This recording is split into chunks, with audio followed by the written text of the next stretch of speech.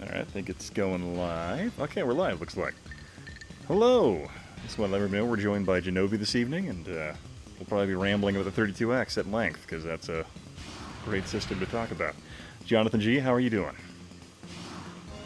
Well, you know, it's the N64 stream, so if you want to talk about Track and Field 2000 for an extended period of time, I'm definitely game for that. Please tell me you have a 7-page script in the works regarding Track and Field 2000. It is one of my favorite games for the 64, and a lot of people think I'm joking when I say that. I know that Smash JT did a video just bashing that game, and I wrote him a letter talking about how offended I was that he bashed that game because it's one of the greatest on the 64, and he thought I was kidding. I wasn't kidding at all. It's fantastic. Oh, that's outstanding. How dare you, sir? Yeah, Liberty Lou says, "Hey brother, I wanted to watch the live stream from the last time, but they're all set to private." Oh yeah, actually, Liberty Lou, if you go to if you just in the YouTube search bar, go HistoricNerd Live. I have a massive archive of live stream videos on there, so you can go and check them out there. I guess I put them to private on this channel, and then I archive them over. So they're usually a couple of weeks behind, but there's always pretty much new ones being released on that channel quite a bit. Hey, Methodist, how you doing? John, how you doing, man? Hey, John, what does PC upkeep entail? I'm curious about this. Oh, cleaning out folders so, and Ian, such. Yep. What do you got on the screen right now? This is Aereo Fighters Assault. The I think this was pretty close to a launch title, I think, for the N64. To the A10. I'm not sure if I played it. I should have played it because I have a couple N64s and I have a couple flash cards. My place down in California, I keep an N64 hooked up at all times. It's kind of, I bash the 64 a lot, but it's an amazing console if you actually have friends over. But if you're playing by yourself, I think it's just kind of dog crap. It's never a console I want to pull out and hang out with just me and the console. It's uncomfortable company. I think it's the best way to put it. I don't want to be alone with this thing. I don't. I really don't. Having fun as usual, all right. I've always really, what was it? I rented an N64 from the video store and really enjoyed it. And I'm like, I really want this console because I remember playing Pilot Wings, which I felt like Pilot Wings was a very solo experience. Zero Mancer, what's up, man? Is that a missile? Okay, that's my cannon. Yeah, I'm going to bring up a list of N64 games because I worked at a video store when the 64 was out, and I took it home numerous occasions, and I remember renting tons and tons of games. Like War Gods is one I remember renting that was just dog crap. But there was actually some really good games on the 64, and for whatever reason, most of the good games I have memories about are the sports titles. And it's not to say that there wasn't other good games, like Star Fox was, I think, an incredible experience, but a game like Mario 64 that everyone was just gushing over, I really never liked it. I still don't like it to this day. I think it's one of the worst Mario games. I mean, I can appreciate it for what it did and the direction it moved everything, but it's kind of like going back and watching Dark City. If you watch Dark City when it released, and what was that, like 97, 98, it was phenomenal. But that was like, you're just getting into the era where digital effects are becoming practical on a medium-sized budget, but they're still not there as far as, presentation. And they just don't hold up when you actually are viewing them 20 or 25 years down the road. And I feel that Mario 64 is kind of the same way. It was an early attempt, and it was interesting what they were doing, but it just didn't land for me. Okay. I'm trying to think of... I remember playing GoldenEye on the N64. I thought was a rather intriguing experience at the time because it brought plug-and-play multiplayer for FPSs, which I think was one of the first things, or one of the first times a console was ever really good at doing it. Because I think what was it? Did you have Medal of Honor on the PlayStation 1? Was that multiplayer? I don't recall. The first time I actually remember we had Doom and we would network with Doom, LAN party style. And so going and playing GoldenEye, I didn't really feel like it lived up to the hype that was surrounding it at the time. For me personally, it felt like it was a step backward. But Perfect Dark was a really interesting game, and I felt like that was an interesting step in a different direction because you had, just the way that the storyline was being told through the gameplay, and that wasn't really something that you really seen up to that point. And you further seen that like another game that really reminds me of like a step in the right direction was Twin Snakes on GameCube. I'm sure there's experiences like that beforehand, but that's the one that I first I first had experience with, and I felt like it was a game changer when I played that. It was like, wow, I never really seen an action game presented like this. It was just so great.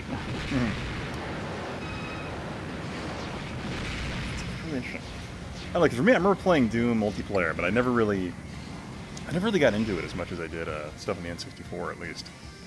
I guess I felt like Doom was a little more limited in terms of, because no matter what, it was always that same hit spectrum, where as long as you were aiming in their direction, your bullets would kind of hit them, with the exception of the rocket Well, launcher. So I never really got into that. I always felt like, at least GoldenEye gave a different environmental challenge to it, but I don't know. I guess I always loved the fact that you could sit down, plug and play, 4 players immediately, no real hassle in terms of setting up a network or getting one of those things where you turned your power line or turned your plug-in outlets into a network jacks for across your house. Have you ever did that with Duke Nukem? No. Oh, there was this fun little thing you could buy, and it came with Duke Nukem packed in with it, and it was just these little adapters you plug into your power outlets, and it turned them into little network adapters, so it would just, the 2 outlets would just talk to each other across the house for the computers.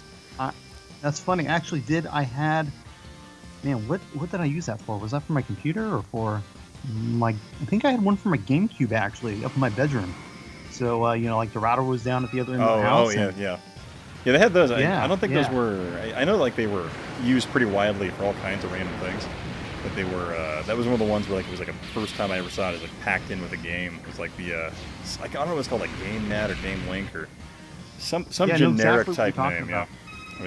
Yeah, and it's like, because having wireless internet was very uncommon, and trying to run a network cable across your house. It's funny, back in the 90s, I actually had a friend who actually ran network cables all throughout his house, and then we'd go over to his house, and you can go into any room and plug into the network, and when you have LAN, we had like this massive 18 people LAN parties, and you might have multiple games, like Diablo on one and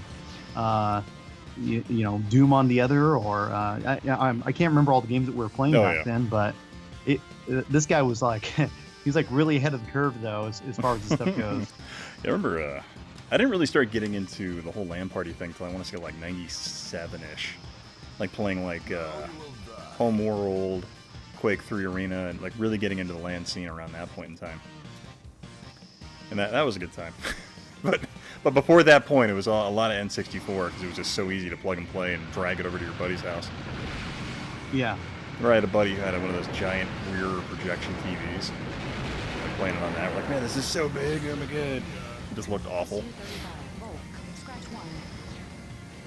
Yeah, I think for me, the game that was like, whenever I'm playing like these first-person shooters, and you start with Doom, and then everybody says that for them 007 was like this game changer, and I mean, to be fair to 007, I didn't really experience 007 until I had already experienced Battlefield, and Battlefield 1942 was such a game changer. Yeah, that was, in terms of squad multiplayer, like I guess even like server combat, that was a pretty massive like change in the dynamic of how those games were played, because like before then it was Day of Defeat was the giant World War II shooter you could play with folks, and that was the Half-Life mod.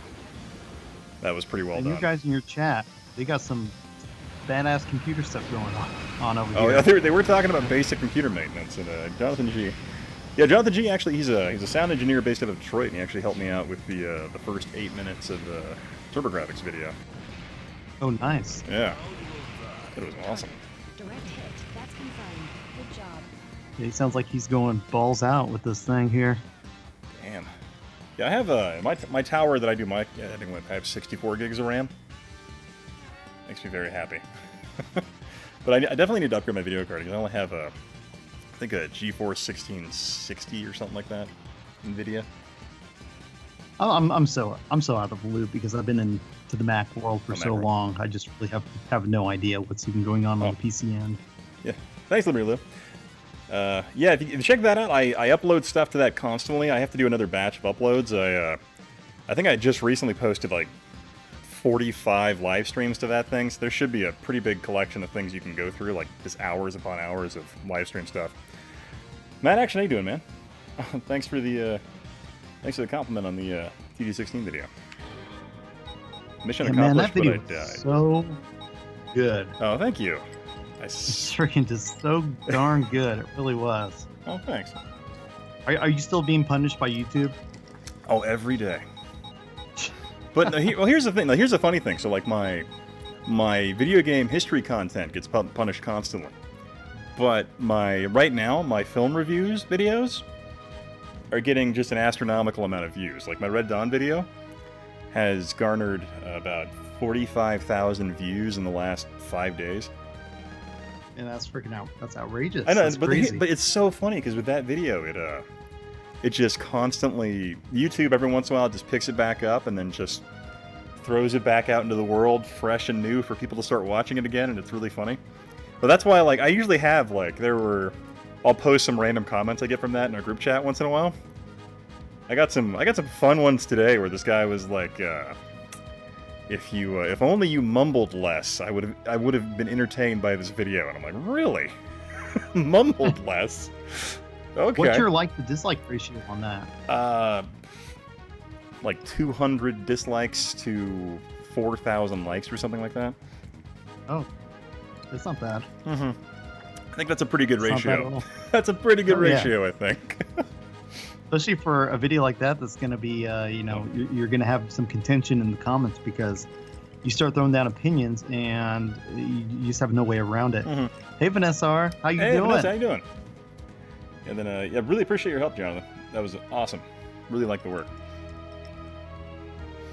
But yeah, it's really funny because I think what's interesting about the whole Red Dawn film is that it gets a lot of attention because I think a lot of people like the original movie for one, but then you have a few people out there that seem to really like the remake for some reason. And they're definitely in the minority, but I think they're so heavily invested in that concept. Just the idea of someone insulting that movie is like personally hurtful to them. Confirm mission objective. So I get some like really, really interesting, just hateful things like in the comment section of that video, and I'm like, wow, who hurt you? Well, what's kind of interesting as far as that movie goes is I'm not really a big movie person. I don't think a lot of people know that. I do like TV.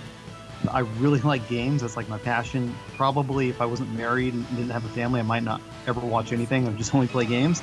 So that Red Dawn movie, though, it seems like everyone I know knows about that movie, and everybody I know loves that movie or loves one version of that movie, and it's always in discussions, how the new one sucks and how it's time to watch the old one again. And for me, I've never seen it. I don't know anything about it. The most I know about it is that you've made a video on it, and it seems like everybody's always talking about it, but I've just never felt motivated enough to go down and sit through both versions. Well, I mean, if you have a spare 13 minutes, like I kind of give you a pretty good synopsis if you want to watch my video. I mean, to toot my own horn there, but yeah. I don't know. I just, in terms of like just general filmmaking, I feel like the 1984 version is just a much better film in terms of just quality and structure. And Is this an A10 on the deal? Not to get sidetracked. Is that an A10? Yeah, I'm playing an A10 right now. Oh, nice. A10 Warthog. Oh my goodness. That A10 Tank Killer on the PC back in, what was that, like 93, 94? Oh, yeah. Man, I love that game. Hundreds of hours into that game. Did you ever play, there was another A10 game, what was it called? I think it was the A10 Warthog, some generic thing, and it was like a really, really basic flight simulator. But the thing I loved about it, oh god, I didn't pull it properly, but you could the one actually... I'm thinking of is A10 Tank Killer was like the main one. Okay. Yeah, the I don't think the one I was playing was called that, but the thing I loved about it was you could actually, like, the water was a solid texture, so you could just land on it. And so I would just land my A10 on that and just drive around. It's like I would just drive around in the rivers and all kinds of stuff like that in that game. I'm like, I'm pretty sure you're not supposed to do that, but it... half plane, half boat. Well, it was really funny because I was playing this one mission and you had to like do these low strafes and blow up these boats and like take them out. And I was sitting there and I'm like, oh, this is stupid. I'm like, I wonder, because I was shooting at the water and it made the same effect that the ground would do. So I was like, I wonder, and that's really flat. So I'm like, I tried it. And then I was just driving my A10 around with the friggin' giant Gatling gun, just destroying targets nonstop. Did you ever on Ian, the turn Mega off the Drive? novice flight controls if you want to actually fly loops. Oh, I should do that. Sorry, was that? Did you ever play? I think it's called F1117A.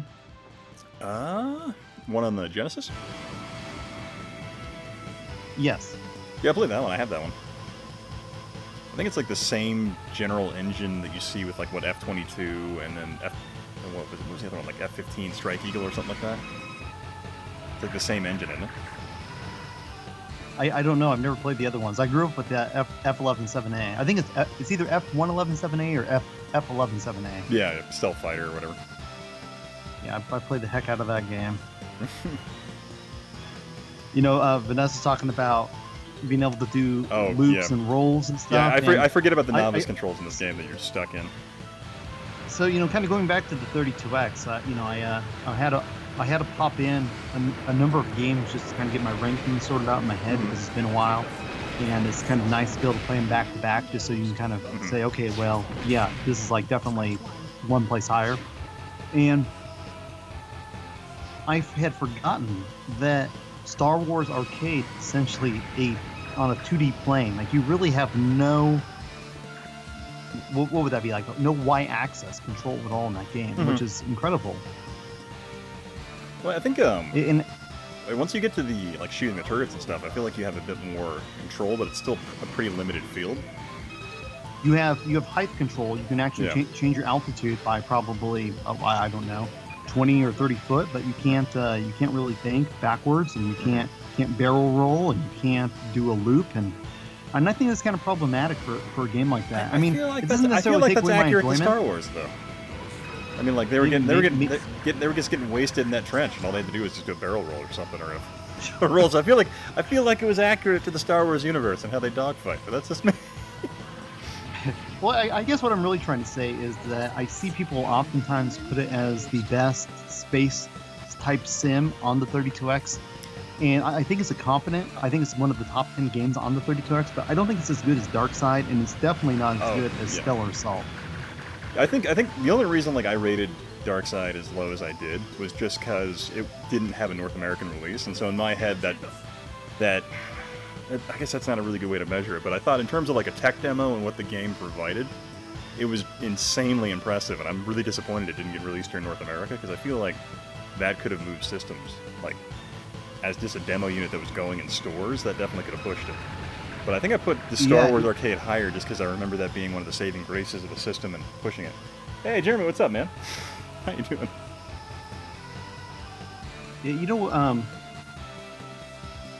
that Darkside game has some really interesting people connected to it. Yeah, you were saying it had the Elite Dangerous folks in it, right? Yeah, it's the Elite Dangerous folks, and they also made the original Elite game. It's the same company. Mm-hmm. Let me see if I can pull up a list of the games that these guys worked on.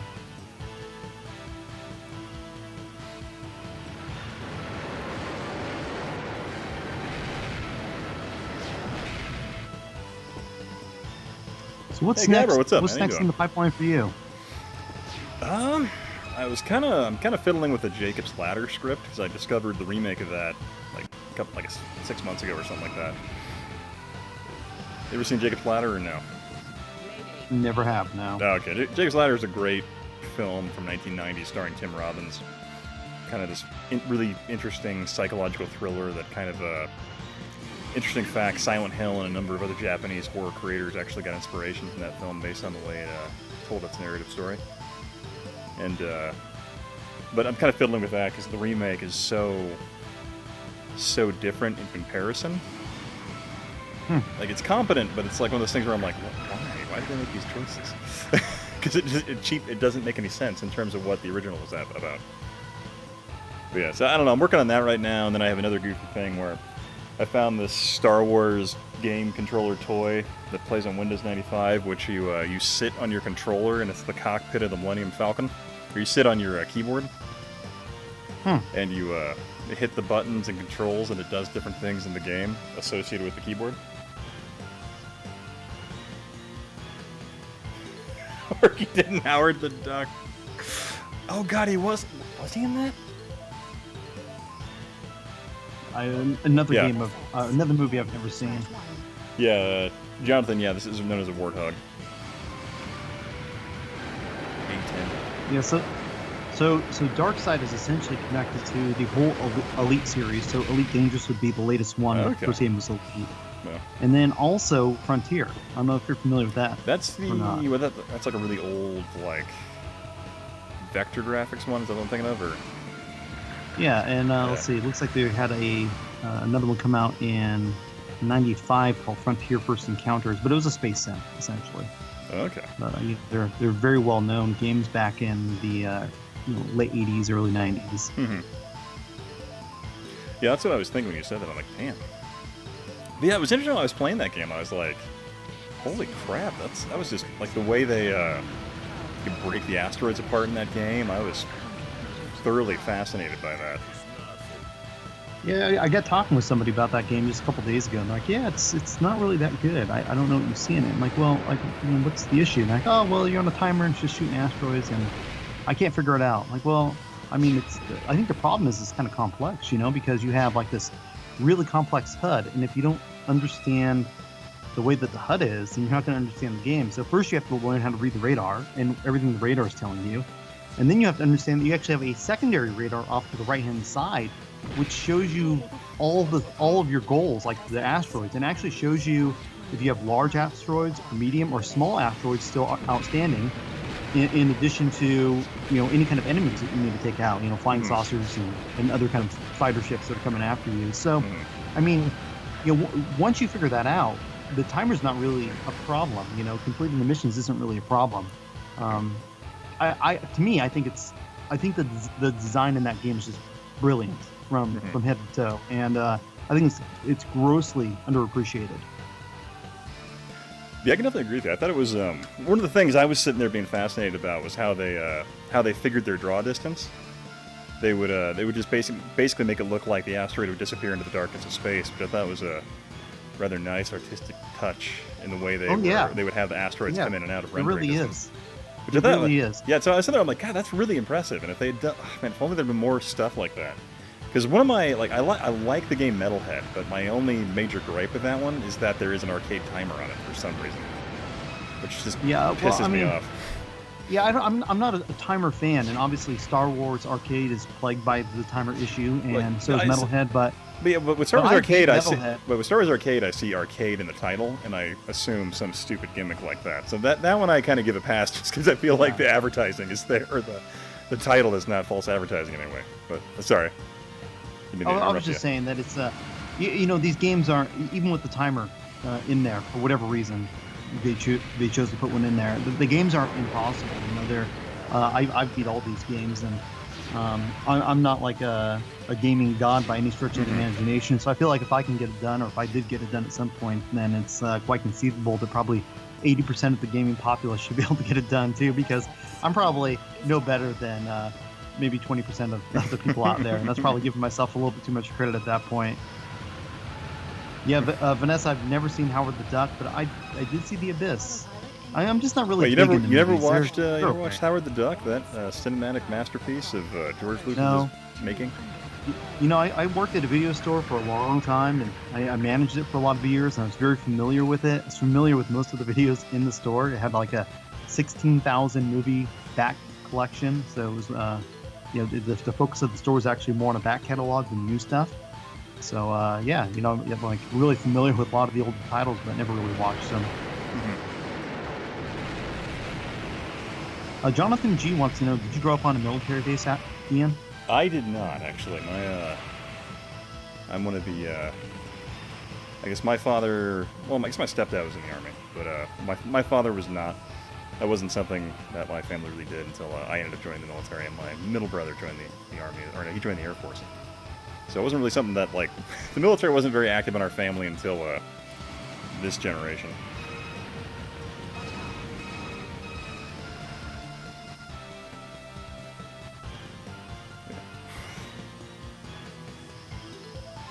Yeah, I believe I've talked to Vanessa on a few occasions about flight sims, and I believe that growing up we were both big time fans of flight sims, but it's been a while since we last talked about this. I could be wrong, but I'm pretty sure that me and her both have a history of being heavily invested in the flight sims.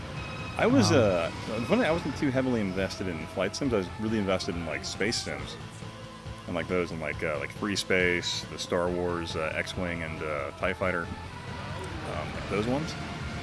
I wasn't too much into traditional flight sims. I always felt like the flight simulators were always like way too, for my young mind, they were way too like, I guess, realistic, for lack of a better word, in terms of like you had to figure out where you were going and like read the mission briefing, which I never did.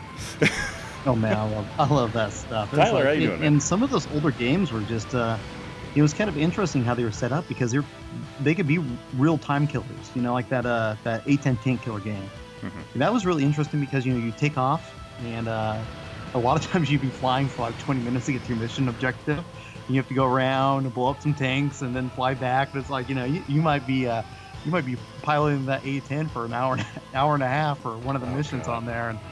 But when you're a young kid, it's you're thankful to be able to spend an hour and a half on the computer. Yeah, the funny thing is, like, that's so real. Like, that game is so realistic that the actual military is. Because one of my favorite things is we'll be doing operations. We'll have this like whole thing where we're trying to hold off the enemy, whatever.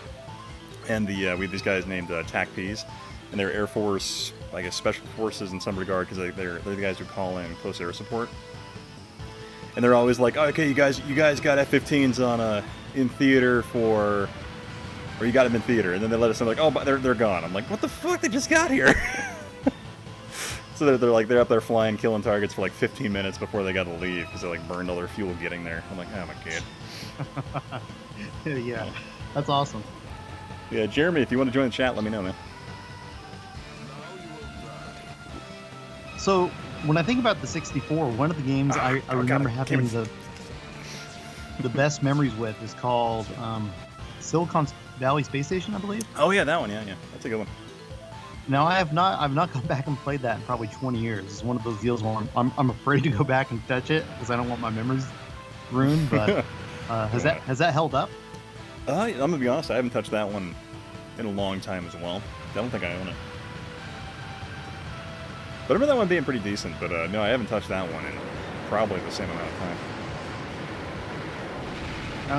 One thing I really don't get is everybody talks about how that VW Beetle game is supposed to be so great, and I played it, man. I've heard that one. It's not a great game. I remember renting that. Everybody's using it. I remember renting that one for some reason. I'm like, why am I renting this? I don't know why I did that. But yeah, I've heard that. I can't remember who made. Somebody made a good review like 3 or 4 years ago, like arguing that point. Man, you could find somebody who loves just about any game. I mean, I personally think that Spider-Man, X-Men, and Arcade's Revenge is one of the worst games of all time. And I get people on that video that I made arguing that it's a fantastic game, that it's very beatable, that I'm not playing it right, that I don't know what I'm talking about. It's one of the best games ever made for that generation. It's like, I don't know what you're talking about. We're clearly talking about two different games, or you have some sort of mental deficiency going on here. Are you sure you don't remember like Maximum Carnage or something like that, and you're mixing them together in your mind? I don't even like Maximum Carnage, but I mean, I know when people would like it. And I remember like watching your review. I'm like, oh, I like Maximum Carnage. but ultimately, I'm like, it's your opinion, so I'm like, yeah, that's just how it works. Yeah, well, like I said, sometimes you don't like a game, and I point out all the reasons I don't like it, and you maybe think they're valid, or maybe you don't think they're valid. And for a game like Maximum Carnage, there's a plethora of reasons that I don't like it, but I can understand the appeal on why people might like it. I don't think that there is actually any possible appeal. It's like it's Stockholm syndrome, essentially. If you like Spider-Man. You've been abused for so long by terrible gameplay. You just don't understand what a good game is anymore. It's inexcusable. You can't defend that game, but I have people trying to defend it all the time. Tyler Bowling says he loves all those Spider-Man games on the SNES. Well, there's some pretty good ones on there. I really like that game. It's just titled Spider-Man on the SNES. I think that's actually one of the best. There's also the Japanese exclusive, which is a really good game. It's really a shame that it didn't release over here in the US because it's one of the better Spider-Man games to release for that generation. I also think Separation Anxiety is actually a fairly solid game. Did that one only come out on the Super Nintendo? No, it came out. It was multi-plat. Was it on Genesis? Okay, because I thought it was I guess Separation that you could play co-op, right? Oh, hold on, Tyler. Compared to what? Are you saying? Don't tell me that Spider-Man X-Men and Arcade Revenge is a better game than Separation Anxiety. Unless you don't know about that game, I can't excuse this comment. Oh, that's funny. John Rogers says that the one for the Mega CD is his favorite. That would be Spider-Man and The Kingpin? Spider-Man versus Kingpin. Yeah. Wait, The Amazing Spider-Man versus Kingpin is what that one's called. Ian, try the F16 or F14. They are good if you haven't played this game.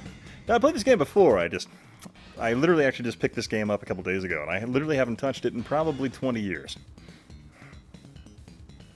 Yeah, Tyler, on the Super Nintendo, you have Spider-Man and X-Men and Arcade's Revenge. Terrible. You have Maximum Carnage. You have Separation Anxiety. You have Spider-Man, which was actually Spider-Man the Animated Series, but it's just called Spider-Man. And then you have a Japanese exclusive Spider-Man game. And I would say that it would be a fair point if you consider the X-Men game, Spider-Man game, to rank Separation Anxiety at the bottom, but that X-Men game is just inexcusable. Just regular Spider-Man is your favorite? It's a solid game. I think that they did a phenomenal job. You just don't want to go and play the one on the Genesis. It wasn't very good. And that's there's actually two games called Spider-Man on the Genesis. So the one that came out later that was done by Acclaim. That's the one you don't want to play. Did LJN make all the SNES Spider-Man games or just Maximum Carnage? No, they made 4 of the Spider-Man games on the Super Nintendo, and one of them was actually made by, what was that company? Epix or Epoxy or something like that? Yeah, Chris, it is me, Genovi. Oh, Chris, how's it going, man? Fire those cruise missiles out.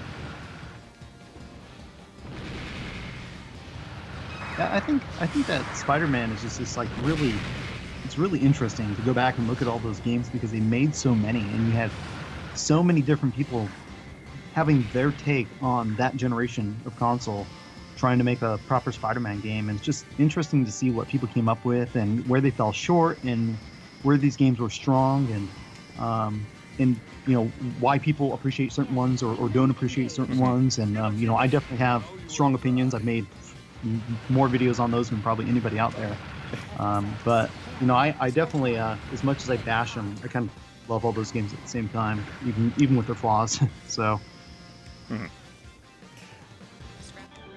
see here. I was trying to think. I always felt like one of my favorite Spider-Man games of all time would still be Spider-Man 2 on the Xbox. Never played it. What? That one was. Yeah, that was like the Huh. first open world Spider-Man game, and it was just amazing. Because pretty much every telling him Track and Field 2000, but he won't put it on. I don't Track own and it. Field 2000. The problem with this, Chris, is that he doesn't want to get on his knees and pound that A button to be able to win. He doesn't want you to see him doing that because he knows that's what he's gonna have to do. Pray to that He A won't do button. it. Pray to that A button, God. Get on your knees. Jeez. That's funny. Tyler, I've never played Comic Zone. I know that's probably sacrilegious, but I've never played it. I don't own it, and I've never played it. You got a Mini, don't you? I hear. I even have EverDrives. Really, that's one of those just fantastic platformers in terms of style and just the way they put it together. So that's kind of nuts. You haven't played that one. Tyler asked about the PSP version of Spider-Man. I think I played that one back when it launched. I don't remember. It's been too long. I never owned a PSP.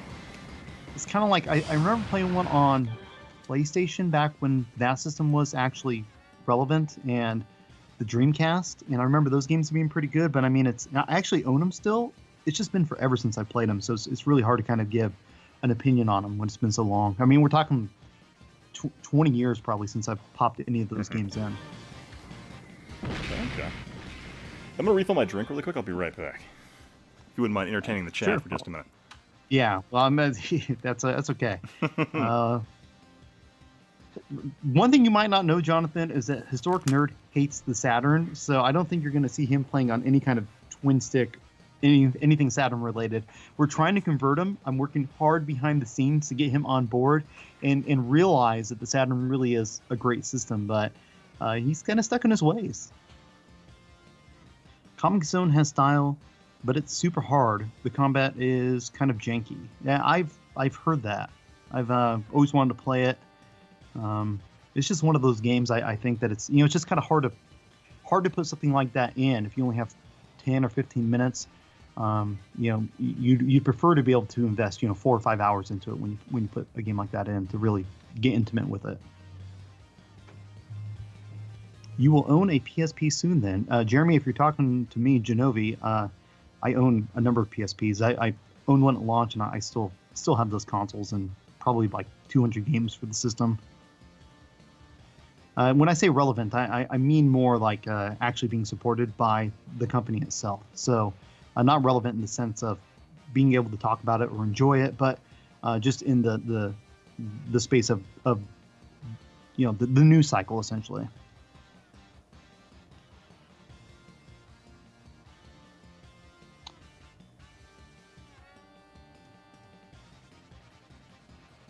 Yeah, you would think so, Jonathan, huh? He's a bit of a Sega hipster, but he has some sort of issue with the Saturn. I think maybe somebody hit him with the Saturn when he was young, or maybe he played on a Saturn against somebody and lost, or he lost a bet involving the Saturn, and so he really needs therapy is what he needs. He needs to come to terms with the Saturn that it's actually a quality system. And I don't know where to get him that help, but I'm seeking that right now. I'm really trying to get him the help that he needs, so he understands and appreciates the Saturn like the Saturn needs to be understood and appreciated.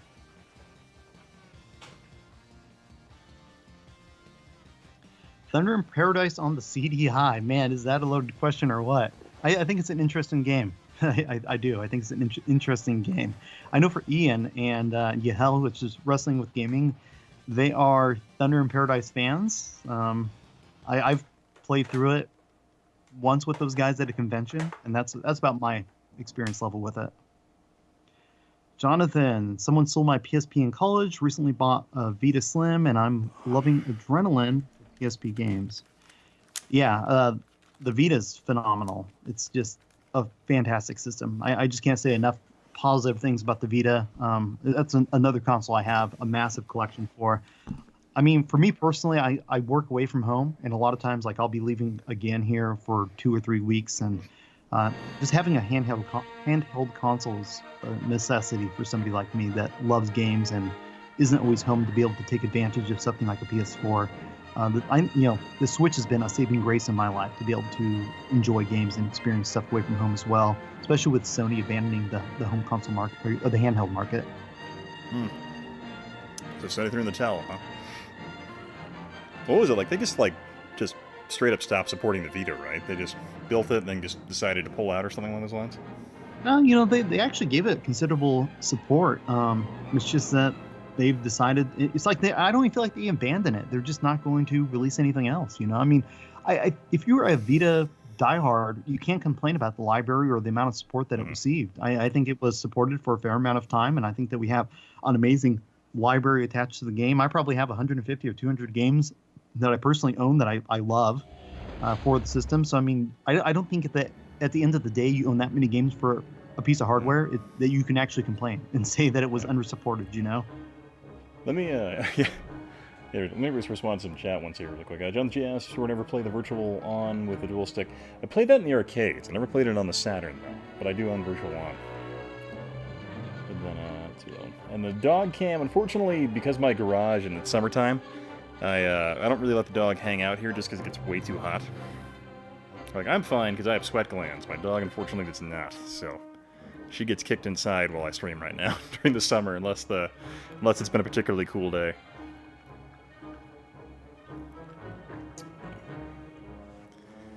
Yeah, I always like doing Shadows of the Empire because I like copyright claims on my live streams. That's just how I like things to go. Amazing. Yeah. Oh, there was a period there for a long time where it actually didn't. It wouldn't impact the stream whatsoever, or like you wouldn't even get a notion for the Star Wars music, but it just kind of started happening after the fact. Hey, so on Star Wars, the arcade game for 32X, you get a copyright claim on that if you played on stream? That one, I think it's just digitized enough where YouTube doesn't catch it. So that one I haven't really had happen before. Awesome story connecting the end of ESB and Return of the Jedi. Empire Strikes Back. I had to think about that for some reason. Kind of sad Jimmy isn't awake right now. Oh, Bastika just got on. Oh, is he getting up? I thought he was still in bed and was going to get up an hour. Like a coward. Bastika? Yeah. Or is he actually getting online? What the heck, man? I guess I missed a bunch of conversation in the chat. Oh, he posted a DM though where apparently he got an email talking about asking him to vote November 4th, despite the fact he's Portuguese. I love it. This is exactly what we need. Yeah. Yeah. I love Tyler says, I don't know how many Vita games I bought on accident. ... Yeah, exactly, right? Oops. Adding another one there. Yeah, Jeremy, let me know if you want to join the chat, man. Let's see here. Jonathan G says this was the first game he saw being played on the N64 and it blew his mind. I actually remember the first game I saw was Mario 64 before the system came out and was on demo. Yeah, that was the first one I saw, was Mario 64, because I remember before I saw this on the N64, I actually saw it come in a box with like my brother's, I think it was like a Voodoo 1 or something like that. It was a pack-in game with it or something like that. Some graphics card just came with for him. Yeah, I actually missed all the Star Wars games on the 64. It wasn't until I got my GameCube that I actually started getting into them. Excuse me. Which is kind of wild because I really love those games on the Genesis and Super Nintendo. And God, those games are just so unforgiving most of the time. Like just like at least the ones on the Super Nintendo. It's just so brutal.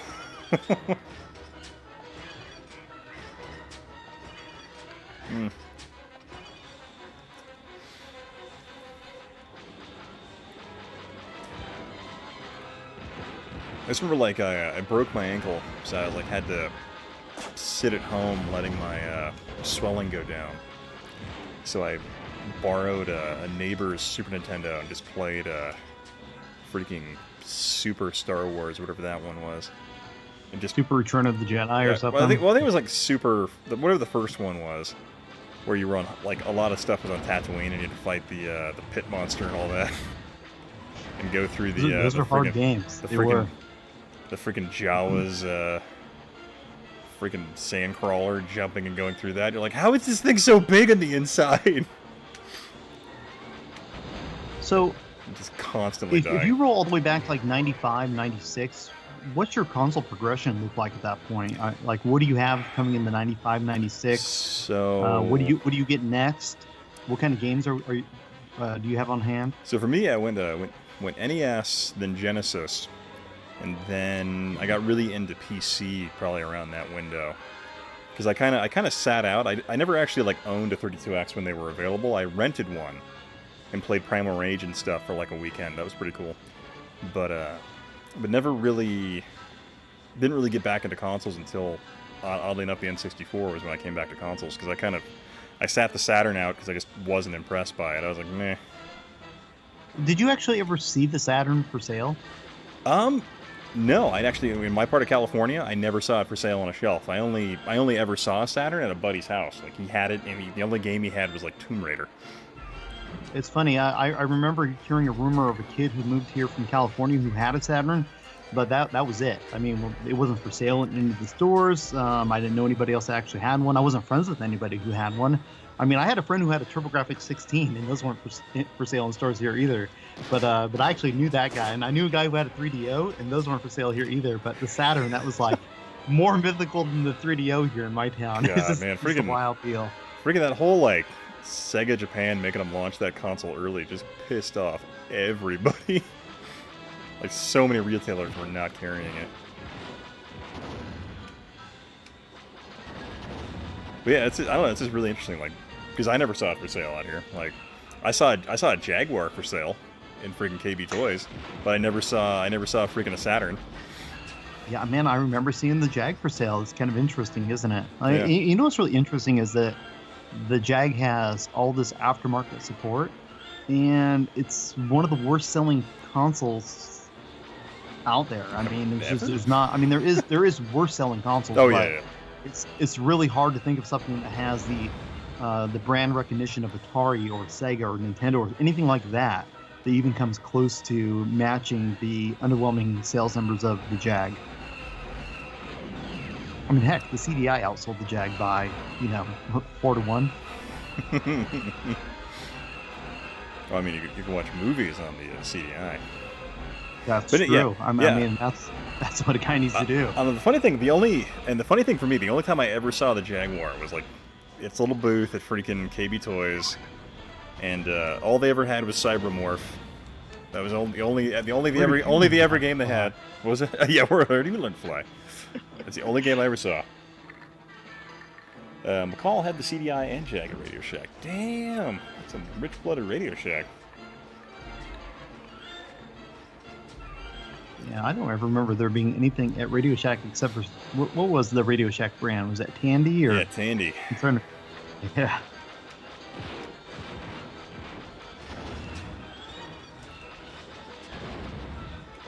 All the Radio Shacks out here, though, and maybe that's true of all Radio Shacks, but they were all, mom and pop shops. Yeah, I think a lot of them were franchise. I remember there was my part of town in California where I grew up. There was like one Radio Shack and it was in the mall, and they always had like Armatrons and weird little novelty gift card or freaking trucks and like RC cars and little Armatron things. They almost never had game consoles though. Yeah, I mean, when you think about Radio Shack, game systems just don't come to mind. I mean, yeah. They really don't. What was the? I guess there was the Tandy Vision, which was the reskinned Radio Shack and television. There was that one, I guess, when they had that brief foray into trying to sell like consoles with their own Tandy brand. Yeah, didn't really pan out for them, did it? Yeah, no, like just staying alive didn't really pan out for them either.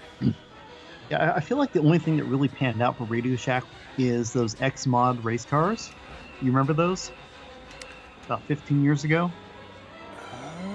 No, I'm not recalling those. Yeah, they're about $100, and you buy the body, and it'd be like Ford Mustang or Ford F-150. I remember seeing those walking and they're by. small. They took like 4 AAA batteries, and you change out the motors and the wheels. Yeah, they were fantastic. I know what you're talking about. Oh, I lose you? Oh yeah, I'm still here. I was just that. Those were at least out here they were a phenomenon, and everyone had one. Hang on, I got a call from Jeremy. Let me bring him in really quick. Sorry, one sec here. Bring him into the call. There we go. But yeah, let's remember some other weird stuff at Radio Shack. I have a Robbie the Robot Senior that my father bought years and years ago. Robbie the Robot Senior, huh? You know, I'm talking about one from like the 80s. Had a remote control, had tape deck in him. You could like record movements and stuff to the tape deck and speeches and things. No, you don't remember that one? No, I've never seen it. Oh, it's very 80s. Yeah, I don't think I actually had a Radio Shack out here during the 80s. I'm not, there was another video store across the street from the one I managed. I think it was called CJ Video or something, and their main claim to fame was that they had an adult movie section in the back room. Oh, wow. But other than that, they were kind of a crap video store. And eventually they remodeled and brought in a Radio Shack. And still, it wasn't a very good Radio Shack because when I turned 16, I really got into doing like building custom clocks and stuff like that.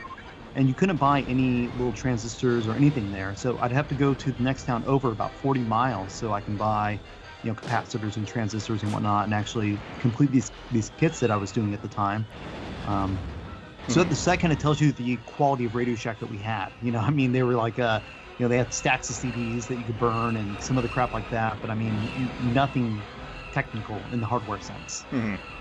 I remember it was really. I used to go to Radio Shack for like random things I needed, like replacement parts, stuff like that, like little switches if I needed to fix something on an item. And then I didn't go to Radio Shack for probably like 15 years, and then I went to one trying to buy replacement switches for my Steel Battalion controller because the cheap ass switches in that break eventually. And so I went in there trying to buy some switches, and they only had like a couple, so I had to buy like 2. But they kept asking oh, you want to upgrade your cell phone? I'm like, no, I just want to buy these switches because you're a Radio Shack. I don't want to buy a cell phone. I just want to buy switches and radio components from you. Yeah, well, what eventually happens is that they're just really not offering anything, and with online coming about, you can get on the Amazon, or I don't know what it would have been before Amazon, but just any random website, and you can find stacks of CDs a lot cheaper, or get on eBay and get burnable CDs cheaper, or get on eBay and get, any kind of, capacitors or, any of the stuff a lot cheaper by the bag, than what Radio Shack was doing. It was just, you just ended up finding out that the prices at Radio Shack were unjustly outrageous versus just getting online and ordering from anywhere. Taking the gamble. I don't know if this website is legit, but if it's not, and the next one's not, and the next one's not, but the next one is, losing to those first 3 is still cheaper.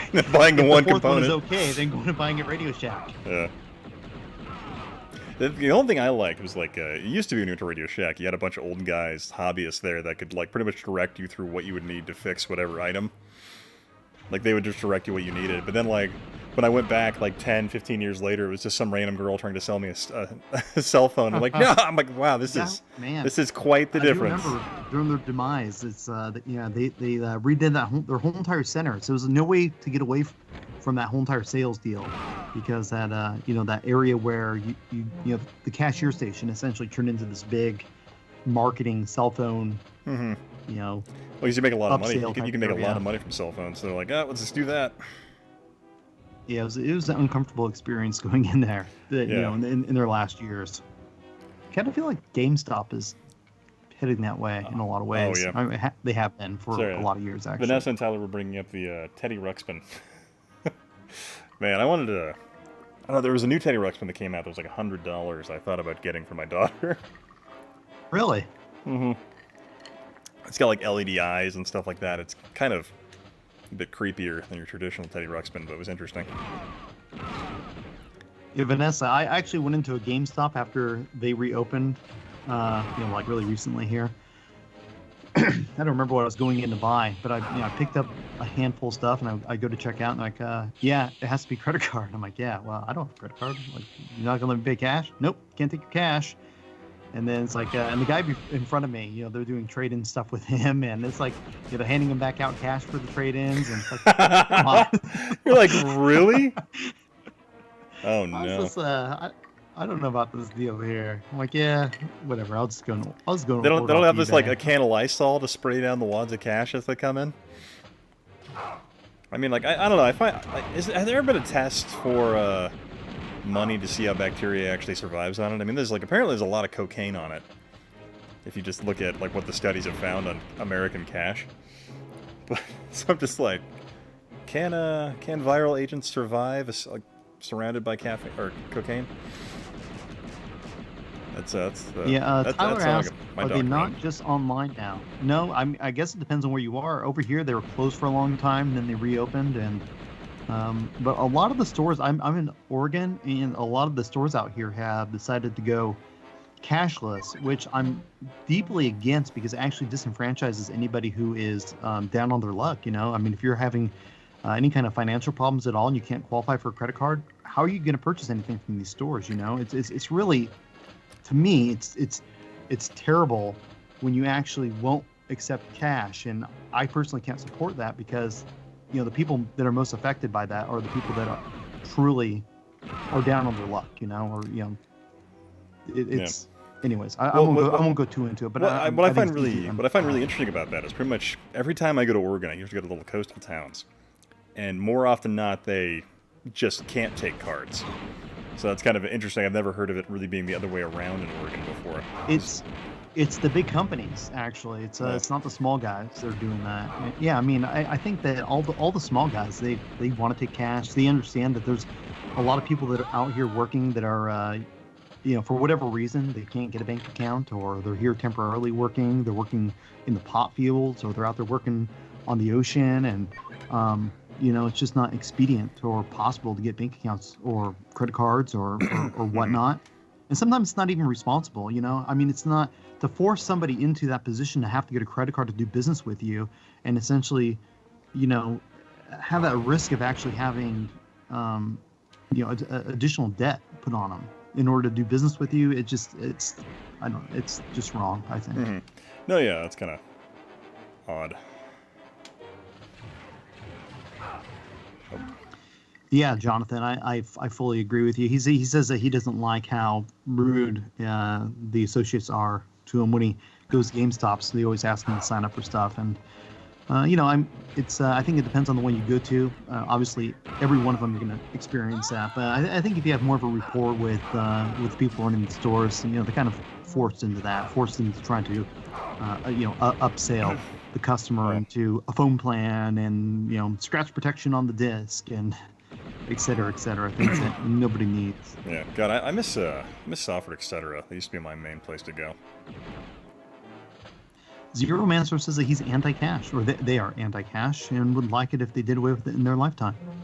And the problem is that moving away from cash disenfranchises people at the lower spectrum of the income, of the income totem pole, and it's something that we need to be aware of. It's just a lot of people that will not qualify because you might have unstable living conditions, or there's a whole plethora of reasons that you might not qualify to be able to open up a bank account or credit card or any of these other means that are part of a cashless society. And I think it's the wrong way to go. And furthermore, when you start getting into credit cards, and if you are somebody who's like me, my business operates on a percentage, and sometimes that percentage can be as low as like a 3% on a transaction. And if you bring in an American Express and it costs me 3.5% to run that card, that becomes problematic. So, everybody who's handling the money once you go cashless is making money on both ends at the expense of everyone else around them. And anyways, probably back to games. getting kind of Bitcoiny in here. It was never as great as Electronic Boutique. GameStop just feels meh. Plus, modern gaming. I miss. You ever get Game Crazies out there? No, we had Software, etc. and Electronics Boutique, and GameStop is like something very new. I would say they've probably been around here for less than 8 years. So. Because GameStop eventually they bought out Electronic Boutique. Yeah, and probably the biggest is when I was a kid. It was KB Toy. So KB Toy wasn't. They didn't have your system on hand. You weren't buying it out here. Yeah, if only KB Toys hadn't been murdered by Bain Capital. Wah. Yeah. But yeah, man, I love KB Toys. Holy crap.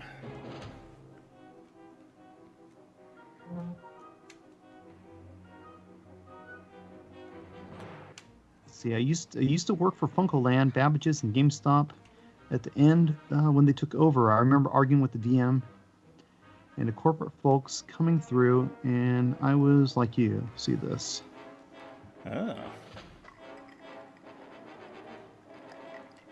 Sorry, it's a little harder for me to keep up with the chat tonight just because of the...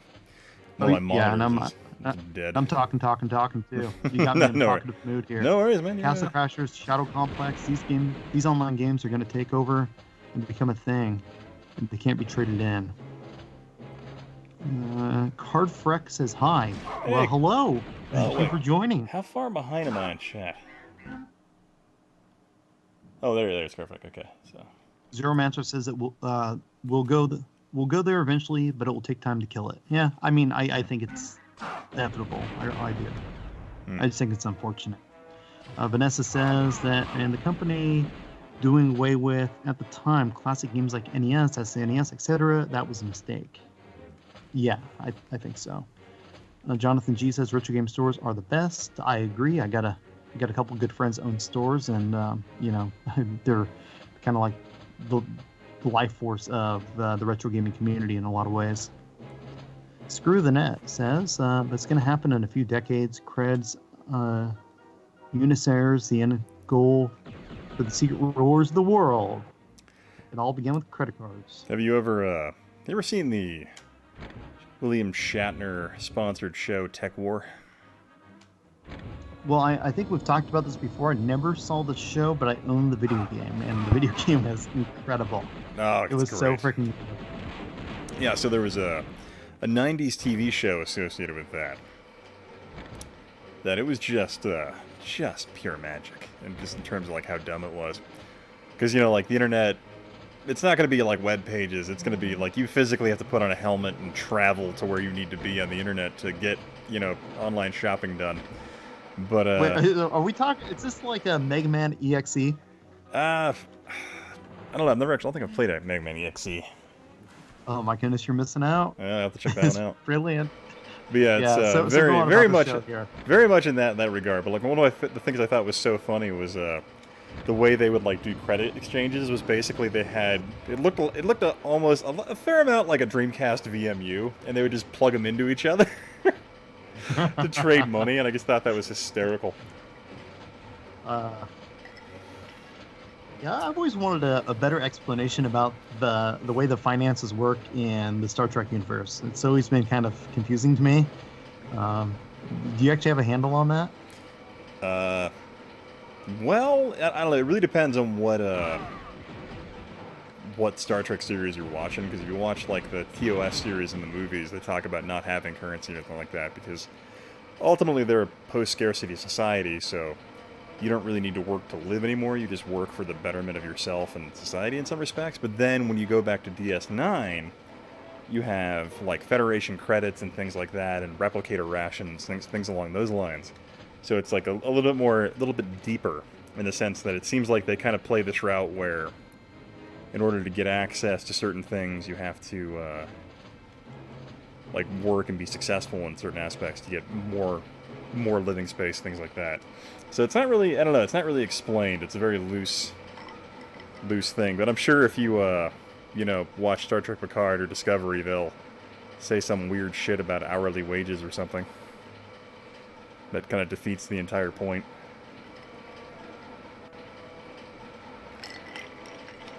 Screwed the Net says, I hate Star Trek at its core. They use creds for synthesizing things and leisure time and property, but it takes a lot. Still, though, there's trade with Ferengi in more materialistic societies. But the Federation has always been more fascist than fans are willing to accept.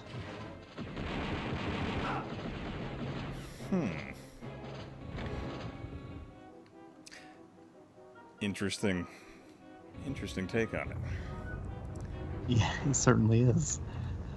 Yeah. I don't know. Star Trek is I think personally, Ian, that you're missing out by not having Tech War, the video game, on stream right now. I really think you're missing out. It's just an incredible game. It's just, you're really missing out. It's running around as William Shatner is something that you should probably be aiming to do at least once a week. Oh god, that's a life goal of mine after I jump into a cliff. Well, the Federation, I guess they were kind of that aggressive and that way in the TOS series, but in TNG they kind of did a roundabout on that and were very virtuous and only expanded through diplomacy and that type of thing. But I don't know. I have to sit down and philosophize about that a little more.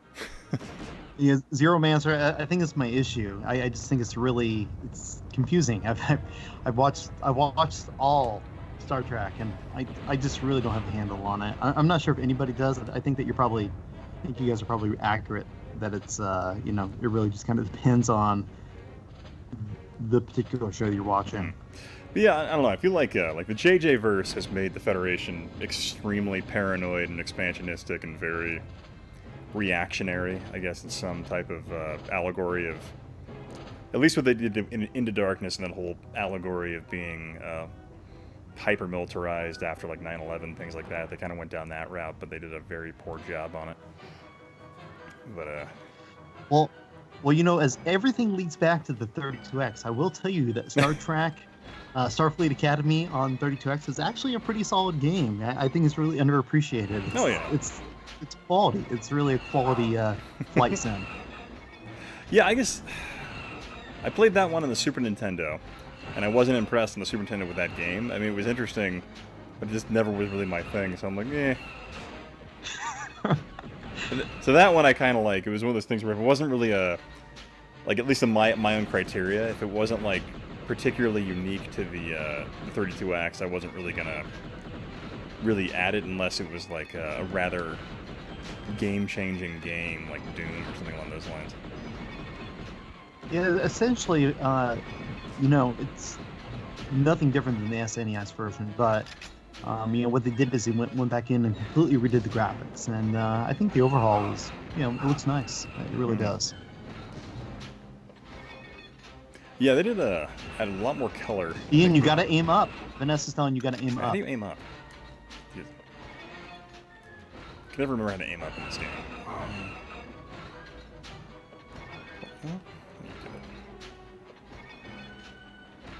I have no clue. Oh, there we go. Okay. Who are you supposed to be in this game? You're Dash Rendar. Dash Rendar, huh? Yeah. Oh, he looks stunning. I'm a little envious of the outfit. It's, Yeah, he's I'm envious of the shoulder pads. I want those in my life. That's what I like, is that squareness, man. It's like, you know, like I got a little bit of a slant here, and he's just like, woo! I'm trying to go back around to those boxes. The game around the 90s, Dash Rendar should have been... Oh, man, they should have been freaking a Dash Rendar movie. Or even like, was it Kyle Katarn? The one from, oh god, was it Shadow of the Empire. It's, Jedi Outcast and, what was the Doom clone on freaking the Star Wars universe one called? On what? You want now? Oh, the Doom clone shooter that was on the PC. Dark Forces. Yeah, she's got it. Yeah, Vanessa's like awesome. Dark Forces. Anything with her, and she just knows what's up. Yeah. I feel like I know about 5% of the information that she knows, and Elite Force. I'm just always like greatly impressed whenever I talk with her. Yeah. Just how knowledgeable she is about things I care about. Yeah. Yeah, Elite Force is the one on, Elite Force is the Voyager Quake 3 game. We're getting some messages from somebody here. Let's see what's going on. Or maybe I'm getting messages from somebody. No. I don't know how to add somebody. I'm inept. Oh, you're trying to add Stika? Yeah. I think I have him on my list here. Hang on here. Wait, maybe I do know how to add him. Hold on. I think I just figured it out. Well, I got him. Oh, nice. Got the amazing gent that is Stika. Now you know. Well, I'll wait till he gets in here. Can you guys hear me? Yes. Yes, sir. Now you know it's all conversations lead back to the 32X. Stika does have a 32X game in his collection right now. Yes, I do. I have better than that. I have a CD 32X game. That's right. Even better, right? No, I just need I already got the CD adapter. No, I'm just missing the 32X so I can review the game. How much are those in Europe? Super expensive. Like everything related to the 32X was super expensive, even when it was cheap in America. Yeah, that's true. Because from what I understand, yeah, mine still has the Kmart $25 freaking clearance sticker on it. I love that. The thing is, from what I understand, I think the 32X actually sold somewhat decently in the US during its first year, I believe, or during its Christmas season or whatever. Yeah, it sold pretty decent. Yeah, in Europe, it didn't sell at all. Like, at all. So what happens, Dika, is that when it launched in the U.S., they had 1 million pre-orders for it, and they were able to only ship, I think it was 700 or 750,000, and they sold out. And they actually didn't have enough in to fill all the orders for the Christmas season in '94. So we don't actually know how many units actually were produced for the 32X. But the assumption is that it's over 1 million units. But all that we know for sure is that by early December of '94, the whole pre-production batch had been sold to consumers and stores were empty. Oh, okay. Because like everyone I know who owns a 32X in the US, they always come up with this story like, oh, I saw it for sale for like $20 on whatever. Like nobody wanted I'll the 32X. tell you what happened. Yeah, so what happened is essentially Sega just kind of abandoned the 32X, the Mega Drive, and the Game Gear about midway into 1995 because of that massive Saturn debacle. And so like when you're rolling into, when would this have been, Ian? Are we talking like June, July, somewhere in there? I think you're about right. Yeah. So essentially, what happens is that Sega of America, or Sega of Japan, says, well, this is a disaster. We need to cut everything because the only thing that matters is the Saturn, and they clearanced everything out. That was it. That was the end of it. Yeah, that was a big part. Yeah, where they they even stopped supporting the Genesis at that point. They cut their losses on the Pico, the Game Gear, Sega CD. Although I think it's fair to say though that the CD had essentially run its course, and what they were going to do was replace the Genesis completely with the Neptune, or it was actually going to be called here in the U.S. It was going to be called the Genesis 32X, and that was just going to be like a full all-in-one unit. Yeah, they should. They really should have led with that.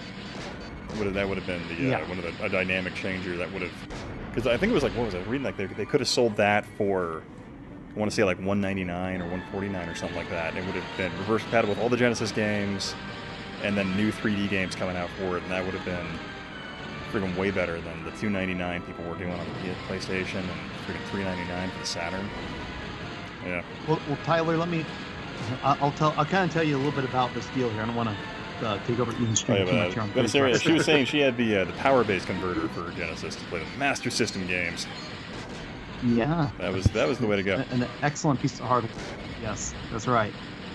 Yeah, so essentially the situation with the 32X is that it was conceived in Japan, contrary to popular belief, and it was supposed to actually be a replacement for the Genesis. So it was going to be think about the Genesis 3. It was going to be the Genesis 32X, and they were no longer going to sell the Model 2. It was just going to be a full hardware replacement, and it was going to be sold at like a really reasonable price, like $99 or $149. The idea was to replace the current Genesis with something that was equal priced, but they could play higher quality games and continue to support Genesis stuff and these higher quality 32X games through the same piece of tech. And of course that never happened because the Saturn launch was such a debacle that it killed systems. But the original idea was to support both pieces of tech going forward, something that Nintendo did with the original NES, in addition to the launch of the Super Nintendo when that came out. Well, I think Sega's plan was to support pretty much all those platforms well into the cycle of the Saturn. It just didn't work out that way, just because they were burning through resources like no other at that point. I just have one thing to say. I will not tolerate this slandering of the Sega Saturn. Are we clear?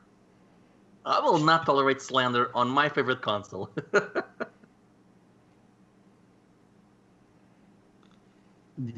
You think that the money wasn't really necessarily an issue. It was more panic. I mean, it's the reality. They actually remained profitable, believe it or not, all the way up through. And I actually have a video I'm working on that dives into this. But I did. But I have another one that's actually going to be more focused on the Dreamcast, and it's the theme of the video is "Did Piracy Kill the Dreamcast?" And it's pretty much written out. I just have.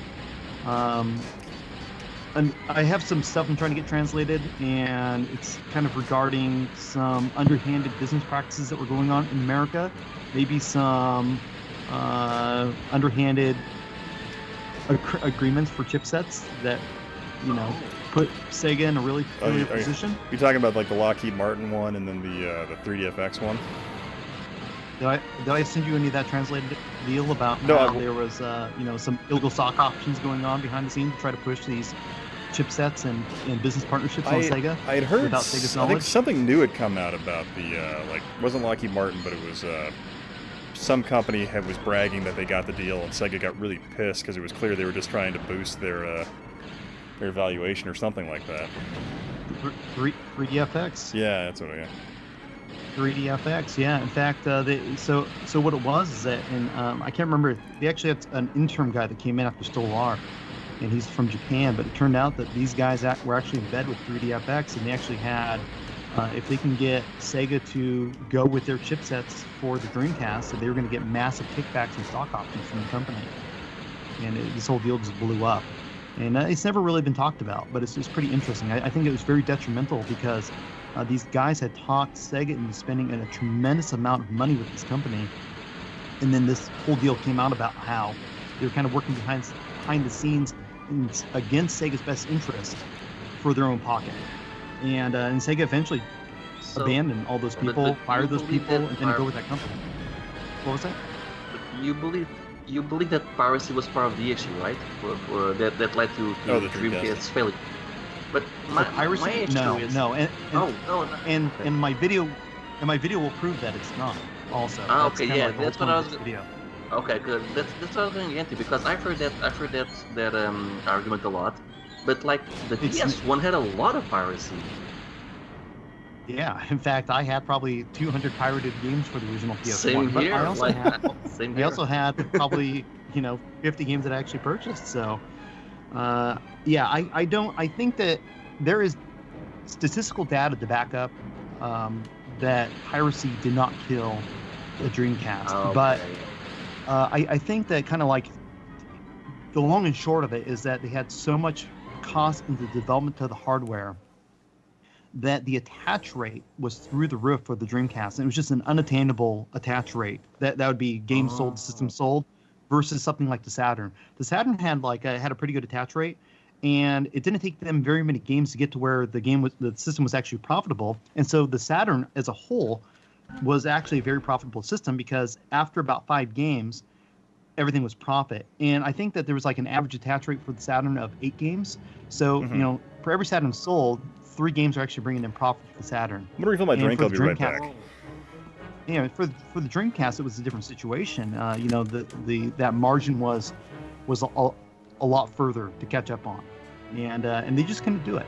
There's just and there's some other factors too that are interesting. But yeah, I definitely do not support that piracy killed the Dreamcast. It's something I always hear on my channel, especially on my my 32X, why did Sega fail video. A lot of people have said that, you're not considering piracy, and I had considered piracy, but the whole aim of this video that's coming out is just really to kind of dive into the financials of Sega and kind of show where the downfall really hit.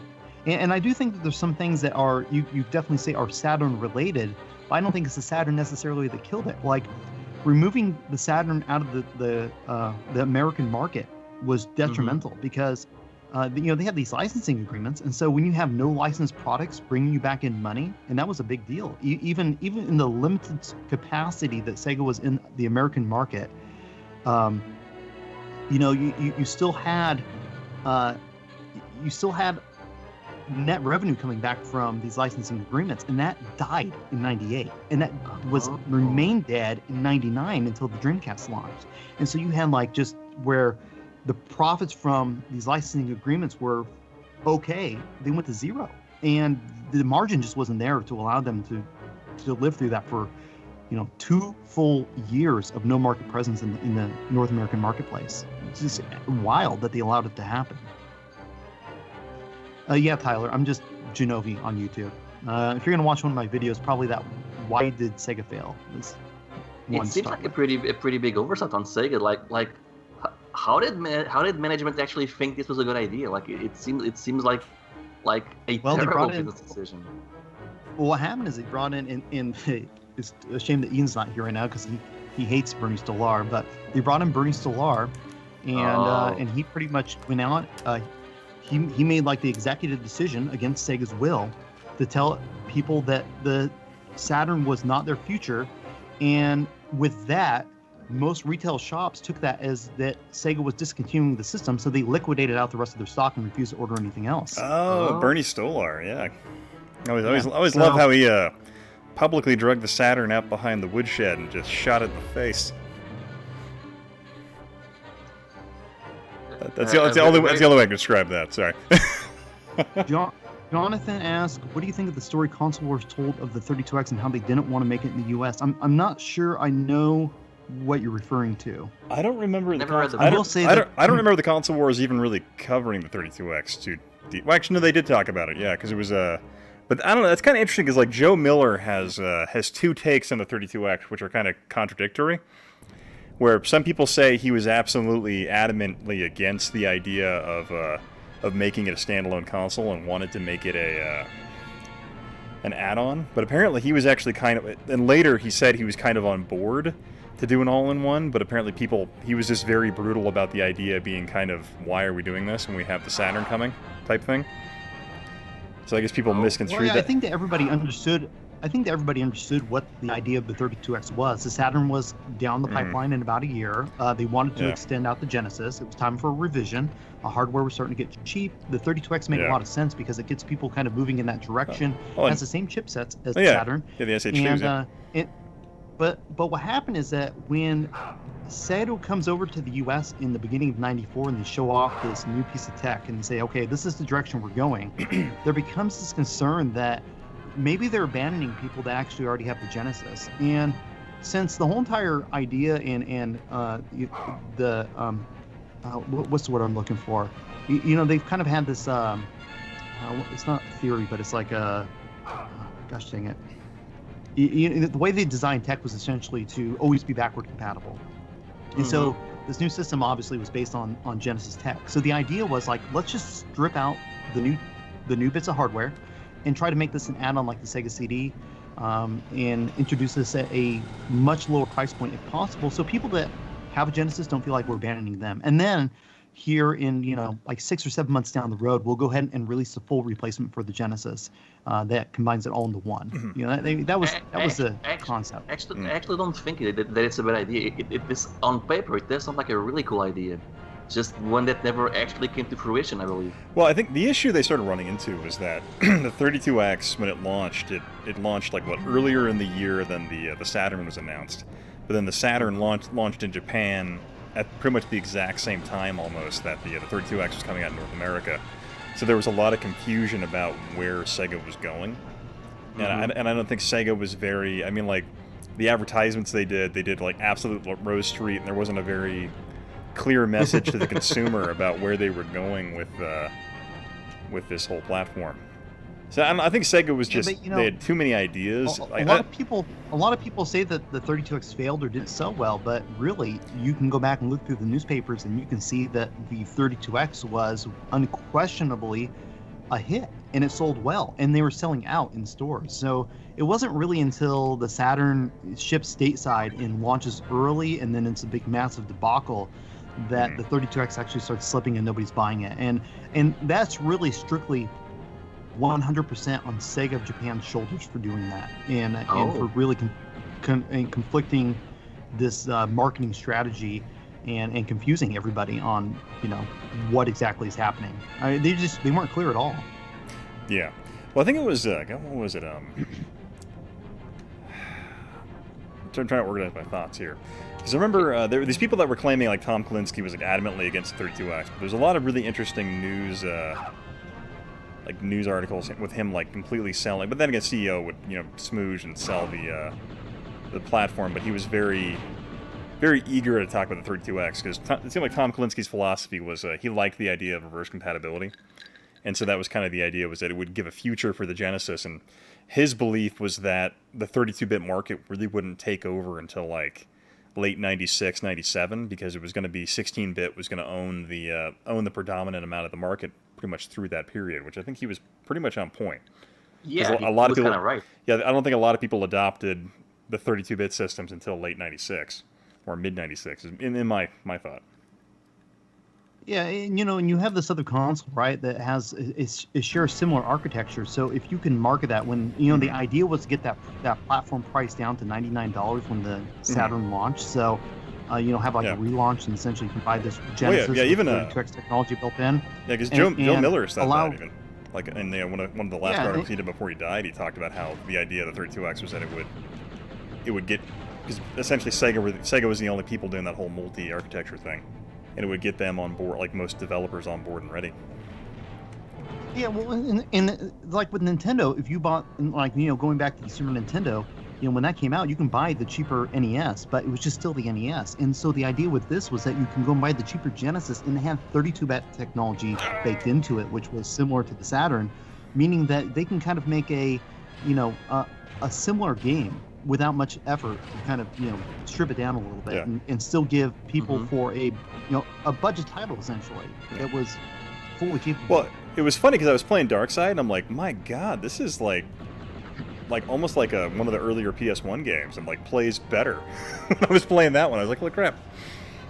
Well, I know there's also this metalhead for the 32X. It looks great in my opinion. It looks like a PS1 game or a Saturn game. Yeah, Metalhead's. I was watching a Saturn review. It was for a game called Courier. It's also a PS1 game. It's like where you're a newspaper courier. Oh, that one, yeah. Okay, that game it looks worse than Metalhead looks, and I think that's pretty wild. Yeah, it really is. It's pretty wild. It's not a bad looking game, but that just kind of tells you, like, when somebody really knew what they were doing with the platform, what they can do. I want to go back into your comment section here. There's a Screw the Nest says 32X wasn't as an add-on was a great idea as it was more cost effective, but they wasted time on the Sega CD. Too much focus on 32-bit era when the Dreamcast should have been 64. Foresight was hard for Sega. And Jonathan G says there's a chapter in Console Wars where Kolinsky is having dinner with Nakayama, and it was the first time Nakayama forced Kolinsky to do something he didn't agree with. And that would have been launching the Saturn, I'm assuming, because this is I've talked with Kolinsky myself. That would have been launching the Saturn way ahead of schedule.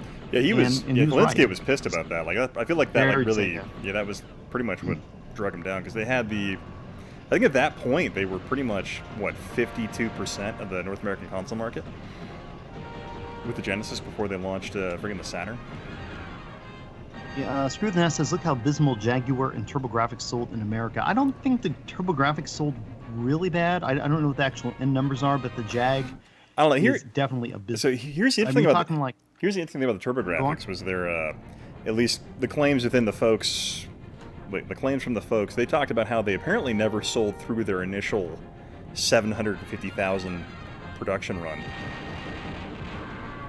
Is what they talk about, really? But like that's what they say. I don't necessarily buy it. I feel like there's more than 750,000 TurboGrafx out there.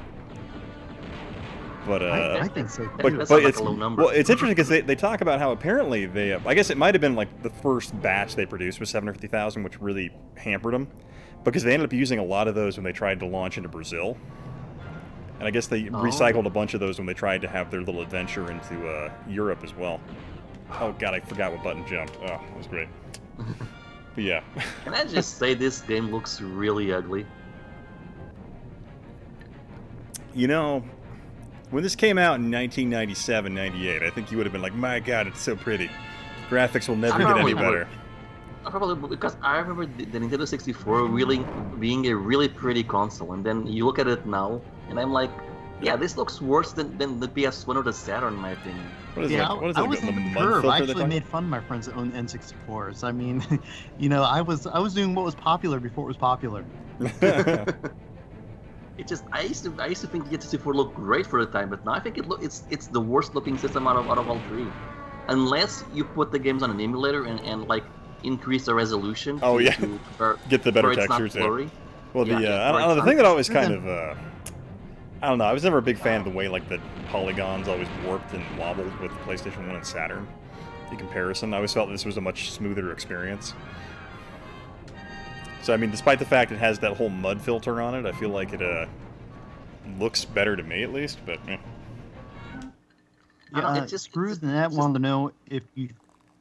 He says, did those units end up in landfills like the ET cartridges Oh, did? I know that the TG16 ones, they ended up in Brazil, and apparently they just recycled the same boxes and were trying to sell those in England, but apparently that failed really quickly because NEC was hurting so bad, like with all the mistakes they made, like trying to launch into the arcade business, and they abandoned that after blowing a bunch of money, and basically, was it United Artists was the company that was making the arcade attachment for the TurboGrafx.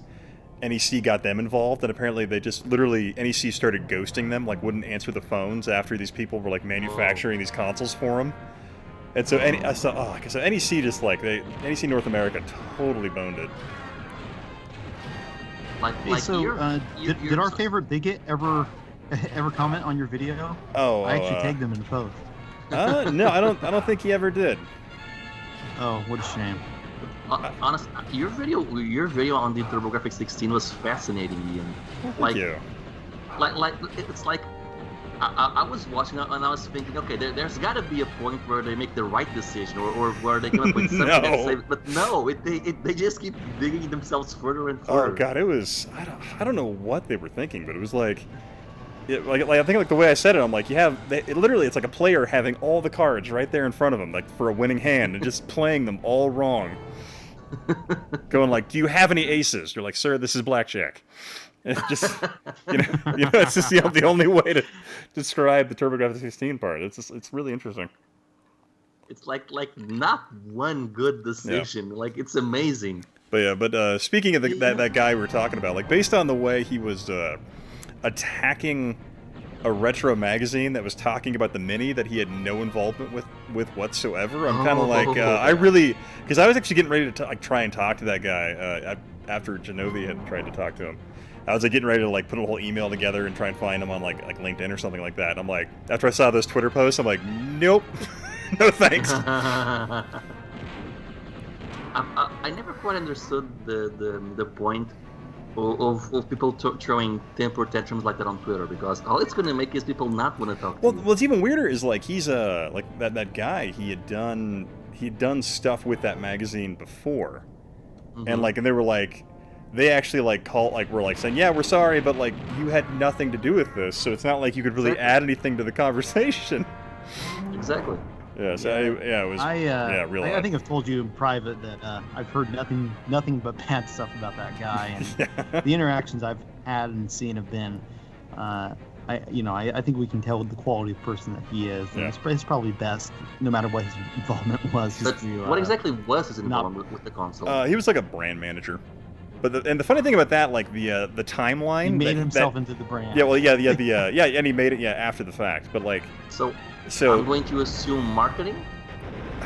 Yeah, I think marketing along those lines. It was one of those things where like he did like some work porting titles and things like that, just because he had a background in that. Okay. And I think he managed to secure the licenses to a number of games after the fact, but. I don't know. It's really odd because like the timelines and like the dates he claims don't actually match up with like when he worked at the company. At least on other sources I was going through. So I'm kind of like, oh, that's weird. I can know you worked there. I just don't know when you worked there. So this is kind of weird. Or what you actually did. I just want to say, screw the net. I feel offended by your comment. I'm a middle-aged person that loves a Magnavox Odyssey. So yeah. My heart is broken a little bit reading that comment. I need to pick up I have a Magnavox Odyssey 2 that's broken. I want to get a number 1. Oh yeah, they're getting brutally expensive. You can thank Ahoy for that, by the way. Oh God, the annoying thing was I could have bought one for like $45 in Portland like 3 years ago, and I didn't do it because I'm a cheap idiot. I think anything that launched prior to the PlayStation 2 is getting really expensive. Like even the PS1 even PS1 games are getting expensive. I think people I don't know. The funny thing, like PlayStation 1 stuff in the United States is stupid easy to find at thrift stores. So like I'll buy a PlayStation 1 for like $6 here. Sure, but are the good games easy to find or cheap to find? I don't know. I find the games are if you go dig through a CD rack, you can find I think there's only one way to really state that, Stika. The good games are easy to find and cheap if they're not RPGs. Okay. Yeah. Okay, that makes sense. And I mean, that's how I feel about it, at Yeah, least. it makes sense. Yeah. Because I do feel that at least the good thing about the PS1 is that there's a lot of games that are still undiscovered or unexplored, in my opinion, and so those games are still super cheap. Like okay, I gave the example of ODT on my previous video, but like there's a lot of games out there for the PS1 that people have never heard of, and when you try them, they're actually quite good, or they have some really cool ideas. It was very experimental. Oh God! Apparently there was.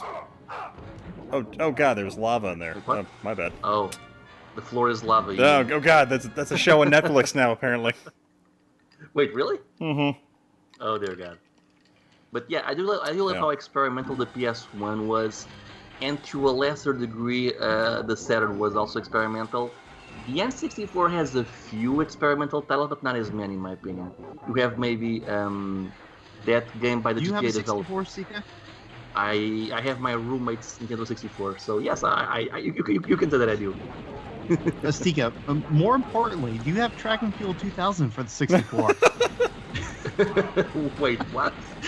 I love the fact that you wrote Smash JT an email going like, you are objectively wrong, and you should apologize to the greater retro community, sir. Well, it technically wasn't an email. I think it was actually a DM, but yes. I thought you were going to say a somebody had to say something. legit letter for a second. I was going to lose my shit and just laugh. You're like bust out a feather and quill, and you're like, dearest I'm pretty sure he has a PO JT, box set up. comma Smash. He does seem like a PO box kind of guy. Maybe I could actually send him a letter. Forsooth. all- Dearest that's- Smash JT, I That's the only medieval English I know. Forsooth. I got to be careful talking about Smash JT or that I even talked to him, because people do get upset if even just commenting at him. It's he has some haters, and it seems like it makes me a bad guy if I even just comment, even if it's defending Track and Field 2000 when he's throwing it under the bus. you understand that's more important than my own reputation is defending Track and Field 2000. Okay, Jonathan G. This came up the best comment. I regret to inform you of the ignorance of your opinion. Yeah, that's amazing. I love it. I like. Oh God, I'm gonna save that. I'm gonna save that one for my Red Dawn as my canned response to folks. Because oh my God, that's what I'm using that one for. Oh jeez, that's fantastic. Man. I'm sorry, but this game is really ugly, and I don't just mean the blurriness. Like even the all the browns and it's pretty ugly, man. Maybe the PC version's prettier, but not this. Well, maybe you have to have a better appreciation for brown, and maybe that wouldn't be a problem for you. Sorry, what was it, Like John? even the cutscenes are brown. Look at this. Well, one thing I didn't know was that John Madden game for the PC Engine was not developed by EA or anybody connected to EA. So how different is that game than any of the other John Madden games? Or did you get a chance to play it? I haven't played that one. I don't know. I was working to try and source a TurboGrafx CD unit, and I didn't want to spend $500, so I ended up backing out of that. I found a broken one for $189, and I'm like, maybe. I was really tempted to do it, but I decided not to. Ian, you just switched planets, and it's still brown, okay? I'll have you know, the entire Star Wars universe is brown, and I think maybe it's the Nintendo 64 deal. there's a marketing meeting where they're selling N64. I want to tell you right now, the N64 can do 8 times the shades of brown that any other console can do currently this generation. And people are like, oh my God.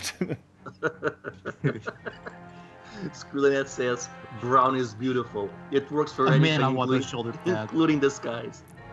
You know it's the night. Hey, so Stika, I know that Portugal only has good beaches and good beaches, Oh, but God, yeah. if you could find somebody to make me those shoulder pads there in Portugal and send them over here to the States, I would wear them in a video. Okay. You know, I actually have pictures of like artisans who make like these. They almost look like monk or wizard outfits with like the most amazing shoulder pads you've ever seen. I gotta find a picture of that because I know I took them. But I might even post it on the chat, so you'll get it. But I was just gonna say one thing. It's so clear this Star Wars game is based on an anime because of those 90s shoulder pads. No, that's actually just a byproduct of 90s comics. If you go back through and read Marvel or DC, like all the freaking comic book characters had just massive shoulder pads. Ian, please, I'm You pretty know, keep sure on- I'm pretty sure I know Star Wars is based on an anime, okay? I'm pretty Well, sure you know, Star Wars was stolen from Kurosawa, making it an anime. Okay, because all Japanese cinema is anime. We That's need just- Jimmy happy. I'm positive that you're playing some sort of ROM hack version of Conker's Bad Fur Day, and you're in the poo pit right now. I am. Based on the sheer amount of brown I'm seeing, I feel like. Here we go. Okay, I'm just waiting for that guy I to found pop the out of picture. the- I'm just gonna pop out upload of the to Imageger. Yeah, Shadows of the Empire was a book series and comic that they released in the mid '90s. Anyone a Cleveland Browns fan? Cleveland Browns. Wait, is that a football team? Yeah, but I think it's just a. Oh, Browns. tongue-in-cheek Okay. But yeah, back to the whole discussion of the John Madden thing. Where it was really interesting when I was reading about the whole thing where NEC put together this giant conference where basically they were copying what Sega had done, where Sega had put this whole conference together to try and get a bunch of third-party publishers together, and Sega's worked out really well because they had an actual presentation to do. But NEC did this thing where they just took the publishers into rooms and belittled them as if they didn't know how CDs worked. And it just completely backfired in NEC's face because they just did. I don't know if the people, because it seemed to me NEC, unfortunately, they had people that were big at Atari at one point, but they really hadn't touched the game industry in a long time.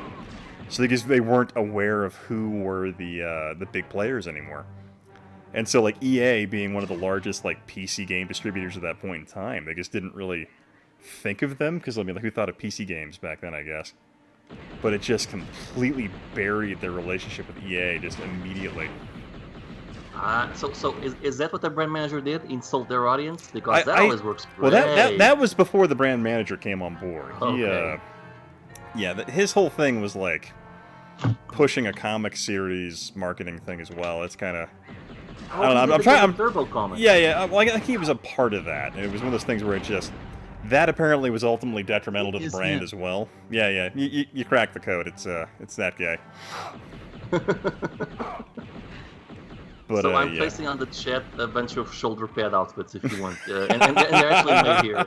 They actually are made in my country. I'm not even kidding. Let me just. It is really sad that you can't post photos to the chat. Well, I know. It's you can't easily go to people's freaking channels anymore. You can't look at stuff. So it kind of makes it. And I'm not sure. I wonder if what started that was that whole whatever that hacking people's account thing was with those video comments popping up. And now one for the ladies, because yes, we also make shoulder pads for women. Oh, nice. Little did you know, 45% of the exports of Portugal are actually just shoulder pads. Cork and shoulder pads. That's all we do. Just wine corks and shoulder pads. That's all. It's all Portugal makes. Are the links? Oh my God! They even changed the. I didn't realize this, but the winter assault creature. They made him brown. Or the winter creature that attacks you on Hoth. They just changed made it brown. I'm telling you, this is Conker's Bad Fur Day mod edition. Okay, the links. Well, I'm pretty sure it's the same engine, isn't it? So, yeah, post them in the Skype chat, and I'll post them for you since you're not mod material. Oh wait, Stika not mod? Stika not mod? Say something in the chat, Stika. Okay. Then I have way too many tabs open right now because of all these links. Okay. Something. There we go. Hang on here. Okay. Because they were showing up for me, so that's why. I'm gonna be sure to ban you really quick. Hang on. Okay, I'm gonna just post 3 You images don't want really that quick. guy in here. He's Yeah, creating yeah. problems. So that's one. He's petitioning for another shade of brown in this game. We already have as many as Oh we want. my. And these shoulder pads are brown, so yes, we're being thematic here. And now one for the ladies, the third one. There we go.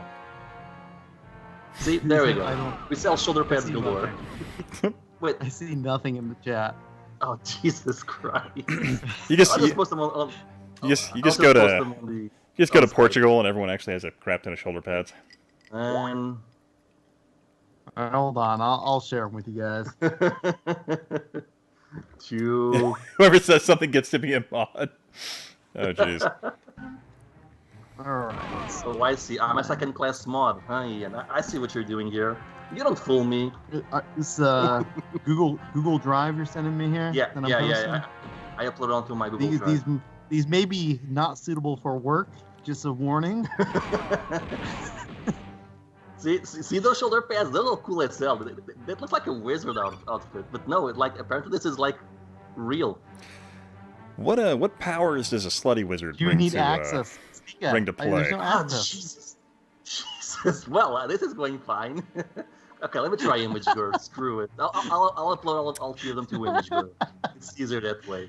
Holy crap! I am screwing this up today. Give me a second. Not only is Stika trying to get people off of the stream to go look at the shoulder pads, he's sending it to a page that's to work. If you want to watch, okay, people. If you want to watch the images, you have to subscribe to my OnlyFans account. Okay. So you know, Stika's channel is Portuguese God / shoulder pads YouTube/OnlyFans. Stika, OnlyFans, 100 shades of brown shoulder pads. But you like this We have light that brown one. shoulder It's like pads. Ooh, tan shoulder pads, a lighter color of I brown. always forget about Imager. I always, whenever I think about images, I think of Flickr. I think is what it's Okay, I I'm think gonna post I this always link called on it the chat. Imgur. I used to call it All right, ImageGur, well, but here we I heard people calling it ImageGur, so... I always call it Imgur just to piss off people on Imager. Just be the way to do it. Just because they were like they always hated the fact that they were the image hosting platform for Reddit like 10 years ago. Really? Oh, okay. Wait, it's called Imager? That's the actual name? I believe so. Yeah. But I always called it I Imgur did just to not piss know people off. I did not know that.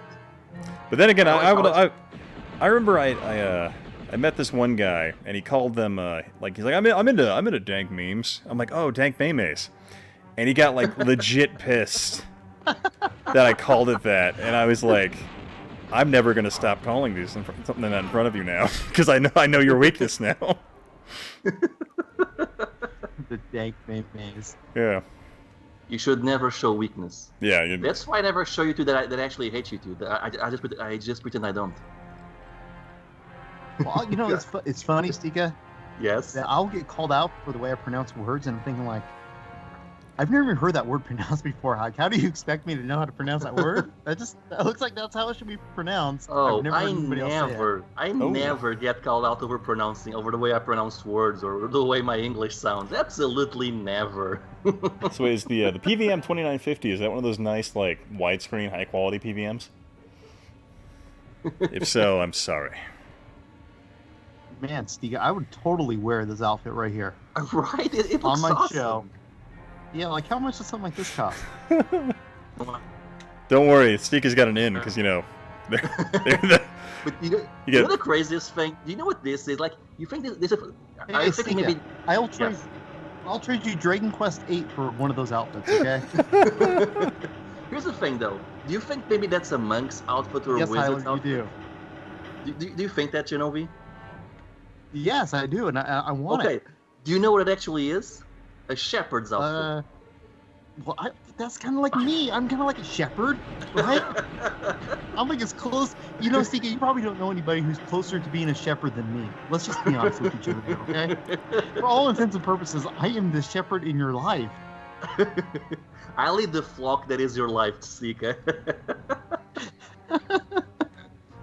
Oh man. Also, these outfits are probably super hot. As they were made for like winter and freezing temperatures. Well, I mean, we know that it never gets cold there. So what are we talking, like 80 degrees Fahrenheit? No. It's cold. We do have a mountain where shepherds go, and that it's like icy during the winter, completely frozen. Oh my goodness. There's one place in all of Portugal where ice exists. I'm not even kidding. That's exactly what it is. That's exactly what it is. One place in the entire country. Just one. What is? And it only exists for like 3 months or like 4 months. And ice only exists. What is Let Go? Oh, Let Go is like it's like Offer Up, one of those like selling apps. Yeah, I'm like I bought some Dreamcast Dreamcast stuff on there. It's hard. Yeah, like I'd imagine. I think in rural Oregon it would probably be hard to take advantage of that service because in order for that app to work, people have to use it. Ian. One time I found component cables for the GameCube from some crackhead over here. That was probably the only time that I ever found. Give you some crack for them. It'd probably be cheaper. Ian, can I ask you to repeat that word? Rural Oregon. Rural Oregon. Oregon. Rural. Okay, no. Rural so Oregon. Together. Rural okay, Oregon. That just sounds weird to me. Sorry. I say it different than Ian does, I believe. I don't think we Rural pronounce Oregon. it the same. Jesus, Rural? I cannot say Rural? Rural. Rural. Rural. Rural. Not with an E though. This is Oregon. Oregon. It sounds like a tongue twister saying So, rural let's Oregon. see. I say Oregon. How do you say Oregon? Oregon. Me? Oregon? Okay, I say Oregon. Okay, so I guess It's close. But you know, I don't. I think just because of the way I speak, I don't put inflections on a lot of the vowels. Like I'm also, I guess I'm also a Northern California kid, so I guess there might be some emphasis in that accent, wherever you get from that. Yeah, I know that we immediately can tell when somebody's from out of the state because they say Oregon. Oh, It's like, what? Well, Where's that? I guess for me it's just Oregon. That's how I say it. Just, but I emphasize the E, I guess. So. Oregon. Uh, Origami versus origami. I don't know. My favorite thing here in Idaho, you have the capital city. It's Boise or Boise, and so like I say, like what do I say anymore? I don't even know anymore. But I just remember like starting fights with people because we have a place out here called. Ian, it's pronounced boys to men. Okay. Oh yeah. Boys to men. That Boys to means many. Yes. It means the city of R&B. It's a beautiful place. Where? Hey, Tyler, where is? I just seen you posted again. This place that you live. Oh, like, McCall. it's 0 It's degrees. just McCall. McCall. It's 45 minutes north of. No, 3 hours north of Boise, where I'm at. I'm probably gonna. Hey, Ian, I'll probably actually, well, I guess just kind of depending on how things are. My brother-in-law's getting married over in Rexburg next month. Oh. I think it's next month. So it'd be really nice to connect, and if that arcade's open, you know, dropping crazy amount of money. Yeah, we'll have to see if it's open. Things. I don't know what their current status is. I'll find out for you. That would be fun. But it'd be fun just even swing by and do a live, in-person stream with you or something. Oh god, that'd be fun too. Yeah, that'd be great.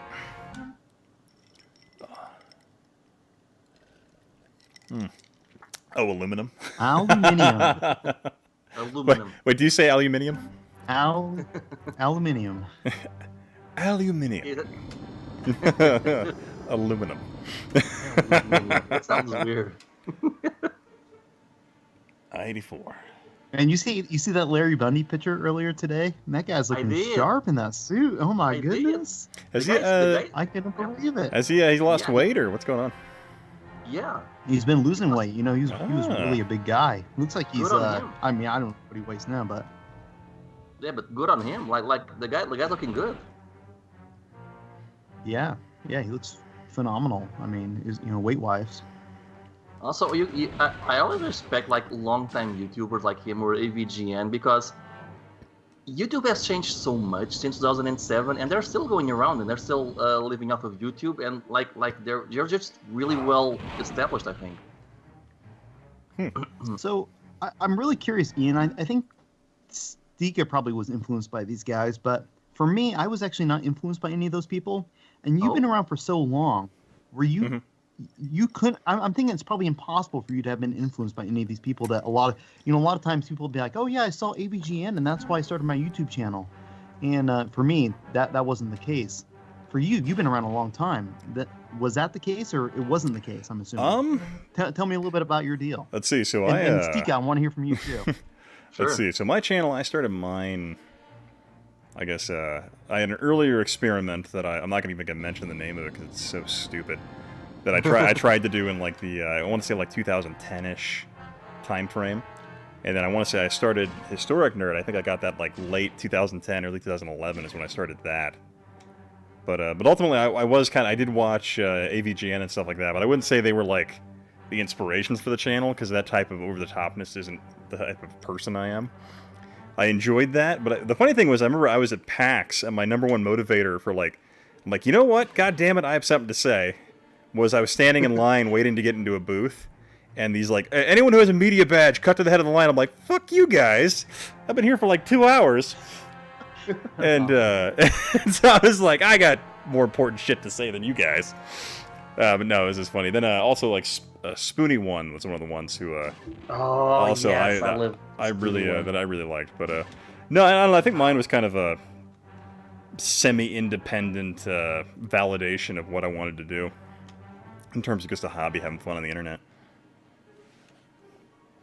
But yeah.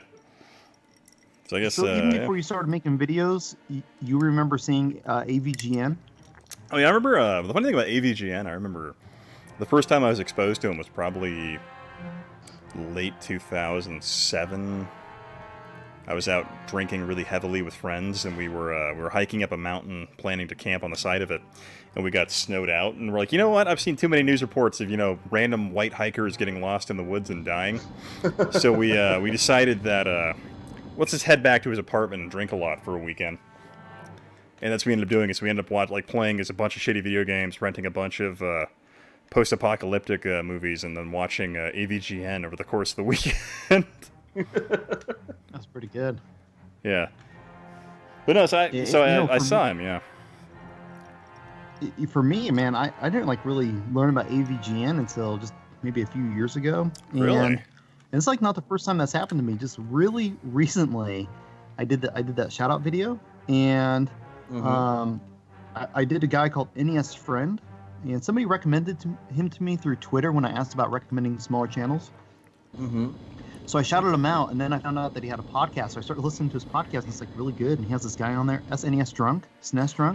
Oh yes, that's Drunk. I've never heard of this guy before. So I go look at his channel. It's 175,000 subs. How do you not hear about these guys? Have a freaking game. Well, there's channel a lot of channels out there with that many subs. Oh god, Google Video. I had a buddy of mine who would upload his Let's Plays there. Oh, I remember Google Video. I discovered Google Video before YouTube. Well, yeah, it was a rival platform to YouTube. Yeah. Well, I made the mistake of going to Blip. God, that was a fucking great idea. So the funny thing was, I had a lot of success on Screw Attack back in the day because they were featuring my stuff constantly, and so I was like, oh man, I'm doing great, and it turns out none of that success translated to any followers because they physically couldn't follow me. Oh, okay. So I'm like, God, I'm an idiot. But yeah, so just funny stuff like that. Yeah, so what about you, Stika? Okay, so I was actually going to say the Spoony One before he hit, but yeah, I love the Spoony One. I also used to live Screw Attack. I think I'm the only person that's never seen a Spoony video. Oh, I'll link you to his Ultimate videos. They're amazing. They're my favorite. I also really used to love Screw Attack back when they did their video game vaults, which were 4-minute reviews that were usually pretty funny. Really, really high production value for the time. For the time, yeah, it was pretty good, and just generally, I used to watch a lot of YouTube back in college, a lot of YouTube. anything from that guy with the glasses to like a ton of AVG and ripoffs, whatever. But the issue is, I want it to be funny, even though I'm still not very comfortable with being funny. Like, you're pretty funny.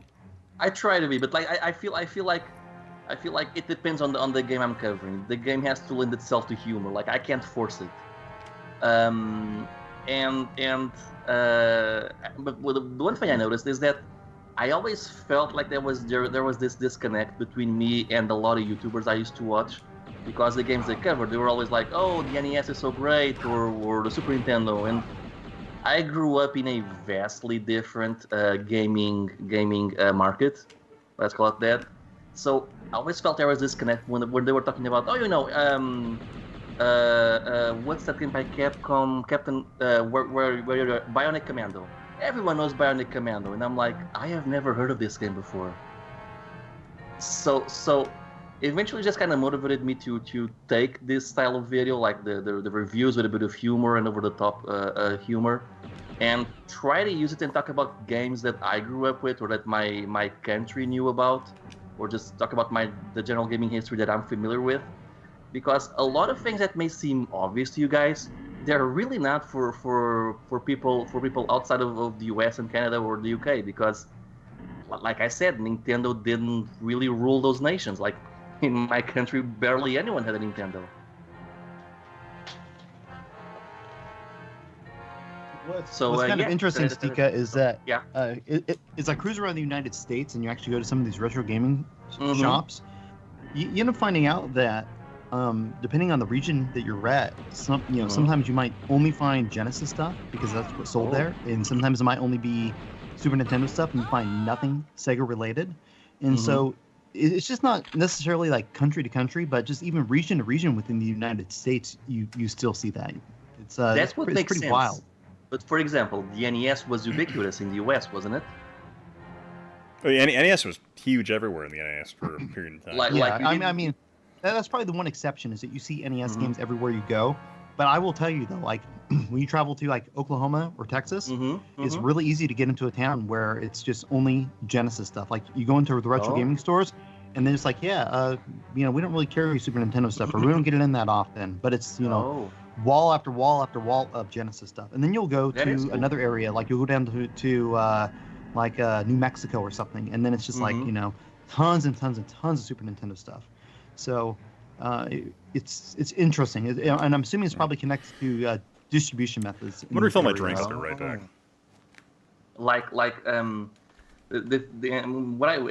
I just think there's like these little cool stories. Like one of my favorite stories, and I already made a video about this, is the one where basically everyone in my country bought the Sega Saturn, and the Saturn owned like 90% of the market because of this one Dragon Ball Z game, which it's just kind of amazing to me. how a game that's actually not that good, it's pretty mediocre, completely solidified the Saturn's dominance for the next 2 years at least. Yeah, it's pretty wild. It certainly is. But yeah, I just kind of like this little story because like I said, I always felt there was a bit of disconnect between a lot of YouTubers that I watch, and I enjoy, and this is not a criticism. I enjoy their content. Obviously, they are talking about the stuff that they know about. But like I wanted to try and bridge that gap, I guess. Yeah, and I think you do a really good job. I think you definitely bring something very unique to the table, and I do think that for the most part, the games I review are a bit more niche or a bit lesser known for the most part, which is both a positive and a negative. I mean, I think it means I have a loyal audience, but it also means that it's difficult for me to grow, I think, because my games aren't as searchable on YouTube. Yeah, I mean, that's kind of like a double-edged sword, because in some regards you might not get a lot of hits, but the evergreen potential for a video that doesn't have a whole lot of content out there for it is going to be a little higher than something that has just oversaturated, and so it's only going to get the views from your subs, and then it will never show up in the search algorithm, right? I know for me, and for watching you, because I've been following your channel since you're probably at like 200 subs, I think. You might have been smaller than that. You discovered me really early, really early. And but your humor just resonates with me. Your presentation style just really resonates with me, and I feel like there's like a lot of folks out there that really try to, they joke around and try to be funny, and it's not that the videos aren't good, but it just kind of lands flat with me. I guess just my personality is different, and so just doesn't necessarily resonate. I don't necessarily enjoy. I'm not pulled into that video. It's kind of like turning on a video game for me in this day and age. If I'm not like pulled in within the first hour, there's a good chance I'm going to shut that off and never turn it back on. And I feel the same with YouTube. I want to be pulled in right away, and if you can't hold me there, it's going to be really hard for me to return to that channel. I think the issue is like I said, I'm very, very cautious about how I use humor. Like, I can have like 10 videos in a row without a single joke in them if I feel that the game itself doesn't lend the game doesn't lend itself to humor. So I try to wait for a game or opportunity where I can use humor. Yeah, I find Stika, I'm right there with you in terms of humor. Like, I find some of my, if you go back and watch some of my weirder reviews, I have some rather absurdist humor I like to just put in. Because I find really dumb things funny, and I'm not going to be unabashedly apologetic for it. But yeah, so I think it's rather over the top and completely unrelatable to some folks. But I'm like, yep, doing it. Yeah, Stika, I don't know why this is, but whenever I think about Tongue of the Fat Man, I just think about you. That was a fun one. I don't know if I've ever laughed so hard as when you made. You have 2 videos covering that, right? The Genesis and then the PC version. Yeah. My goodness. Yeah, and you've like made an impact when those videos from 3 or 4 years ago are still resonating in my mind, and I've watched everything you put out. I can't think of, I can't think of a whole lot of other videos necessarily, even if I've enjoyed them. And it's even like looking back through my catalog sometimes. It's like, wow, yeah, I covered that. I don't remember anything about it, but yeah. So I actually don't remember a single thing I said about in those 2 videos about Tongue of the Fat Man. A single word. Oh God, that was what, 2017 when you made those? Maybe around that time, yeah. It's been a while. It's been a while. I do find it funny, like when the DJ Slopes covered both our channels, V. Yeah. And then when he mentioned mine, he only mentioned like, okay, occasionally I do videos about like sex-themed video games or whatever, and then that's the only videos he mentioned on my channel. I did not. You got like the one video like that up there. That's freaking fantastic, huh? Yeah. I got the top 10 sex games with retro games with sex scenes. I got I got another one. I got the most offensive game of all time, and then just like 2 days ago I launched Sega's BDSM game show, and I'm like, Jesus Christ! Like, okay, how's that doing for you? So yeah, Reinhard Seeger says this game was great back then, but seems bad now. It's not too terrible, to be honest. There are definitely worse games. Hey! When you got a man that looks like this with those leopard striped pants on and those shoulder pads, I'm envious. It can't be a bad game when the man looks like that. It can't be a bad game. Okay, I'm envious. It can't be a bad game with shoulder pads like that. I mean, just look at World of Warcraft. They got all the shoulder pads. That is the only true metric for a good game. This game's super boring. You put shoulder pads in like that. The more the shoulder pad, the more forgiveness I can give a game for any kind of issues it might have. And this man has shoulder pads for days, so there's a lot of forgiveness to be had. I do believe shoulder pads never stopped being cool. We just stopped using them.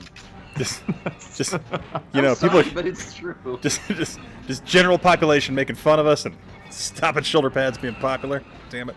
Like you were mentioning 90s comics, but like they were cool in those 90s comics, and I'd still read a modern comic if they had shoulder pads. They look awesome. I'm sorry, they do look. I love shoulder pads. If shoulder pads were good enough for Darth Vader, they're good enough for me. Exactly.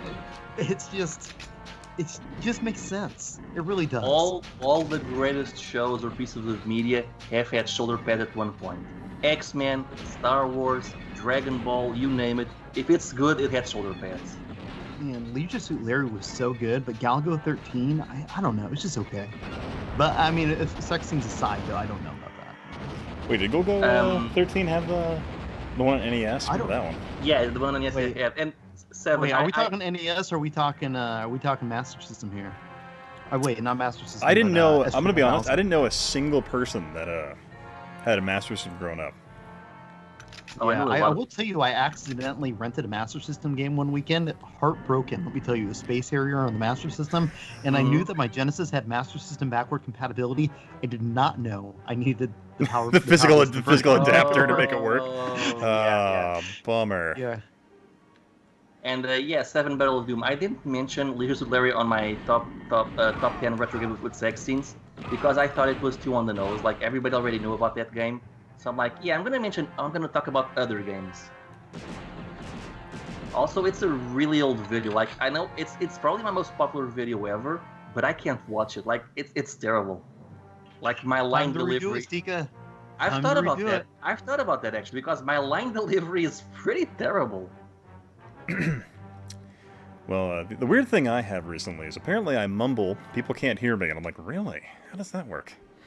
Ian, please speak up, sir. I can't. hear I know, you. right? I gotta speak up, I gotta do better. I don't know, some of those are like you talk too fast, you talk too slow, and I'm like, which one is it? what am I doing wrong? Tyler, What do you want from there me? was actually another game connected to that series on the NES that didn't release, but it was finished, and you could find that ROM floating around the internet. Which one? Sorry. He's talking about Moffat Conspiracy and Galgo 13 on Oh. NES. There's actually a third game connected to those two, and it's called Secret. I'm having a freaking brain fart. Screw the net video, says so I I just should got know my what it is. best video made Secret public something. again. You got about 1,996 Okay, views. seven Battle of Doom. Actually, Nice, it's man. top 5 retro games, not top 10. My bad. It's been. I've made it 4 years ago, so I barely remember anything about the video. Only that it's terrible now. I want to ask Vanessa about uploading. She was talking about uploading some time ago on GeoCities or something. GeoCities is that still around? I don't think so. Oh, okay. Wait, so for Ian, he went to Blip, Oh yeah. and for What a me, great- what a my great first decision platform that We was. actually uploaded videos to was Metacafe. Ooh. So did anybody mess with Metacafe back then, or am I have alone? never heard of Metacafe. I remember back in the day when I was looking at like what platforms to use, because I was embedding mostly off my website, because that's when I started and when you created content back then, you had to have a website, because there was no centralized like media location like YouTube now. Yeah. And Blip was like, hey, we're all about 50-50 profit sharing, and so I'm like, well, that seems like a great idea, and so that was the direction I heard some went. people made some good money messing with Blip, but yeah. I mean, Oh yeah, you can there was a little bit, right? folks back in the day that they made good money, but not me. I actually had one of my best months in terms of Google Ad revenue this month. Are you ready for it?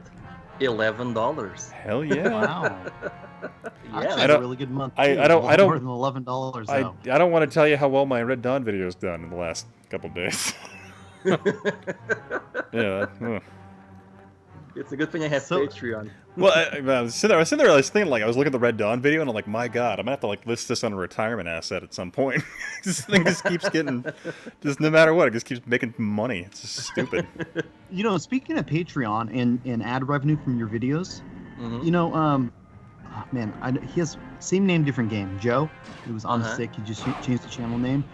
Yeah. He doesn't actually put ads on any of his videos, and it's Patreon supported. And I don't know how much he makes Patreon wise, but I can't imagine with the amount of views that he's getting in right now that it makes much sense. It seems like he's giving up a ton of money to go the Patreon route Which without guy? maybe realizing that it's hurting him in the long run.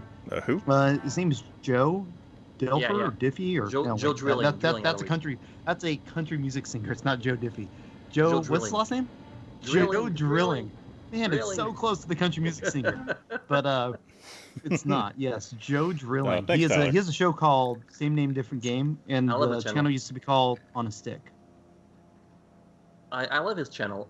But yeah, the thing is, I only do ads and Patreon because I want to reinvest into the channel. I want to buy a decent camera for my video, for example, for when I film myself. Because currently I'm using my phone, and yeah, the video quality is not great. Let's be honest here. I know. I'm like really tempted just to buy you a camera and send it that way, but I'm afraid it's gonna be held up in customs for. It's gonna be held in customs, trust me. Yes, it'll be held in customs. I'm hoping my Patreon and my Google Ads, my ads for the videos will eventually pay for a decent camera because That's probably the worst part of my channel right now. Hey Tyler, did you find Ian through the Red Dawn video? Seven says Ian needs to make a Homefront retrospective one day just to see if he gets kidnapped by North Korea. I've already said a bunch of terrible things about North Korea in my Red Dawn video. And my favorite thing ever was all these people like every 6 months when like North Korea would show back up in the news, I get these talking, oh, North Korea's a threat now, and I'm like, no, they're still the same pathetic country they were 6 months ago that was basically struggling to get food, and they do this every 6 months, and they fire a couple of rockets, and the South is like, okay, here's some food, leave us alone for another 6 months. Rinse, repeat. And it drove me nuts, because I get those comments constantly. Okay, now that you mentioned, I do remember you mentioning North Korea in your video. Mm-hmm. Was there another game that was like where you're invading North Korea? There is one where North Korea invades the United States. Yeah, there's Homefront where it's North Korea unifies and invades America. In terms of a game that involves invading Korea. You know Ghost what's Recon funny? 2, okay. 2, maybe? She said Ghost Recon 2. No. I think that might have had a plot Ghost to that. Recon 2? You know what's funny about Homefront, Ian? Yep. Originally, the game was going to be about China invading the United States. But then, like, I think China was offended, and they were like, oh, okay, what do you need in North Korea? Well, I think and then suddenly, it became the least credible video game plot I've ever heard. Yeah. Well, it's one of those things where, like, when you exclude China like that, you end up with, like, you're losing a ton of money potentially just because of the market potential. So, like, all right, North Koreans. So, like, one of my favorite ones was Crisis, where you end up battling the North Koreans, and like my favorite thing about that was that all the North Koreans have knockoff power suits. So, what do you think of The Day After? I remember people. Oh God, that one. Wait, The Day After, is that the made-for-TV movie that got like theater release, like the nuclear war one? Is that the one I'm thinking of? Starring the actor from the Police Academy films. You know what I'm talking about? You got me completely lost here. I'm lost, man. The Day After, it was like a early '80s like nuclear apocalypse movie. And you're gonna lose me. Oh, sorry. Yeah, yeah, The Day After. I have no idea what that movie is. Sorry. Yeah. But yeah, it's a pretty good movie. That's a great one. There's also like By Dawn's Really Light, which is another fun one where it's like there's a coup within the United States or something along those lines, and like they fire nukes at the Russians, and it gets all crazy. And I wonder what it feels like being a Russian gamer. Like you're always the bad guy in like half the games that come out. I mean, it must feel nice to be the Russians. You're like, yeah, we're good enough to be the bad guys. A7 in Crisis, okay, you actually go into North Korea? No. You're fighting on this island in between North Korea and Japan or something like that. And, yeah. I could be confusing the plot with Ghost Recon, or no. They all start. Oh my God! The Ghost Recon games blend in my mind with Operation Flashpoint. I'm thinking Operation Flashpoint, Dragon. That's the one that came out later where they're fighting the Chinese. God, it's been a long time. There's a lot of video games out there now. You know the funny thing? Have you ever played games like Hearts of Iron or Europa Universalis, Ian? Oh yeah. Those PCs. You know the funny thing? Europa Universalis. Did you say that? Europa God damn it. Universalis. No. I mean, no. I wasn't making fun of how you said it, but that is one of my favorite games of all time. Okay. The thing is, sometimes when I speak English, I try to Americanize my words instead of saying in Portuguese, like, and then they come out really weird. I was just shocked to hear that game come up in conversation because, like, Stellaris and Europa Universalis are in my top 10 all-time favorite games. I probably have 1,000 hours in each of those games, if not more. I'm just crazy about those games. Oh yeah, but let me. They're actually, I have to like stay away from them because I lose my life to them. My free time, I would never get no videos out. Let me roll the ball back over to I think Terror Ball was talking about after the Day After. I remember watching that movie, and I just think about like what I thought was so interesting about it was that movie depicts like a nuclear war and how some people are so grossly unprepared for it than other people who are like, they're going through like the government manual recommending what you need to do. And like they're the ones that are like the most prepared. And then had another one where like, what I thought was really intriguing about that movie is you have moments where they, you literally have just a town hall meeting and they're just going over these like bureaucratic stacks of paperwork about what they need to do to get their lives going again. And it was just such an interesting and just dark and depressing film in that regard. So it was pretty fun. I don't really think many other films have ever really touched the topic that way, with the exception of, I think was it The Wind Blows Through was an English stop-motion animation type film where they had a whole nuclear holocaust type situation. That was really interesting. I don't know if you guys have seen that one. Man, I definitely have not watched those movies. Oh, yeah. Sorry. Yeah. But interesting stuff, yeah. A Boy and His Dog. A Boy and His Dog is a fun one. That was a young Miami Vice actor. Section. Yeah. Was that a sci-fi movie? It was, yeah, because it was like post-apocalypse, but very 70s, so, you know, it had that whole funk style to it. But it was really interesting, because it had like this guy who had a telepathic connection with his dog, which was never really explained in the film, but apparently the short story it's based on explains it, but yeah. But a fun film from that era. I would only mention like Europa Universalis and Hearts of Iron, because we're talking about countries like North Korea and whatever. Oh. Here's the thing. When I play those games, I always play as Portugal, which is like picking hard mode or very hard mode. So I just wanted to leave that in the history. Is it really picking hard mode though? Because I mean, I pick Castile and a lot of times to start, and okay, you pick super like, hard mode. Poland. yeah. And I fare okay, you know. I mean, if you want to play hard mode, go over and pick like Cherokee Nation or somebody. I mean, you're just like if you pick, you can be hoping to survive the invasion. To be fair, Castile is probably a better choice than Portugal, as they did unite. But yeah, true. But when you play Hearts of Iron with Portugal, you're kind of screwed because we were not in a good position back then during the World War II. The thing is, the one game that I play that I cannot play as I lose all of my sense of time for me is Age of Wonders 3. Like, I had this one time where I got up at like 8 a.m., started playing the game, and by the time I noticed, it was like 6 a.m. Like I didn't do anything. I only paused to go to the bathroom. And I'm like, well, I can't do this again. I gotta uninstall this game. This is not healthy for me. Oh god. So one of my one of my all-time favorite so good. games. Sorry, one of my all-time favorite games is a turn-based strategy game called Birth of the Federation, which is a turn-based strategy game, but Star Trek universe. You can play Federation, Ferengi, Cardassians, Romulans, Klingons. Mm-hmm. Oh, sounds good. It's freaking great. Ian, I keep on telling you, you need to get Stellaris and get the Star Trek mod. Oh yeah. Well, I have the I play the man. Star Trek Armada 3 Total Conversion mod for Sons of a Solar Empire, and that one's fantastic. But right. but the thing I loved about the Birth of the Federation game I got to explain to you was that game had a horrific memory leak.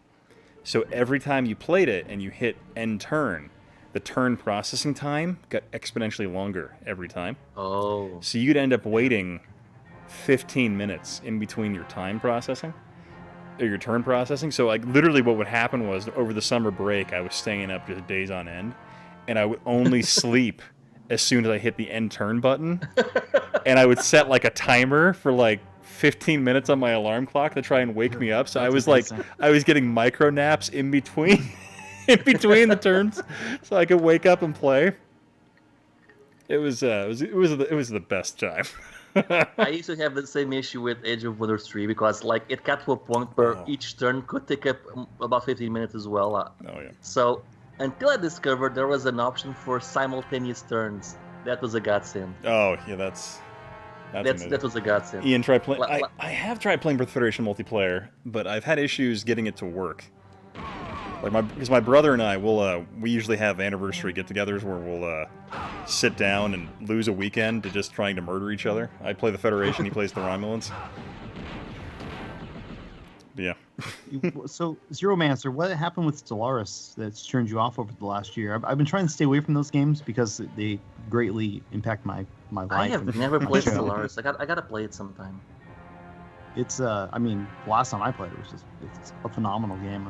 It sounds like absolutely my type of game. It really does. So I just gotta. I think I even own it on Steam. Yeah, there was a game that was called Galactic Empires. You ever play that series? Oh, so Yeah. good, so good. And it's kind of like that, but better. You know, somebody talked. I just seen somebody post up here. I think it was Jonathan talked about somebody covering Civ, and I remember like I originally got into that style of genre through the Civ series, and Mhm. I just felt like it wasn't that complex. And so when Total War came out, I got into Mhm. that, and I felt like that was like a step up. And then I got introduced to Europa Universalis, and that feels like it's like Civ for adults. You know, I mean that's probably the best way to explain it to Hey, anybody Cat Retro, what's that up, man? doesn't Yeah. know about it. Yeah, I used to love What, like that Civ mic is 3, fantastic. Damn near shattered my but I- soul. but I haven't played Sorry, it since man.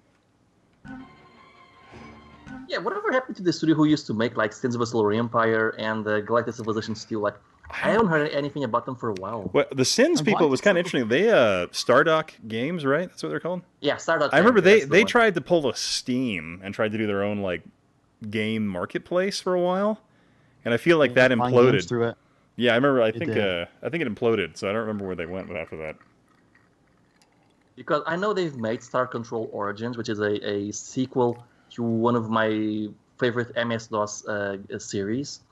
But I've heard the game wasn't that great, so I don't know. I haven't heard anything about them in a while. Yeah, I don't know where So, they. so Vanessa, what's the situation with Paradox? That's it's really unfortunate to hear that because it's for a decade plus. It's been one of my favorite companies. I really try to support all their work. My biggest problem is that the games are so good, they just pulled me in. There's another game that I have a similar issue, and that's Football Manager, which sounds kind of funny coming from My brother America. loves that game.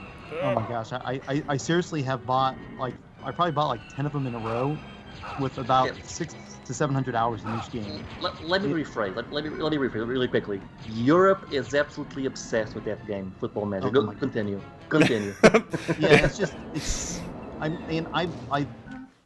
it's for me, it's like everything I know about sports is because of video games. Like I was never like really into sports, but I start playing these games and I get like pulled into them, and then I learned it's like I never watched association football. I knew nothing about it, and I bought this game and I started playing it. It's like, man, I really like this game, and then I just start becoming obsessed with it, and I know everything about it, and I've still never watched an association football game and know nothing about it, but I probably invested 10,000 hours into these games over the last decade. It's outrageous. Let me, It really is let outrageous. me respond to But, Tyler. No, actually, Tyler, I'm drinking rum and Coke tonight. Actually, let me go ahead and grab Alex and put him in the chat here.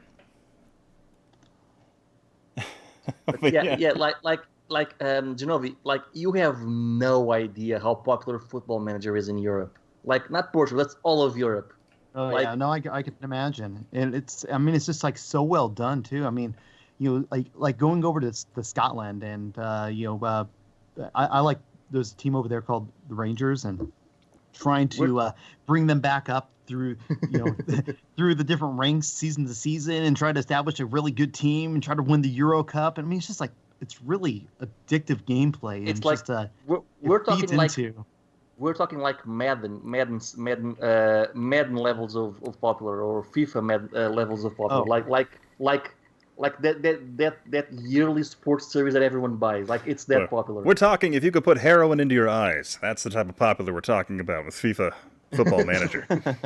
Yeah.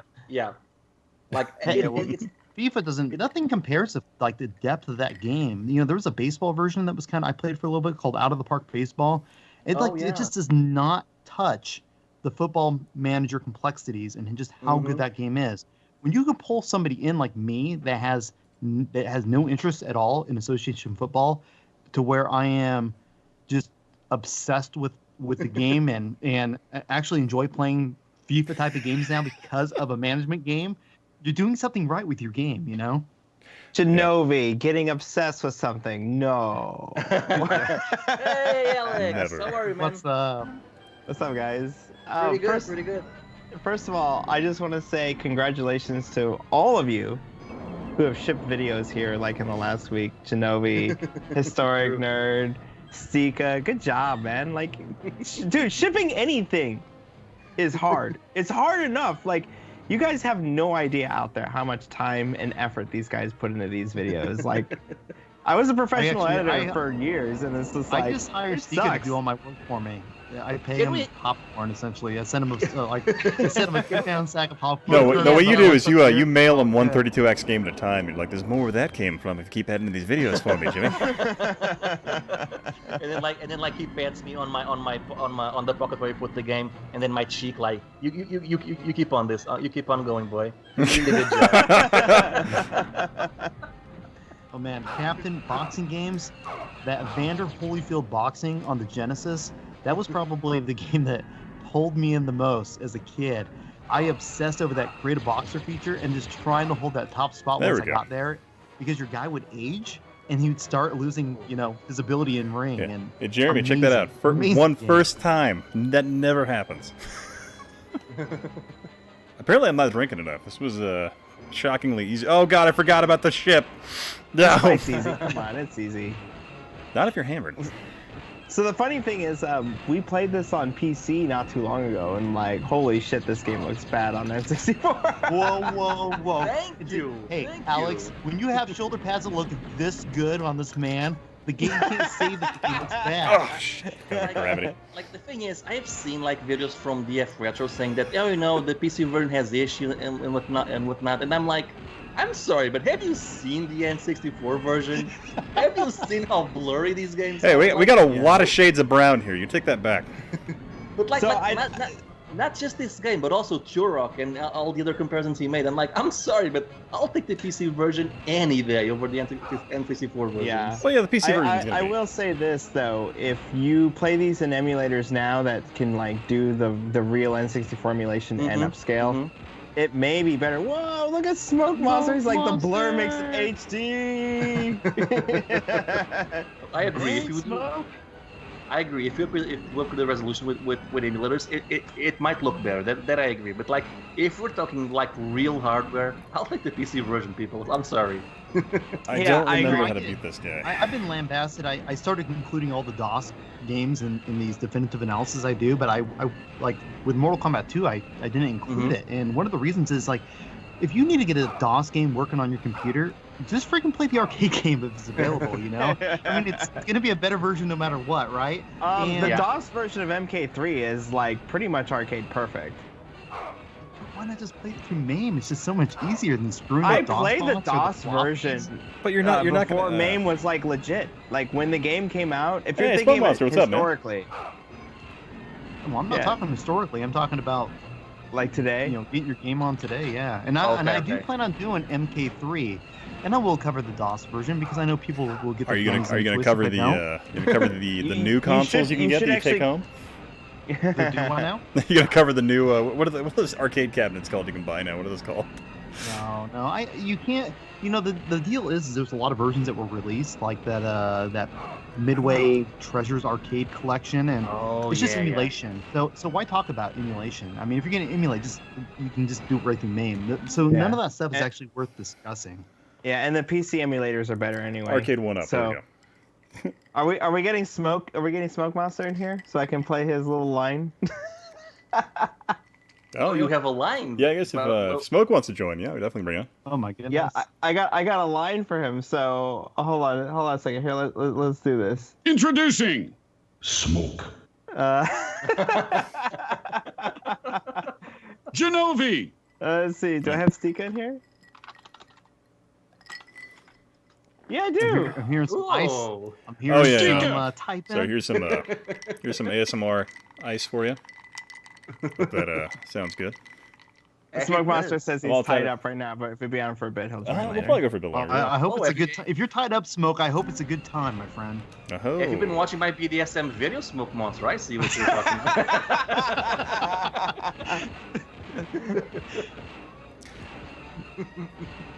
And now back to the local news, where it's BDSM-themed weather reports. I was thinking more about this game. You gotta kill this guy.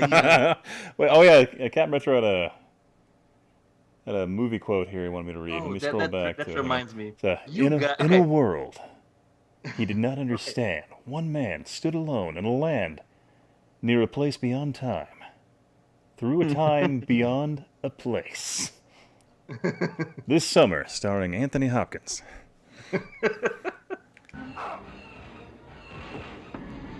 Little drummer boy. Is this ASMR, Ian? Probably.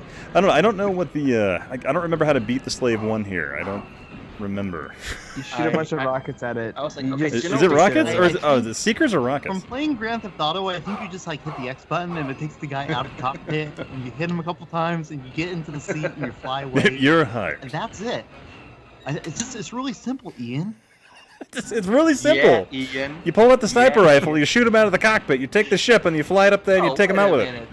Ian is playing on easy. Come on Am now, I? Ian. Oh, I am. Hey, Norm, to be I fair, don't blame him. This game can get fucking hard. you know, okay, what drink am Don't I? let What, him haze you like that. That's bullshit, Sika, what man. drink am This I game's on right now, hard. man? Come on, what drink I am I on would now? not have accepted we to come here. I would not have come onto this stream Oh, if look I at knew. this If I would not have belittled Oh, myself and spent time bullshitting about the shades of brown in this game if I had known it was being played on easy. You piece of Cuban trash. And only one challenge point, Ian. You make me sick, honestly. Tyler Bowler is like easy as she goes. Exactly. Dude, we're Yeah. just all having a good time here. Now get that Seeker in there. Come on. What the fuck are you doing, man? It passed through. It Mode. legit passed through, man. Come on. Do it. Different versions of that game released. Don't let your dreams be dreams, Ian. Hold on, wait, Do wait, it! wait. I just heard some historic information here. 2 versions of what released? Mortal Kombat 3 for DOS. I believe that there's 2 Oh. different versions. I believe there's a Okay, that's disc good. version, Oh, forget. Yeah. and then I believe there's a CD version with Red Book Audio. Yeah, that was normal back in the day. Games would have 2 versions What am I- based on whether you had the There's got to be a disc or CD pack version. of rockets. I'm And this- guessing. But I know what you're really wanting to hear about though is the Tiger Electronics version, Oh. specifically the R Zone. Yes. Oh, I compare I it to had that, I you had gotta I put had that the in R comparison. Zone. That was Well, I feel like I probably need to when I'm talking about the handhelds. I need to get the R Zone handheld system so I can like play for you No, guys. no, you got to play the know, stupid you can headset one. drool That's the over only one that how counts. amazingly beautiful the R Zone is. No, you're playing on the headset one with the flip down visor, I'm sir. putting shoulder pads on my R Zone, by the way, because you know. Okay. Okay. Oh, no, I got it. Get in I there. had an R Zone when I was a kid. I did It was too. it was a Christmas present. It's the Wait, only which one did you have? The There's one you 3 put on the versions, did you know that? the one you strap onto your forehead. Yeah, with that flip down Did you know little there's- plastic shield. There's a handheld console version and a tabletop version of that system. No, no, Did no. you A know that? tabletop I had the version? original. What? I had the original one, and I just want Who to say made this. you, Speaker? Who You just- did no, this I- to you? no, no, no, Is this a no, grandma no. present? No, Okay, no, no, so I what- Begged. I begged my parents for one. I begged for an R Zone. Yeah. Oh my goodness. Like no, you don't get it. Like there were commercials on television, and you could not find it anywhere because their distribution network was terrible. My parents scoured all the toy stores and game stores for Aw, one Your until kids, they found one. your parents That's loved you. love. That's love right there. And Child it abuse. was the only time I ever threw. It was the only time I ever threw a console onto the trash. That's how much I hate it.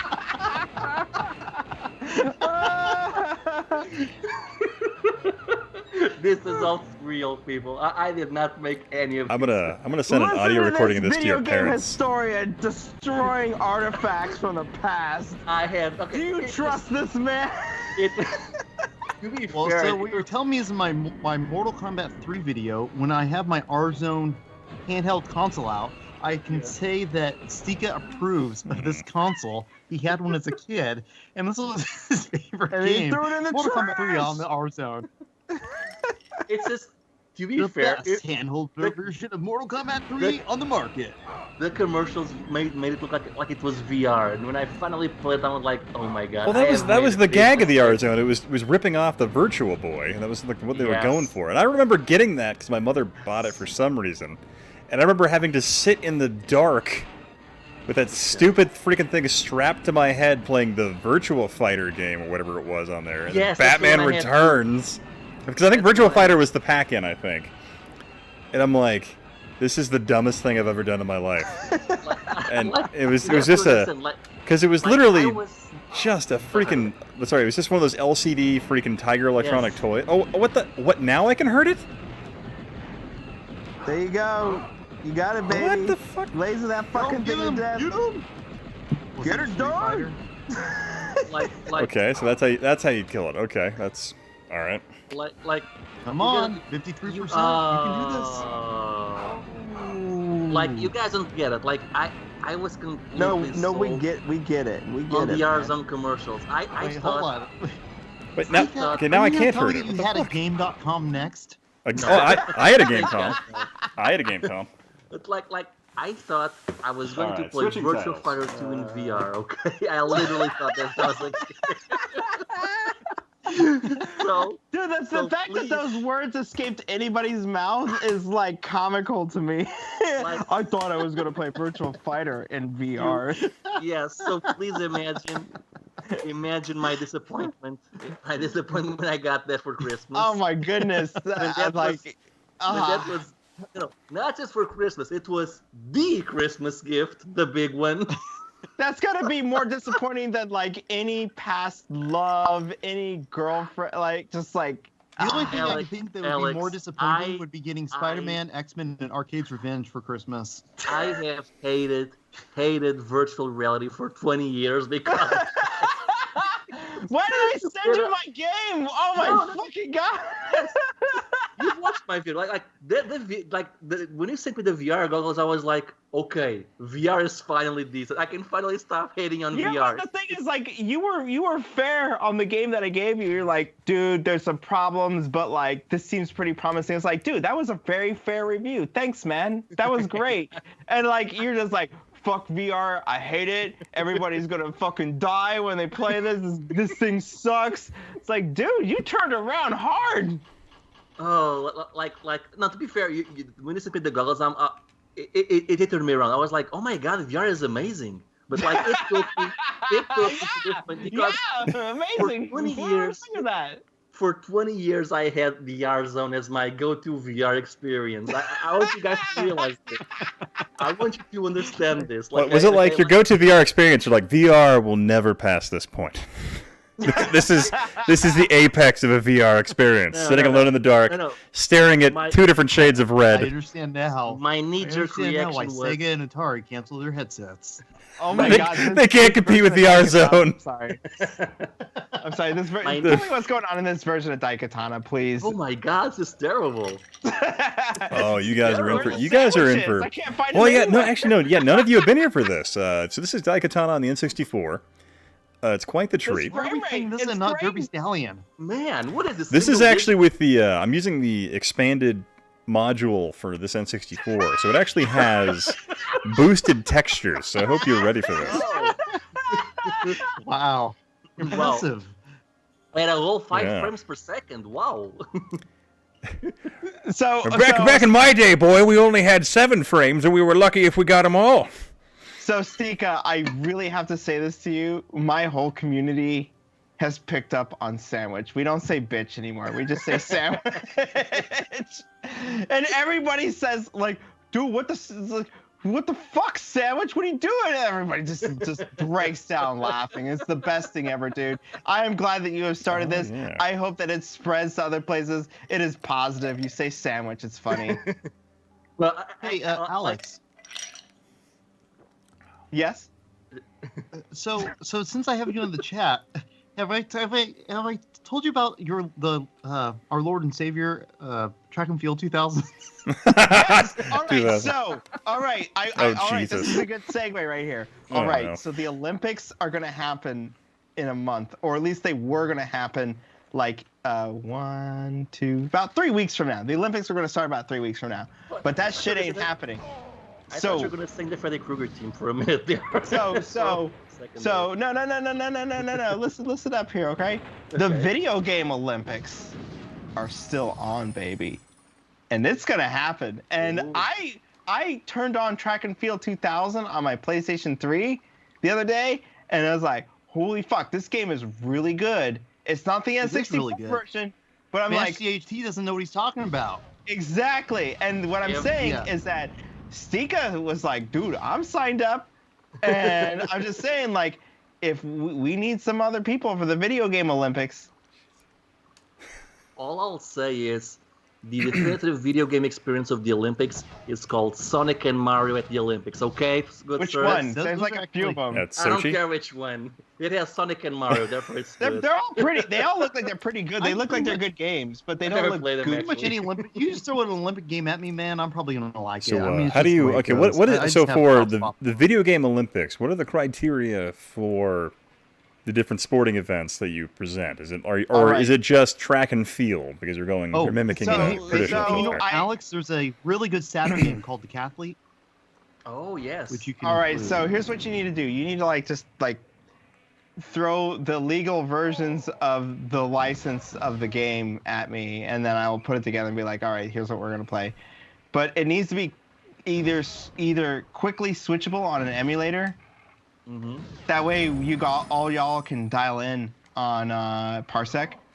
And Stika, I hate to say this to you, but you're probably gonna be at a disadvantage because of latency. Because I'm on the West Coast. I see how it is. So you I want to see make how sure it you have a is. game that's not about timing and about performance-enhancing drugs, where you can just use turbo controllers. Okay.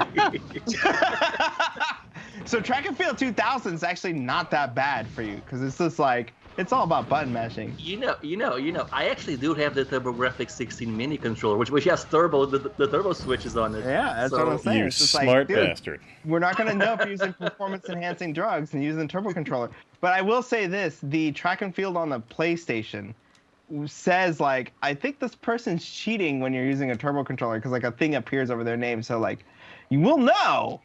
But I mean Totally. there's gonna be nobody to say no, so I mean Alex, it's gonna be a have you fucking played free the for all. N64 version? No, I haven't played it yet, but I played the Dreamcast version and the PS2 Was it version. Track I'm like, Field okay, 2000 on DC? yeah. I thought it was PSX and 64. Oh my- PlayStation 2, N64, and Dreamcast. It's one of those games, man. Really? Yeah. Man, I guess I need to look into this game a little bit So more. that's Would the appear thing, you yeah, need exactly. you need to send a letter Version. saying, "Excuse me, Smash Chief. Unfortunately, you are ignorant of your opinion. I need to address it I know because you guys- clearly I didn't know address all y'all the." like to talk about Smash JT and all this stuff, but I'm just telling you that the video game Olympics don't give a fuck about if a game is good or not. It's all about the competition in the sport. Well, we care about the game being good, and Track and Field 2000 is a great game. I mean, Yeah, good Track and enough Field that 2000 I wrote seems a like a strongly really worded legit DM sports game. Smash. What was that? It seems like a legitimate sports game, all right? I played it, I'm like, all right, this looks like it's gonna be really good if there's 4 of us and I make little wrestling intros for everybody and we just fucking do it. Sounds good. Okay. So I know this- Stika was like, dude, I'm signed up. Yeah, I am signed up. You can bet on it. Nobi, if I said Track and Field 2000, does that sound good for you for the Olympics weekend? My only issue is I don't know what weekend you're talking about, and sometimes I work weekends. So if I'm free, I'm definitely game to school you all on a little bit of Track and Field. I would love to be beat in a game, please. So the Olympics Well, were it's supposed to probably happen the on the only game weekend I of can the actually beat 25th. you on. What was that? The Olympics were supposed to happen on the weekend of the 25th. That seems like a legitimate time to say the video game Olympics are the Human Interact video game Olympics are happening. You're gonna have to get some contenders. You're gonna have trials. Make sure people are really able to compete at a high level.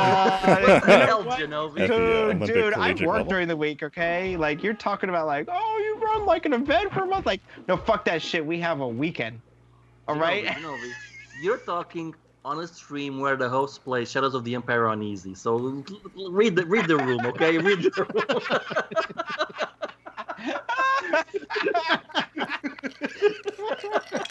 All right, fuck you, Stika. You host it. Bye. Ian, I'm just saying, the video game Olympics need a contender here. We need All someone right. who can mash a square and circle really fast. Oh, you're fucking. Just You saying. got it. I'll be your man. What day are you doing that? Yeah, I was thinking the 25th, the Saturday. Maybe. Actually, wait. Shit. No, I'm gonna be in the desert. No. Well, okay. PlayStation? Well, Well, I think it's the week after us. Wait, no, I can't say. I will See, here's be. the thing, like, I will be in the fucking- desert from the 25th through No, mid-August. guys, is that a Sega Saturn on screen? Now I'm that's serious. Look at the it looks like a console. I'm sorry. It looks like No, it's a Sega game Saturn. com, okay? Just, I'm like, gonna refill my drink. I'll be Actually, right looks like back. a CD-ROM.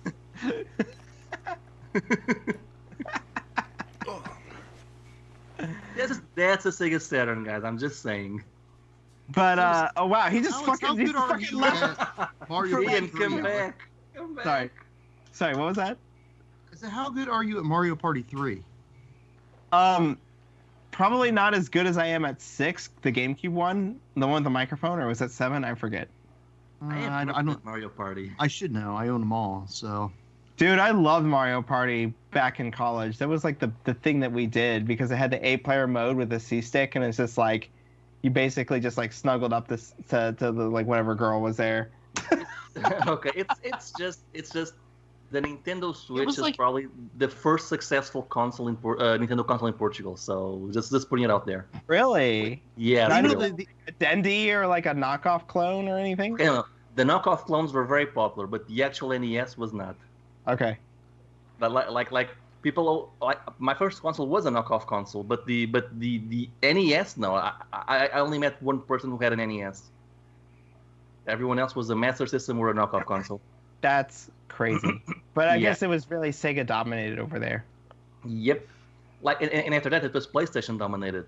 Like GameCube, Wii U, you would not see that very often. Like Well- really, really rare. It just seems to me that like Sony had a better system out there than and Sega did too, better than Nintendo. And Nintendo really like picked their winners because they Well- only had so many resources. Well, I mean, like the thing is, you remember when the PS3 launched and people were saying it had no games back in 2006, 2007? Yeah, I was just entering the game industry around Yeah. there. But The PS3 outsold the total sales of the Xbox 360 and Wii combined in 2 months. And remember this, the PS3 launched in Europe in 2007. So in 2 months, it caught up to the entire year of the Xbox 360 and Wii. So a funny thing is that Sony's brand name was always strong in Europe. Mhm. And in the US, it was starting to falter in the mid 2000s because their cameras were not great. Their TVs were overpriced compared to like what Samsung and LG and all those other guys were doing. And so like Mhm. that makes sense. But for whatever reason, Sony's brand was very strong in Europe. So that makes a lot of sense to me that like you're like, hey, Sony did good in Europe because like it was more 50-50 in Europe, even though 360 was like crushing it. And like in Japan, it was like all PS3. There was like no Yeah, 360 there. Yeah, like I will admit that I prefer the 360 over the PS3 when looking back, but they're both great systems and I own both. I can say this just as a developer, we made our main systems development Xbox 360 before we were like wising up and being like, hey, we should just be on PC and then port to all these other systems later. Yeah. But it was just because the unified 512 megs of RAM made it so much easier to develop for on 360. And then on PS3, it was just like, well, shit, you have this 256 split memory between CPU and GPU. And it's just like, well, fucking figure out how to fit it in later. And it's just like, you'd hire like one or two, like basically like demo scene coders to like fucking make it work. And then they would just like do some crazy shit. And you're like, what the fuck are you doing? And it's like, blah, blah, blah, blah, doing this and doing this SPUs and putting this in the L1 cache on these things. Like, fuck it, nerd. Just like make it happen because, you know, because you're just trying to make money. You're just trying to like ship a fucking game, you know? I'm imagining Alexander on a board meeting with a suit. The programmer's being like, "Oh, we did this and this," and you're like, "Fuck it, nerd, just do it, get it done." Yeah, but that was the thing. It was just like PS3 was like, I think I want to say like worldwide was like 40% of sales, but in the US it was like 20%. It was like so little because of how much 360 was just like crushing the game. And it's just like, look, just put it on 360. That's what you're going to demo on. That's what everybody expects. And like the only people who are going to review the PlayStation are the Europeans because for whatever reason they think Sony's great over there. Yeah, like it was weird. Like I remember like when I switched the Xbox 360 because I'm like, like the PS3 literally had no games in 2007, and people were like giving me weird looks, like, "What's an Xbox?" Like I would literally get this question: "What's an Xbox? What's a Wii?" Like you get like the word PlayStation did not mean PS3. The word PlayStation meant console. Yeah, man, it was like That's how it was in was the games, early yeah. 90s in the United States, where you said Nintendos, and it was like, oh, video games. Yeah, Nintendo. Yeah, exactly, It was like exactly. you could have a PlayStation, like Nintendo PlayStation. I remember people saying that, like, yes, a Nintendo PlayStation. Yeah, my mom was like, "Are you playing on your PlayStation, Xbox?" And I'm like, "Yeah, Mom, Yeah. I am. Yeah, that's what I'm playing on." All right, there's a wall of text here. Can you explain what's going on here? So I put on a game called, I think it's like Nose Gunner, Knife Edge, or something like that. And yeah, just playing this one. I picked it up the other day, so Should I drink up right now? Should I go get another drink? yes. Is this a good time? All Yes. right.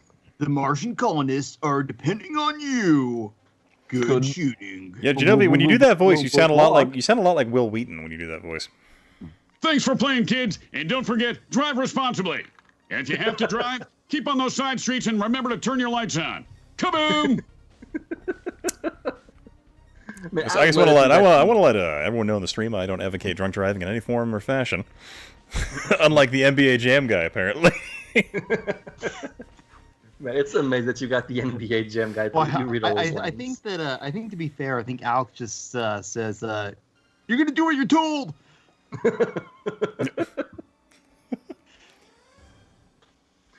Seven Battle of Doom says, "I'm considering buying an R-Zone to cosplay as a Yes. Universal Soldier character." Yes, I Oh, love that yeah. idea. Everybody Okay. should own an R zone. Let's I just should probably be point fair out about this. another reason why I like the R-Zone, why I wanted the R-Zone, was Dragon Ball Z. Oh, to get a scouter. Yes, the scholars. It's over 9,000. It was the perfect storm of 90s, and why I wanted it. And then, Oh like, shit, I you're hated it so Portuguese, so you much. have access to shoulder pads, so you're already radix. Shit. Yeah, and yes, Reddit actually was my favorite Saiyan because of the long hair. So you just keep hitting the nail on the nose. Well, this The hell game's on already that winning. We have a really nice color palette of brown. You know, I'm really I'm really appreciating it. You know, I'm just Is that- realizing that 64 does brown. You know, really Nintendo well. knew Yeah. that the human eye can differentiate more colors of brown than it can any other color. So they knew if they made that the primary graphical point of this console, that they would have an edge on just about any other console of that generation. I mean, just look at all this brown. Okay, it's a shame April Fool's was already over because I want to make a video about this. I want to make a video about this. Brown. From Brown Town. From brown. From Brown Town. We need to make a parody video. My God, on there's this, so much please. text in that intro. Holy crap. Is this is it repeating or is that more text? I think literally more text. From downtown! Oh my goodness. Sorry, I Is it a heard someone racing say game? downtown. No. So what's going on? Jesus Christ! And I thought Shadows of the Empire looked bad. And I thought Shadows of this the game looks a Empire little bit looked better. brown. I feel like this is like one of the aircraft from freaking Aliens. I actually don't remember what they look like. Oh, the dropships? Yeah, I don't remember it's- what they look like. A lot like this, but except the wings are going up as opposed to down. That reminds me, actually, that while we're talking about dropships. Last month I was playing ground control, Ian. So I'm like, I'm Oh, gonna fuck search yeah. on YouTube for reviews on ground control. You were saying Turns out- you found mine. Whoa, Yeah, the frame rate on yours- this is so good. Actually, it's not bad actually. Well, I remember, Like yours was the first review that came up when I searched for ground control. Oh, wow. So yes, Ian, you got the monopoly on that one. nice. So that all 800 views that video got. Yeah. Yeah, let me check. Ground I don't know. My favorite thing about that one was People are desperate for ground control videos. yeah, all those people Yes. that really need that ground control. But I thought what was really funny was I spent way more of that video like just basically reading the gospel from the manual for the game because I was way more yes. amused of like the story about the rise of the The crazy Because- cult conglomerate. Because I'm like playing the game, like I already finished the game, and I was halfway to the expansion campaign. I'm like, where's he getting this information? Because none of this is in the game. It's not. Like, It's they all. don't It's all in the address manual. any Like, of there's a that. big ass thing in the manual. Like, really? Like, because I remember, like, I didn't read the manual the first time I played the game, and I'm like, this is all in here, and this seems like really important information that would really make the story, and none of it's mentioned in the game at all. So two things here. One, this looks like a CDI game, though much worse because the CDI had better graphics. And two, Seven Beatles of Doom is asking, did anyone make an R-Zone emulator yet? Oh dear God. Oh dear God, no! Please no. I'm pretty sure there's some tragic story where the guy that was doing that, his wife left him, or something like that. Where so she's like, No. he's like, sweetie, I need you to come. He's, you don't understand. I gotta finish this R-Zone emulator. It's really important. And then his life fell apart. Friends And they don't let friends found him with an break the R-Zone R-Zone, strapped okay? to his head. Later. Apparently your friend should stop you from making an R-Zone emulator because it's like, dude, you want to lose I your have wife? no friends. Dude, you're Okay. dude, you sure you want to do that? No, I was no. homeschooled. I did not go to school. I was really awkward as a kid. Okay, I'm sorry. You heard it here. The R-Zone made you weird. Oh, Just blame it on the R-Zone. Oh, don't talk to him. That's Sticky. That's the weird kid. That's the R-Zone kid. Just ignore him. Hey, Frankie is going to play Virtual Fighter on the R-Zone with me? Hey, you want to wear my headset and play Virtua Fighter on was my there two-player R-Zone? support on the R-Zone? Wait. Yes. I think. You could link two together. I thought. Yes, I think so. I think. I might be misremembering this. I thought you could link two together. I think you can. God, But I like legit fighting feel like I'm Squidward playing and Chaos R-Zone. Control on the CDI right now. This is yeah. Here's a little tip. Better turn the RTX on for that one. Jeremy Dixon is saying that MAME can emulate the R-Zone. Oh wow, that's a shame. Tiger handheld through mess that includes the R-Zone. So Well, that exists. that's a thing. Well, that's a That's a marriage that's thing. been broken. It's Oh my god, I'm sorry, I'm joking about there's this. every time you launch R-Zone on Sorry, MAME, is that there's story real? blood on Is your that head. story real? No, God no. Okay. Maybe. I don't know. I wouldn't put it past anything. Dude, Yeah, like when I was in the game industry, there were so many marriages that were ended just from just like dudes that just like I'm here all the goddamn time, and it's just like, oh, my wife left me. It was like, well, why? It's like, 'cause I'm not fucking there ever, and I believe it because like these would be guys that you just like you'd show up at like really early in the morning in the office, and they'd fucking be there, and then you go home and eat dinner, and like you'd come back really late at night, and they'd still be there. Is this crunch we're always hearing about? Yeah, all this crunch you're hearing about it, like it's real, it's legit, and like for me, I was able to avoid a lot of the crunch, though there was a time, I guess my worst crunch story, which is not as bad as like some other people, I was given, I want to say like 3 or 4 weeks to finish all of the cutscenes in Saints Row: Get Out of Hell. Mm-hmm. And there were like 14 cutscenes that were all 2 minutes each. And just so you know, like typically like each one of those you would spend like 2 to 4 weeks on. Oh. Yeah. So it was just like I just basically told everybody at home like goodbye, I ain't coming back for like but the good news is these all have to be shipped in 2 weeks. So I will be back home by then. Doesn't matter how bad I make them, they're gonna have to go with it. Yeah, exactly. It's like it doesn't matter how bad they are. They're fucking shipping, baby. And so it's like, but there's other guys where it's just like they crunch for like 3 months and they just live at the office. And then it makes sense why like people's wives and spouses are just like, fuck it, I'm done. Because it's just like you come home and like you don't even care about anything because all you can think about is work and you have crunch dreams. Crunch dreams are the greatest because it's just like you're in a game and you're using like we called it slew, which was just like free camera. You would break away from the game player and you could just fly around and stuff. And like you would have crunch dreams about being in slew in the game because you were just doing that for hours on end. And you'd go to sleep and you would dream about what you were working on, which was like insane. For those of you in the chat who don't know, Alex worked on the Saints Row series of games. And that's the thing, like crunch just happens, right? It's just like it's a part of video games because it's just like once you set a release date and it's just like, well, fuck it, we got to ship this to hell and high heaven.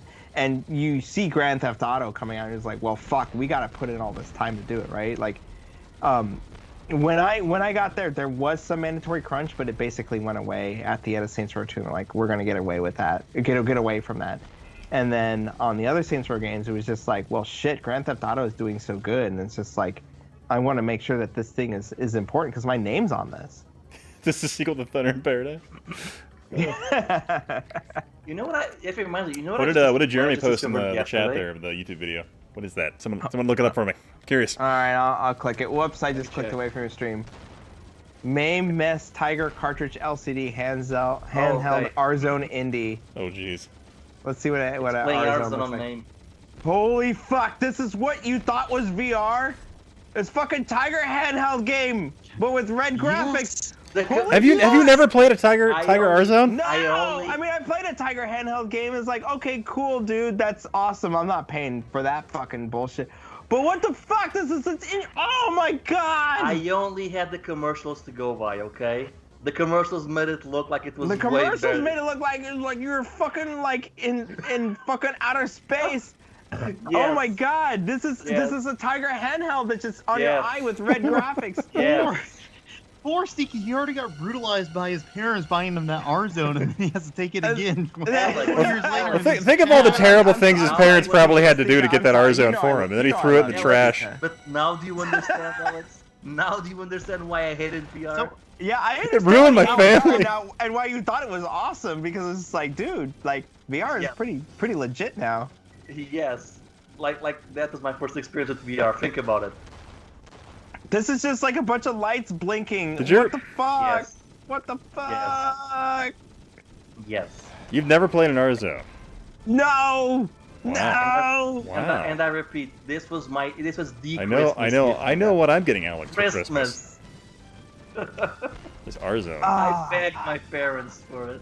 Thank you for the video, but also, oh man, like, all right, let me look at these N64 graphics to watch. Oh yeah. 64-bit, yeah. Oh, you're good. These fucking N64 graphics, they're so silicon graphics. Man, I'm ready to shoot at her, I yeah. love the copious amounts of brown in this game. Oh, yeah. It's grays and Hey, browns. there's a fair Yeah, amount that's of a green in nice here, man. speed, Come man. on.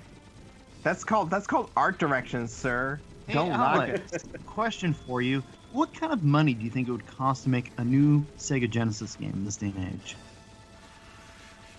Okay, so where do they live? Do they live in San Francisco or do they live in like Czechoslovakia? Me. Like a guy like me, if I had like an idea that I want to flesh out and hire somebody to program it, et cetera, et cetera. All right, so you can do it remotely, which means if you don't mind dealing with somebody who's in another country and being on a different time zone because of that, you might. Well, okay, scope it out for me. Like, just describe the game to me. What is it? Well, I have two ideas. One of them is an auction-based game, and the other one is actually, let's just say like Streets of Rage style, but not really. But that's probably the best way I can explain it. Streets of without- Rage RPG.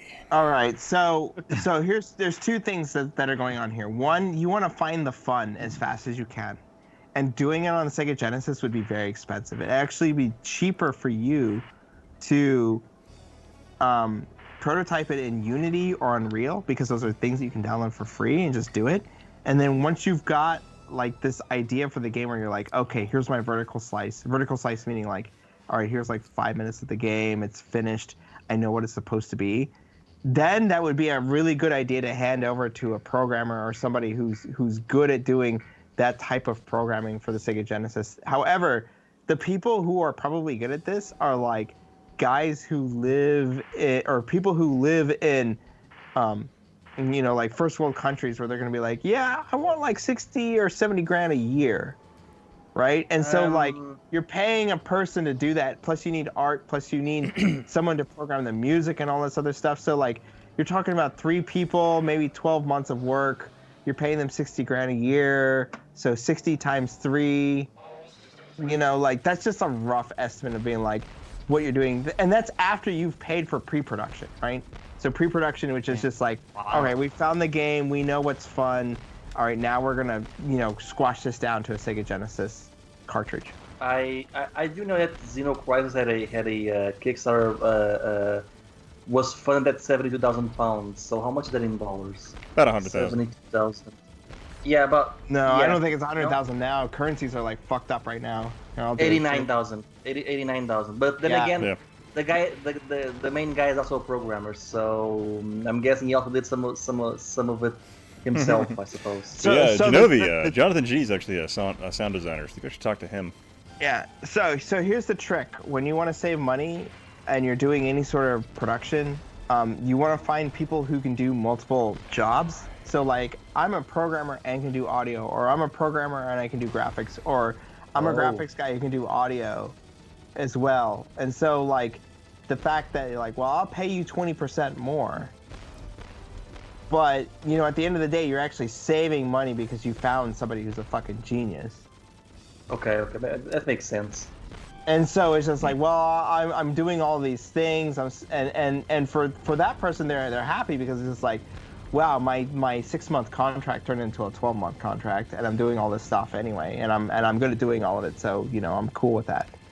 So I mean, when you're making these games for older systems, it's kind of hard to predict because there's some programming skill, and there's like a kind of like an intangible or a je ne sais quoi about, you know, these people who are putting together these programming things, because like, you think about like demo scene coders who are just like putting together shit, like those are the kind of guys that you'd want to hire. And the question is like, are these guys making like 200 grand a year in their cushy San Francisco job already? And the answer is probably yeah, because like that's what these guys are, who are typically doing demo scenes, or they live in like Sweden and they're doing something else and they're just like, fuck, I wish I could do this. So it really just comes down to like, is there somebody out there who's just like, fuck, I'd rather work on your project than this stupid, boring thing that I do every day that makes all the money. Yeah, If it helps. Activate the Complex is his knife edge. If it helps, I do when I used to do streams. There were a lot of Brazilian Mega Drive developers working on projects, so it might be cheaper if you look down that avenue, I believe. Yeah, You know, that's what I was saying. It's just like any of these countries that have any sort of like socialized anything, like those developers there are okay with like taking on more risk, because if the game doesn't do well, it's like, oh well, like the government's going to take care of me. So that's why like American developers are actually really bad for these really risky projects. Like no dig against them in terms of their skill, but it's the mentality that you have at the end of the day of like, well, if this thing isn't fucking successful, then I'm gonna be broke, and now I'm gonna have a hard time feeding myself. I think a more interesting video to do would be trying to make a Sega Genesis game on Fiverr, and using all of that using all of that labor based on just commissioned parts to see what would happen. That would be. I don't know. I think that would be a great YouTube video, and I think you should pitch the idea to Fiverr and see if they'd pay for it. Because Fiverr always loves pushing those random things. Where like, I got this $500 credit from Fiverr to use all these people to see what they can do. Pitch it. Yeah, I'm telling you, Alex, I have this like incredible idea I've never seen executed for a beat 'em up game, I think it'd be a game changer to see it happen. So then, I want to stop you right there, and I just want to say one thing. A man named John Carmack, who's a really smart programmer, basically said, and he posted this on when he did a talk at Facebook, and he basically just said like, hey, look, ideas are not cheap. However, they should not be taken as like, hey, look, a lot of people can actually generate ideas, but the execution of those ideas are everything. Oh yeah, well, sir. And like, if you have a bad idea and you execute it well, you'll do okay. And you have a great idea and you execute it well, like, good fucking job, because like both of those things go together. So at the end of the day, really what you're paying for is time management, money management, and the execution of those things. And so if you're actually able to manage those things and make sure that everything ships on time and that you don't blow past your budgets, and you can find the right talent to do those things, then yeah, your idea can become a thing. But the reality is that you want to budget and prototype as cheaply as possible as you can, and doing it on a Sega Genesis is not the way to prototype. Like the Unreal Engine or Unity Engine, which are free, which you can put together and find the fun as quickly as you can. Like you want to do that with the cheapest amount of dollars as you can, because finding the fun takes time. It doesn't just happen where you're just like, oh man, this thing is fun, because like you have this great idea, but you'll put it together and be like, man, this thing's not fun, and you got to solve a lot of problems. And so you want to solve those problems as cheap as you can, because time is your enemy. And then once you've got the master design down, you're like, okay, look, we know this is fun. We got this in a prototype. Then you spend the extra money to get it into that hard to get spot. And that's doing the 6502 assembly, where it's just like, all right, this is where like somebody who has like a really specialized skill has to do all this shit and get it in there. Actually, I think it's 68,000 Motorola. Yeah, you're right, 68,000 for Genesis. 6502 is Super Nintendo. NES, I think. Also, I feel like I'm on a TED Talk right now. This is really interesting to me. I mean, it's just game development, right? Like, it's all about. Think about it. Like, you're making a cake. Game development is like making a cake, and you want to make as many cakes as you can, as cheap as you can, before you spend all your money making that cake look really fucking beautiful. It's like a wedding cake. It's like a wedding cake. You're just like, you're baking a bunch of things, you're making a bunch of different frostings, and you're doing it as cheap as you fucking can with all the shit that you've got in your cabinets already. And then you go, okay, I got the right frosting and I got the right cake, and I'm just gonna tell somebody like, all right, if you do all these things, you're gonna have an amazing cake. Now give me $1 million. Okay, that does make sense. Like, I have because I never realized just how expensive or even how risky making a Mega Drive game could be. It probably would be, because when you look at doing assembly programming, it's not quick, and to get speed and everything, it's just like you want to remove as many barriers as possible.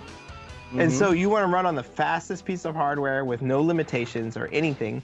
And so you can just be like, all right, I've got all these things figured out. And once you've got that figured out, then you say, here's the blueprint. Now figure out how to make this fit into a Mega Drive. That makes sense. Also, Historic Nerd, we played this game not today, but a week ago. And there's a full mouse and keyboard 60 frame per second widescreen version of this running in an emulator, and it's fucking amazing. Oh, nice. It was like so easy to play. Oh man, look at you play this controller. Oh, you can't even shoot this guy. Yeah, I just had to remember how to do it. There we go. You're like, oh, I'm so good at shooting. I was like, no, this guy fucking dodged you. Look at, oh, you took damage. He actually, like, he rolled. That was interesting. Like the way he did that. I'm like, oh, nice. I forgot they could do that in this game. Man, Oh god. Oh, it's inverted. It's inverted. Ugh. Oh man, this is so rough. Just gotta get my brain back into it. Not ages well. Dude, when I play this on PC with mouse and keyboard controls, I was like, actually, this game's not too bad. And I was like, this is amazing, but it was really easy too, because it's just like, these fucking guys like can't aim at all. Well, gents, I'm gonna head off. Thanks for dropping by, man. Get sleep. Oh, It's late here. I appreciate you having me on. It was a lot of fun BSing with everyone and everyone in the chat. Same here, man. Yeah, for those who don't know, that was Genovi from Retro Gaming. Yes, sir. Retro Impressions. Yeah. What's up, Alex? Just really quickly, how do I reach out to you for this Track and Field 2000 for Video Game Olympics? Just DM me on Twitter. That's probably the best way. I always, all right. Even if I don't get into my comment section on YouTube or anything else, I'm typically on Twitter. Well, I'm just saying, let's arrange this. Maybe you should be part of this so that I can lose. Yeah, you know, I would if love to you- lose if to you you. have- It would make me very happy. Yeah, and I actually could care less, but I would still love to play. You know, I'll tell you, if you have any hope of beating me, though, it's going to be on that, like the gymnastic events. If you can get good at those, you might stand a chance. Otherwise, there's All no right, chance. all right. There's a challenge. There's the gauntlet right there, folks. Well, the real issue is, can I connect a 64 controller to Parsec through my computer? Because if I have one of those controllers, I'm going to be able to kick your butt. Otherwise, I fear that I might not be able to grip the controller Well, properly. there are- If it Smash works that as an A and B input, button. X input in controller, you're good to go. They have USB Yeah, and USB 64 ones. If it options works that as connect the Parsec. Yeah. yeah, if it I'll do works that. as X input, you're good to go. Okay. All right. Well, I appreciate it once again. Yeah, and, later. Ian, I'll see you online Bye-bye. tomorrow. Yeah, thanks for dropping and by, man. Everyone else, have a you, fantastic Genovi. evening or morning or whatever Yeah. it is. Yeah. Take care, guys. Morning. Good night. Thanks, Okay, bye-bye, Shinobi. man. See ya. Oh wait, you have to jump in the back of the truck. Man, Genobi. His last video was so good. I can't believe how criminally underrated how many few views his episodes have. It kills me because like he puts a ton of effort into his videos. Yeah, Oh yeah. agreed. And it's not even his full-time job. Like I'm not even doing that type of shit on YouTube videos, and like I got a full-time job too. I think the thing is, the way YouTube it works right now is like, I feel like you have to put out a video like every week or every 2 weeks now, or else it just punishes you. I don't know. I know I've seen some YouTubers who manage to put out a video like once every 3 months, and somehow it's successful. But they seem to be the exception these days. Yeah, actually, that's really good. I should put Genobi's channel in chat. Like, everybody in there should subscribe. If they're not subscribed, fucking just go do it now. Because, like, Genobi's videos are really awesome. And, I mean, so are Historic Nerds, and so are Stika's videos. Don't you lie But to I'm- my face. Dude, Stika, I like your videos, I'm dude. kidding, man. I'm kidding. You say I don't. You say I don't like your videos? see, he's honest. Yeah. Jesus. I'm hearing here. What's going on here? Dang, you're just harsh, man. You're an asshole right to his face. Oh, he's just having his revenge because I called him out on playing on easy. Oh mode. yeah. I will kill you. Yeah. The next time I see you in Portland, I'm just gonna punch you right in your nice Portuguese Oh man, face. don't remind you know I still haven't gotten like the money I invested on the plane ticket back. But did they give you at least a credit or something like Really? that you can use later? Or? They're saying because of the whole COVID thing, they're only handling plane tickets that are happening in the next 7 days. So I'm waiting for my time to claim it back, and we'll That's see how fucking that goes. bullshit, dude. I Like, am a- everybody got their ticket refunded. Yeah. Like, they have a It is year an to angry redo drunk it. now. Yeah, No, I just like to physically threaten Stika, apparently. That's just my thing. That's my go-to. And it wasn't cheap. You know how much I paid for the plane ticket? Yeah, probably like Dude. $2,000 or something like that, I bet. Jeez. Probably. 1,200 euros. So that Yeah. would mean About that would $1,200. mean It's to pretty- USD. That's pretty it's- close. I don't know, Thir- currencies are all fucked up 1,300. right now, Yeah. but still, 1,200 $1,300, euros is a lot of money. No, Yeah, my yeah. plan is when I see Stika in Portland or when we get them there, I'm going to buy him so many drinks. There we go. Yeah, dude, Stika. All right, so here's the thing. If I can only talk. Portland, when Portland Retro Gaming Expo happens, it's gonna be fucking amazing. And here's the thing, it's gonna be in 21. All this shit's gonna blow over. Things are Yeah. gonna be a lot better. I'm predicting that things are gonna be a lot better, I hope and so. I'm very optimistic. I think that they will be. And when we all get together, it's gonna be a fucking great time. Fucking Yahel will find the power cable for CDI. We'll fucking get together. You read the comment, you read the chat, didn't you? I was laughing so hard at that. Ian says Jonathan G- Portuguese. Jonathan- Portuguese. Portuguese. You know the funny thing though? when I had the trip set, I'm like, oh, I want to try every fast food chain we don't have here. Oh, so, God. Oh no, you're not gonna do that. No, we're gonna eat good food, dude. Portland has good food. Do not cheap out on me. Do not do that I wanted bullshit. We're I like, wanted to I at want least Burger try King. 5. It's like, well, No, we bye. We have Burger King, but I wanted to at least try Five Guys All right, Five Guys. I will go to Five Guys. Five Guys. and those Mexican fast food restaurants you have, like Chipotle's or whatever. No, You don't have those. no, No? go get fucking midnight tacos on the street. Come on, get Or some that, street but tacos. that works Don't for go me to too. some chain. What are you doing? We don't have those Go here. to some chain. know- Oh no. Did you know we had the first Taco Bell launch in Portugal like 2 months before COVID-19? Oh my god. And I tried it and I loved it. and here's the thing, the line Yeah, you to loved it, Taco but Bell, then your butt like 4 hours later is like, oh. Oh yeah, Los Betos is pretty good in Boise. But here's the thing, the line for Taco Bell was huge. Like it ran across the block because everybody wanted to try Taco Bell. I'm serious. Like it was new. No, we didn't have Taco Bell here. We saw it on movies for 20 years, but we didn't have it here. So we finally got to try it. You're like, oh god, the favorite movie in freaking Portugal is Demolition Man with only Taco Bell. No, because Demolition Man in Europe said Pizza Hut instead of Taco Oh, Bell. you're right. Damn it. No, but if you said Kung Pao, then maybe yeah. Kung Pao has a Taco Bell commercial in the middle. Where they all start singing the Taco Bell theme, I think. Man, the auto aim on this is so harsh. Man, I'm sorry, but Fucking this game console is- shooters. yeah, N64 shooters have not aged well at all. Oh, I know. You know the funny, you know what shooters have aged well? Quake. Power Slave. Oh, The original Quake on Yeah, PC. We just played that a few That- weeks that ago. is That aged was well. fucking fun. Oh, I saw the stream post on the next day. Like that seemed really fun. Dude, And- yeah, like Quake is just like you just fucking boot it up. You're like, oh, dude, this is amazing. It's It's so like- fast. I mean, on consoles, like Doom, like first person shooters have aged really well, really well. Nah, any So Like- FPS on a console is probably not going to age well compared to a PC console. I think Power Slave aged well, for example, on the consoles. I need to play Power Slave on Saturn. I know it looks great, You could but get I'm the just saying PS1 like the version, controls look like like they could be bad.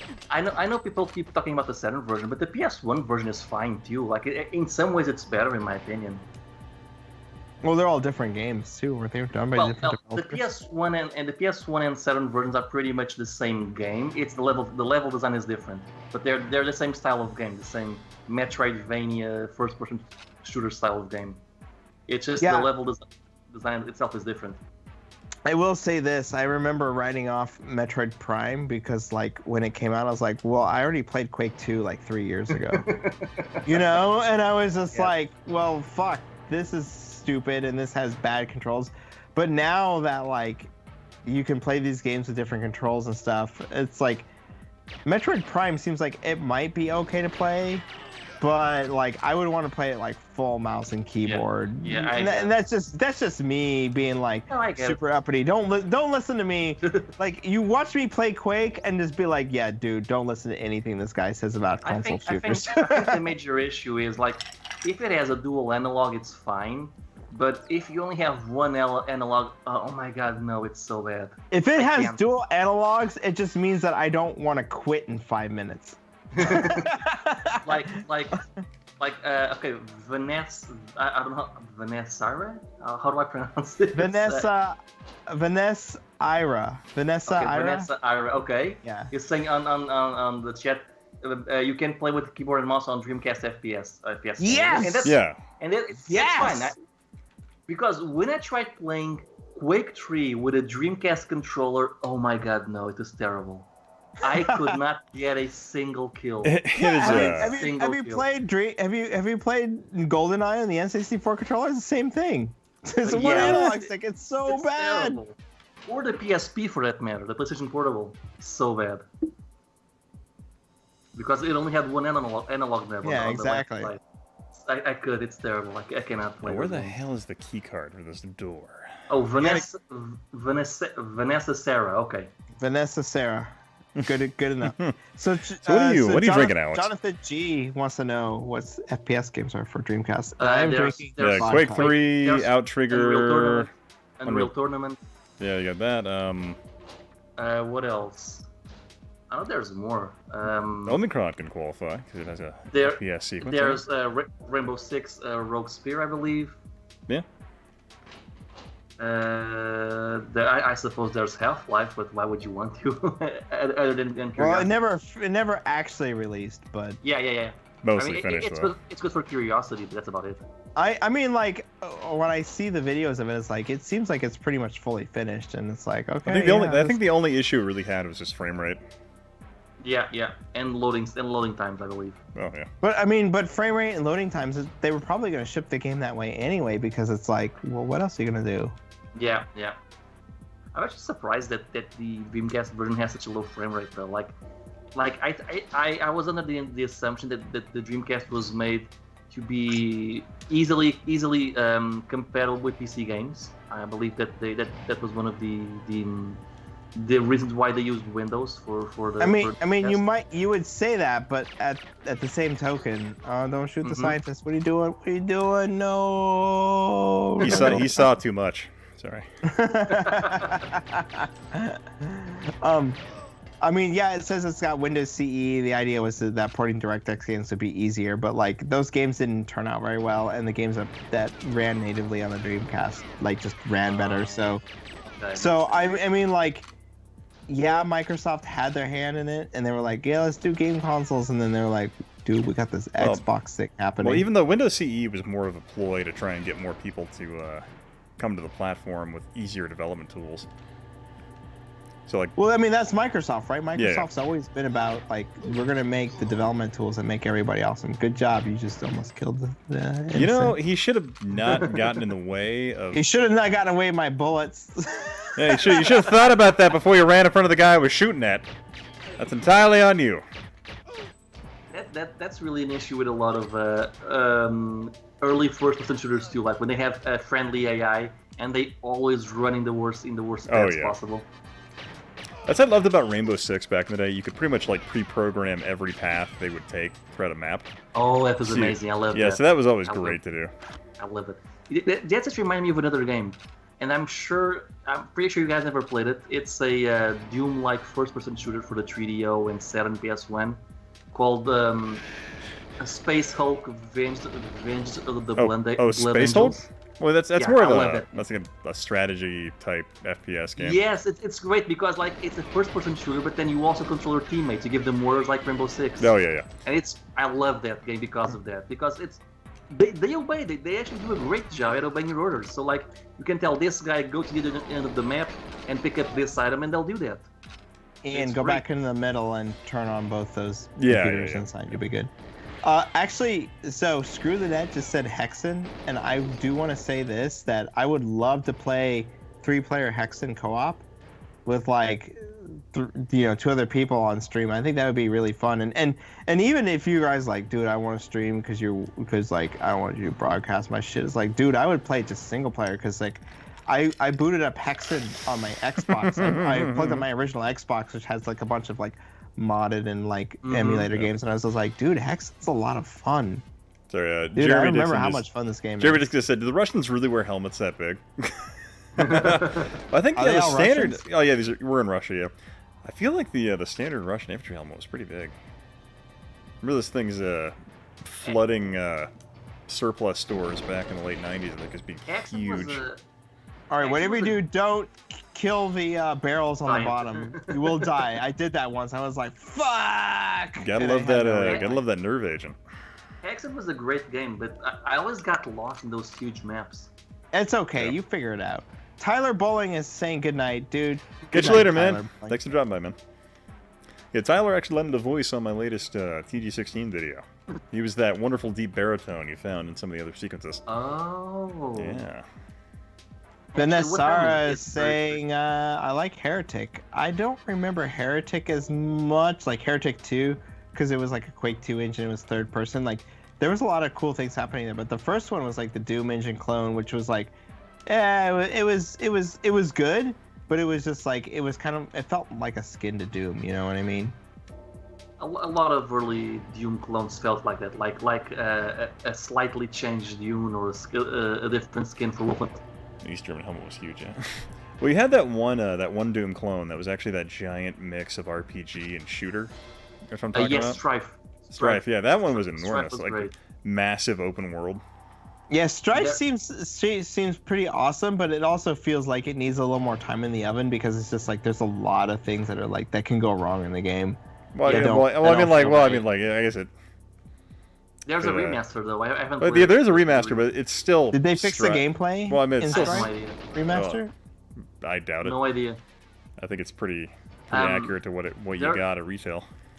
There's also one game I really like, which uses the Wolfenstein 3D engine, but they turned it into a mech game, a slow-paced mech game, and it works really well in my opinion. It's called. I have the big box over there. Let me take a look. Where is it? Oh yeah, I think I need to- catacombs for all games, man. So I'm gonna go ahead and I'm gonna refill my drink one more time. I'll be right back. Iron Assault. Like Oh. the game actually works really well. The engine, like, you don't get the feeling you're Doom on. No, it feels like its own mech game, and it's really fun to play. I just want to just say that again, but I'm gonna let you finish. But playing Hexen with 3-player co-op seems like pretty fucking badass. I'd like to try that. So somebody will have to It is a just- lot of fun. I remember playing it like once a long time ago, but now that like there's Doom source ports for all these games, like playing Hexen 3-player co-op on your PC wouldn't be that difficult. The only problem is you just got to get everybody together at the same time, and I don't know, we're all grown-ass adults, and it's just like, well, fuck, you want me to do this thing? Like, you know. The fact that Ian streams on the weekend is like a fucking godsend, because it's just like, we can just drop in, like, Yeah, say some shit, and then just like, fucking just like, bye! I haven't streamed in a long while. I'd like to try. Why and not? stream Why do you not stream anymore, dude? I I don't know. miss your streams. Honestly, there's a lot of reasons, but one of them was a lot of the time I spent streaming. I could have spent making the videos, and so the videos kept being delayed further and further, I guess. So it just became more difficult. You know, that's the thing for me. Like, I used to do videos, and it's just like, well, now I just stream because I just use it as an excuse to hang out, and I like just. I don't know. Maybe it's just because like I never had a big YouTube channel, so you just be like, oh, I'll fucking give up and just stream and just hang out with people. And like now for me on the weekends, it's just like, who wants to play this game? And I just put on a random game, and like my community jumps in, and they're fucking amazing. And part of my community are people in here right now. So shout outs to everybody who watches Human Interact and does all that. So And you guys are amazing. like to be fair, with me it's a reverse. Like my streams did okay, but like. Okay, not that I have a hugely successful YouTube channel, but it is where most of the success goes, at least. Yeah, that's the difference. It's like if you've got YouTube doing things for your linear content, they don't care. In terms of like those same audience members is like, dude, just give me your 10-minute video. I don't want to like hang out with you. Exactly. So it's like it's two different things. So it's like if you build your audience on Twitch, they want to hang out and play games and do shit with you. You build your audience on YouTube, they're just like, dude, just give me the fucking cliff notes in 10 minutes. That's all I want. Although the whole saying my channel is successful is a bit stretchy. I mean, I consider 1,000 views a success. So. Yeah. So. Well, that means 1,000 of the people that subscribe to you care enough to watch your videos. And that's quite the achievement. That's awesome, dude. Yeah, 1,000 hits on any sort of like weird retro thing is just like is crazy, because you think about it, it's just like people are like, oh well, whatever. It's like this whole game. It's like, no, fuck, dude, this game's amazing. Penasseria says, you need a voice. Let me know if people say I have a radio voice. Yeah, let me know. If you email me at HistoricNerdShow, just let me know. I'll probably hit you up from if I have a project in the works. Boom. I always need quotes. Oh man, I do want to catch this game, but I also it is 12:30 and I need to get my beauty sleep so I can put on my show tomorrow. Your 4th of July special? Yeah, I got a Oh, 4th of... yeah. Well, so tomorrow is 4th of July, but I'm playing Game Dev Story, which is like this fucking game that's going to be that game amazing. is awesome. That game is awesome. Yeah! I'm glad you're like, dude, I know that. So, Oh, like, thanks anybody for who that. wants to show up for Human Interact, we'll be putting our best Sounds 14-year-old, good. dick and fart joke names on games. So, like, I will be listening to the chat, be like, dude, we got this. It's good. Don't worry, Fart Butts 2 is going to take it and completely change the dynamic of the Fart game. butts, listen to this newbie over Yeah. here. Dude, you gotta go think go with the classics. Fart Butts is a standard not classic, even the guaranteed classic. to get you Fart the Butts- attention you need. No. Listen to this. All right. This is a game where you're on an asteroid and you're gonna blow it up to save the Earth. It's called Tongageddon 2. Is the asteroid called Anus? No. You know what I would do? You know But what I if it's would called do? Tongageddon, then You know you're what I tossing would the do? salad your way I to the would center of go- that core. I mean, there's I only would go on the internet and I would search for all of these Japanese porn games, and I would search which one has the craziest name, which one has the most out there. Will you be awake tomorrow? What at time is it? 5 p.m. Pacific. It is like about 6 hours before now. 6 Tomorrow. No, I'll probably be asleep at that. it's hour. probably Maybe I'll 3 in the catch- morning this time. Maybe I'll catch the very beginning, but not much else. What is it? Too late or too early? It's gonna be like 1 or 2 a.m. for me, please. When You want Oh, to set okay. fireworks off So your we TV? so 5 p.m. is 2 in the morning Wait, Central you European said Standard Time. 6 hour. You said 6 hour. 5 p.m. at 6 hour and 6 hour difference. 2 a.m. I mean- CEST. Oh, 2 a.m. I thought. Yeah, 2 a.m. Yeah, exactly. It's gonna be pretty late for me. Just catch the very beginning and just be like fart Yeah. burger, and then mic drop and then walk out. Oh god. Okay. So I just saw. Okay, no, we can't use this now. I was literally just using my ID and checking for like Japanese porn games. Okay, we can't. We need can't- you, Stika! We can't need do you! This this. is after dark! I am okay, folks. I am going to post the name of this game on Skype, and you guys decide if you want to Alright, use it or not. if we can read it out loud. Oh man, this is Ian. Okay, this is okay. Ian's thing, alright? Okay, are you ready? Are you guys I'm ready? in the chat. Hit me! That's so Hit me! What is it in Japanese or are you translating it to English? No, it's Japanese. It's in English. Sorry. Okay. Sorry. Oh my god, no. Okay, I can't copy, so I'm typing it. I can't even say this out loud. my Holy God. shit, what is this? I cannot say this. I cannot. This is real. Yeah, don't say that out loud. No, I'm not gonna say. But like, how is this a real name? How? Clearly, it's much more eloquent in the native Japanese. Oh, I'm sorry. So- I'm not gonna say this out loud, obviously, but like, how? I was literally searching for Japanese in this game. I'm like, no. Look, here's the thing. Here's the thing.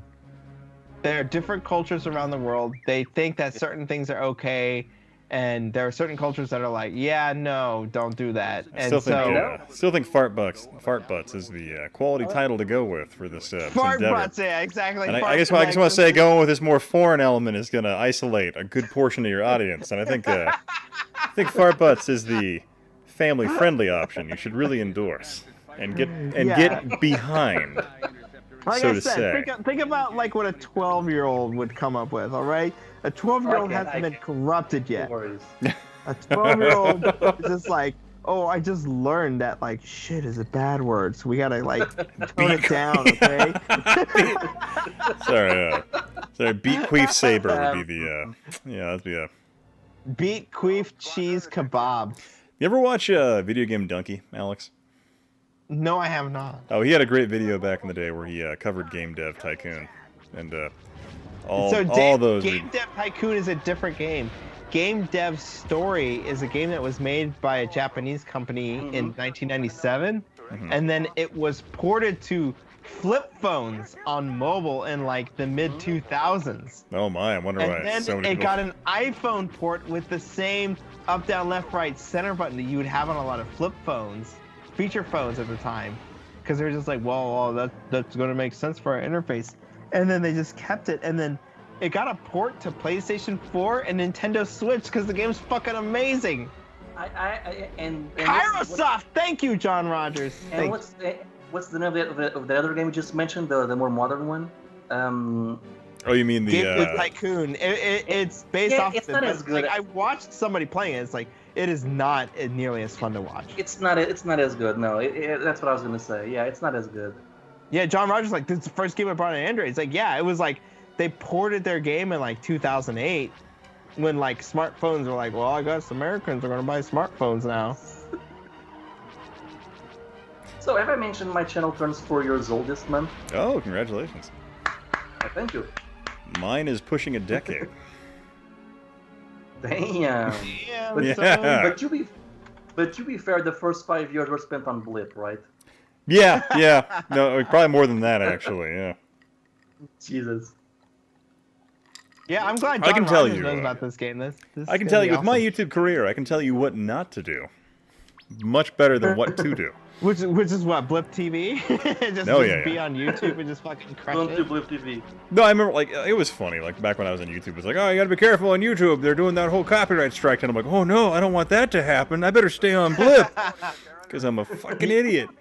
Yeah, I remember that. Like, when I did some early YouTube videos, I was like, well, I better not monetize anything I don't own the copyright on. And, like, I have a video that has 1 million hits, and it's like, shit, I should have fucking monetized it, because I might have made some, like, bucks off of it. That's a couple grand right there.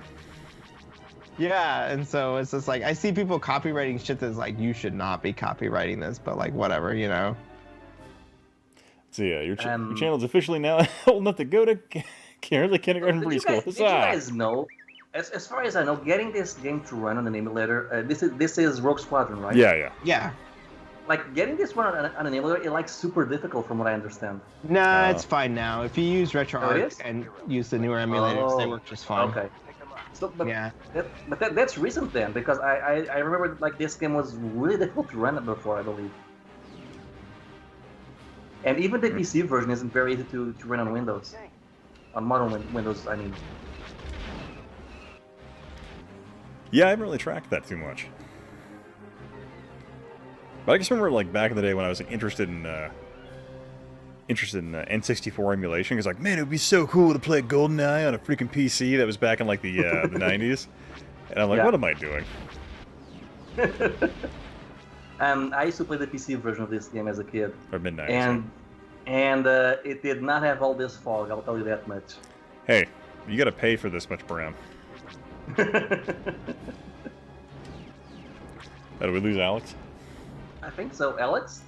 I guess we lost him. But yeah, that was Alex Oh. Mejia from Human Interact. He live streams on Twitch.com. No, I can he's say there. my own shit. No, Hi, I'm okay. Alexander Mejia. I stream every Saturday at 5 p.m. Pacific, 8 p.m. Eastern, 2 in the morning Central European Standard Time. Come check out my channel. Twitch.tv/HumanInteract. Oh, you don't like Twitch? Well, fuck that shit. You can go to YouTube. YouTube.com/HumanInteract. You can watch us live there too. Oh, you don't like YouTube? Because you don't like Google taking your shit? No problem. I don't know why you're watching this, but whatever. You can go to Twitter.com/human_interact. Why do I have an underscore there? Alex. Because that's all we had. Alex. You seem please. angry. What's All the- going on there? All the cool kids are. All the cool What's kids going are on there, Mixer, Alex? Okay. All the cool kids go to Mixer, okay, Alex? No, Mixer's done. Yeah, Mixer's I know. done, dude. I know that's a joke. Ah. All the cool kids are fucking jumping ship from there. But anyway, I actually need to be heading out here pretty soon because it's like almost 1 o'clock here. So, No worries. All See right, you later. Bye bye. all right, guys. Later, Cheers. God, it's always fun to take an A-Wing, just slam it into a TIE Interceptor, and just watch that guy crash towards the Earth. I'm like, oh, sorry. I think the A-Wing was the faster ship in the game, right? Yeah, I think the A-Wing was taking like the fastest ship in the Rebel Alliance, or something like that. You get to play as the Y-Wing in this game. Maybe? I always thought, like, design-wise, the I-Wing was the most interesting one. Oh, the A-Wing or the Y-Wing? Wait, sorry. The A-Wing. A-Wing, Wait, gotcha. let me check. I-Wing? Yeah, A-Wing's the one I'm flying right now. No, not the I-Wing, not the A-Wing. B-Wing? B-Wing. Yeah, The B-Wing. Yeah, that's there right. you go. Yeah, B-Wing. I don't think you can fly a B-Wing in this one. Could be wrong. Like though. design-wise, I always thought it was the most interesting ship on the original Star Oh Wars. yeah, because it had trilogy. like that cool fold-out, and you see the sequence with Yeah. it, and I Yeah, think, yeah, It looks really. I have no Ew, idea. B-wing. What's wrong with the B-wing? I have no idea what purpose the ship serves in combat. Like, is it supposed to be a scout, a bomber, a transport ship? Oh, what the B-wing supposed to be? Yeah. I thought the B-wing was like a heavy fighter or something like that. Like it had like the cannon. okay. It had the cannons or something like that. I could be very wrong. But like design-wise, it's the most interesting one, I believe. Like it just looks so cool and unique. B-wing's so pointless. Oh man, I'd say one of the weirdest ship designs I remember. You ever watched the mid '90s Lost in Space remake? The movie? Yeah. Yeah, I did. Yeah, it had that, but it had like this like the bubble cockpits with like the rotating axis around it. Oh. I always thought that that. was visually interesting. I like that actually. Ah. So I have to know this. How did Star Wars fare in Portugal? It's super popular here. Okay. How about the new movies? I think. Wait, wasn't that one? I think there's still. Oh, like, you're breaking up. One sec. Okay, yeah. Okay, am I back? Keep talking. Two, testing. Testing, Oh, one, two. yeah, you're back. testing. Okay, you're back. Okay, there we go. Okay. No, I think the Y-wing was the bomber. That was the light bomber type fighter. Yeah, the I-wing was the bomber. Yeah. Yeah. I think the new movies didn't do as well as the previous ones, but I don't think they got all the hate that you see on Twitter or whatever. Oh, deserve all the hate? Sorry, what? Are you saying they don't deserve all the hate they got? No, they didn't get all the in Portugal. They didn't get all the. Oh, they did. Okay, sorry, I misunderstood. The new ones are the ones got, but they weren't as popular either. Yeah, I guess Like, I despise them, so I'm like, eh. I saw episode 7, like the one everyone liked. That one was well received everywhere. The first one. Yeah, Force Awakens are like, hey, here's Star Force Wars. Hope Awakens. you like it. Like everyone like I saw like the Force Awakens was well received by everyone, even on Twitter. Like if you go to Twitter, people like that movie. But I saw it in theaters and I'm like, oh my god, I hate this. So I never bothered with 8 or 9 in the theaters. I like watched it later, but I also didn't really care that much about it. Well, I remember, it was funny, I remember watching that movie in theaters with my wife, and we laughed when we were talking about it, and I'm like, she's like, how do you feel about it? She's like, I don't know. I'm like, she's like, how do you feel? I'm like, I think I hate it. She's like, why? I'm like, well, I mean, you have the character Finn, who they try to redeem and all these points, but they keep making him a murdering sociopath, because he talks about not wanting to kill people, but what's the first thing he does? Is he gets in a fighter and murders a bunch of his friends that he grew up with in the First Order in an effort to escape like a coward. So I'm kind of like, I'm really not identifying with this character based on the things he's doing right now. And I also didn't like how Rey was pretty much like doing Jedi tricks that should have required years of training. I mean, even Luke Skywalker couldn't do like anything more than the basic stuff in the first movie. I thought there was like definitely some narrative choices they could have done to make that story more relatable. Yeah. But yeah.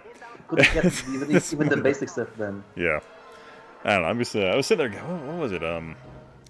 There's some weird YouTube channel where it's a guy in a robot mask who is trying to argue the concept that apparently Disney is going to push a temporal erase type concept, where they're going to undo all of the events of this most recent trilogy. Oh, Oh, you're breaking up again.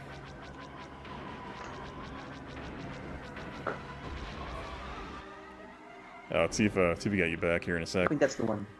You know. Is it just in the morning Portugal has a, or are you on mobile, or what kind of data are you on right now? My computer and I'm using cable. I'm not even using Wi-Fi. What's going on? Okay, am I good now? Yeah, you're good now. I don't know what's going on there. Okay. Like, so are they doing like an X-Men apocalypse thing? Oh where, god, like, that. You go back in time and then you change the history of all the other previous movies, so you can do whatever you want again. God, I hope they pull a Terminator Dark Fate and just have a bunch of stupid timelines converge. That'd be great. Well, how was a Terminator there? How did that franchise fare? First two movies super popular. All the rest, they came and went, I guess. I mean, you don't really see you don't really see the whole hate or vitriol on Twitter or social media like you do elsewhere, but it's more like a collective meh when people don't like something. collective Portuguese sigh. Yeah, kind of. Yeah, like I remember like people being really stoked for that Terminator TV show. Oh, Sarah Connor Chronicles. Yeah. Yes, that's the one. And like then people watched the first 2 or 3 episodes and they were like, yeah, we're not gonna keep watching this. I remember. I think I can't remember what channel that came out on, and I think I turned off my cable around that time. So I was like, well, not watching this. Yeah, it is pretty bad. Like Message from General Pepper. seeing all these sequels and remakes and just made Need your help, Star Fox. and all the sweeter because I was expecting that movie to be terrible, and then it was so good. Like Which movie you broke up? Sorry, what? Which movie? Blade Runner 2049. Oh, that one. Okay. Yeah, I'm gonna be honest. I didn't actually care for that movie that much. Really? Yeah. I adored that movie. Like I was going in expecting to hate it because I'm like, oh, they ruined Terminator, they ruined Alien, they ruined Star Wars or whatever, they ruined Star Trek. This is gonna suck. But no, I loved it. Oh, fair. I thought it was a pretty and like a very competent film, but I think my primary issue with it, I just didn't like narratively. I didn't like where the characters went. And it's just, and for me, I'm not a big fan of Harrison Ford anymore because it just feels like he shows up for a paycheck. Oh yeah, Because that's literally what he feels like as an actor right now. I'm like, oh cool, Harrison Ford's here. I hope you wrote the check. To be fair, he's barely in the movie though.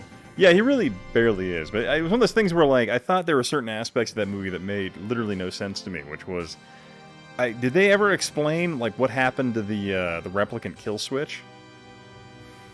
Like they said there was that weird Great Purge thing that happened, which apparently is explained in those minisodes that were released before the movie came out. Oh yeah, they did But I'm not, like, they did not explain. Yeah. Yeah, but for me, I'm like, okay, if it wasn't explained in the film, I don't care enough to go and watch your little episodes on the internet. That makes sense. Yeah. Yeah, because I'm like, I feel like your general movie consumer is gonna be like, what the fuck? Yeah, that does make sense actually. I didn't think about that. That's just me. That was one of my primary, what is it, guffs, complaints? I don't know what the word would be, but like little nitpicks on it was my issue. I guess I thought it was a pretty film, but I don't know. Then again, I wasn't a huge fan of Blade Runner though. Like I liked it, but I'm not a huge fan of it. But coming back and watching that movie later, I'm kind of like, okay, there's some things I have questions about. Like, what happened to the kill switch? Why is it that they're now suddenly obsessed with the ability of replicants to reproduce? And also, why is it in every film that Harrison Ford is in, he's a terrible parent? Where he just like exiles one son in one film franchise, and then locks or abandons the kid because he doesn't know he's there. Or takes another one and literally turns him into a bubble boy. So I'm like, why is that? What is Harrison Ford trying to tell us about his child rearing ability? Or like in Star Wars, like where the minute you saw Harrison Ford in Star Wars: The Force Awakens, you're like, he's gonna die. He's gonna die. Right? Tell me I'm not alone in this one. Yeah. Screw the Net says, yeah, Blade Runner was okay, a quasi-realistic techno-punk franchise. Yeah, I don't know. Yeah. Sorry, what were you saying? I'm sorry. If you don't mind continuing your thought. Oh, you're breaking up again. I knew he was gonna die. Oh, damn it. Oh, okay. Like, you're back. You're back. So, yeah. The minute I saw Harrison Ford in Star Wars, I knew he was gonna die. Like I don't think anyone had any doubts. Like it was so obvious. You're the only hope for all. I'll do my best. And I don't know, like as a whole, when was the last time I can't even think of the last time I enjoyed a movie with Harrison Ford. Like okay, I enjoyed Star Wars, Indiana Jones, but like when was the last time he actually tried in a movie? There were a lot of 90s movies. There was like there was a bank one. But before that, like, God, there was a bunch of really good ones in the 90s where it was pretty clear Harrison Ford gave a shit, and it was great, because he had, like, Air Force One. Okay. That was another one. What was it? What Lies Beneath? The one where he's, like, the husband who's actually a serial killer? I don't know. I don't think I've seen that one. It's pretty good. That one was fun. So yeah, that one. I'm trying to think of some other films he was in where it seemed like he actually gave a shit. And I thought Ender's Game was kind of like if they hadn't ruined the general, like the film overall they hadn't shit the bed in terms of like the great narrative twist that's supposed to happen in that movie to make it more interesting, or in that story, it would have been much better. But I have never seen an Ender's Game actually. Oh, have you read the book or no? No, not even the book.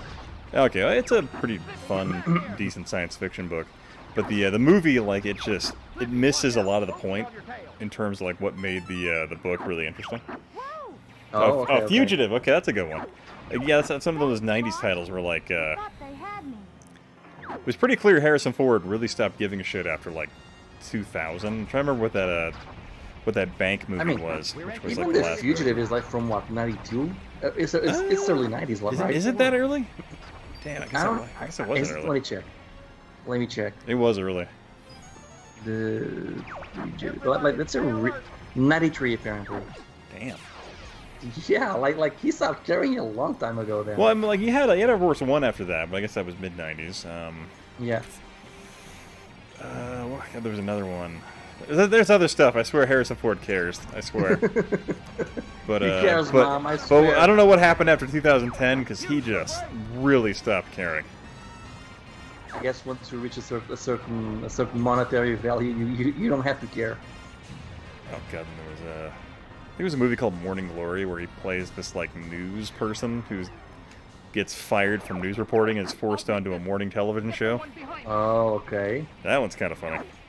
But even then, that's like he's playing a character who doesn't care. So I'm like, well, you're kind of cheating because you're playing a character who doesn't care. So you're literally just channeling yourself right now. Have you seen how American Graffiti? That was a good one, yeah. That creates Star Wars, doesn't it? Well, that was what put George Lucas back in the good graces of a studio that actually gave him money to make Star Wars. Because he had made THX 1138 before then, which is one of those great 70s experimental science fiction films that they just never did again. Mm-hmm. Like, it falls into that genre of, I don't know if you watch Rollerball, you ever watch that one or no? Starring James Caan. Rollerball, yeah, I've seen it, yeah, I've seen it. Yeah, not the 2000, but the 1978 version. It's great. Oh, then no. Oh God, you saw the one with Chris. What's his name? God, Chris. That was not a big Chris fan. Klein. Yeah. God, Chris Klein. And the funny thing is, like, Chris Klein, like, if you go to his Twitter, he's such a nice, positive guy, and I'm like, oh, I feel so bad for shitting on him in my review of the movie. But no, there was the 70s version of that film was one of those great experimental science fiction films from that period. And the cool thing about the 70s was that they never made a movie with the expectation of there being a sequel, because sequels really weren't a thing.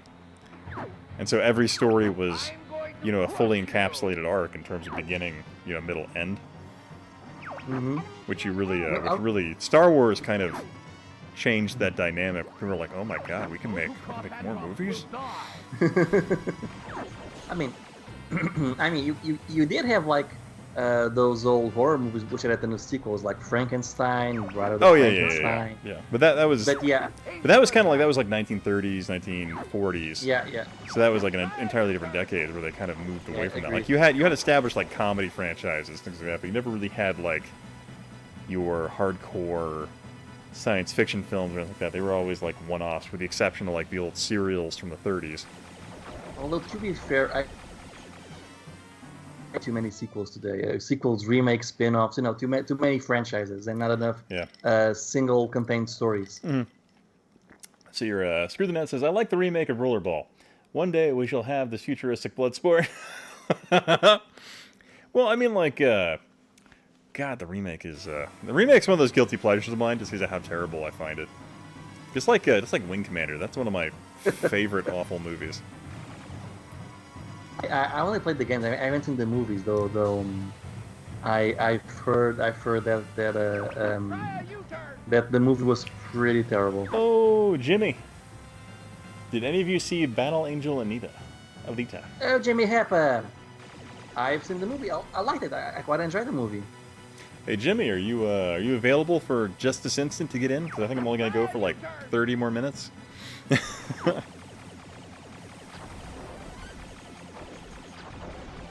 Yeah, I've heard good things about that one. I didn't actually watch it. What was it? Yeah, I was about to say I need to leave in like 30 minutes too. Ooh, where are you going? You're starting your day, aren't you? I am gonna get a haircut. Ooh. Because yes, they are open, and I know we can actually leave it right now, at least. At least COVID right now is a little bit more under control here. Mm-hmm. Yeah, not so much here. Yeah, I bought a this hair trimmer set. I've been doing it myself.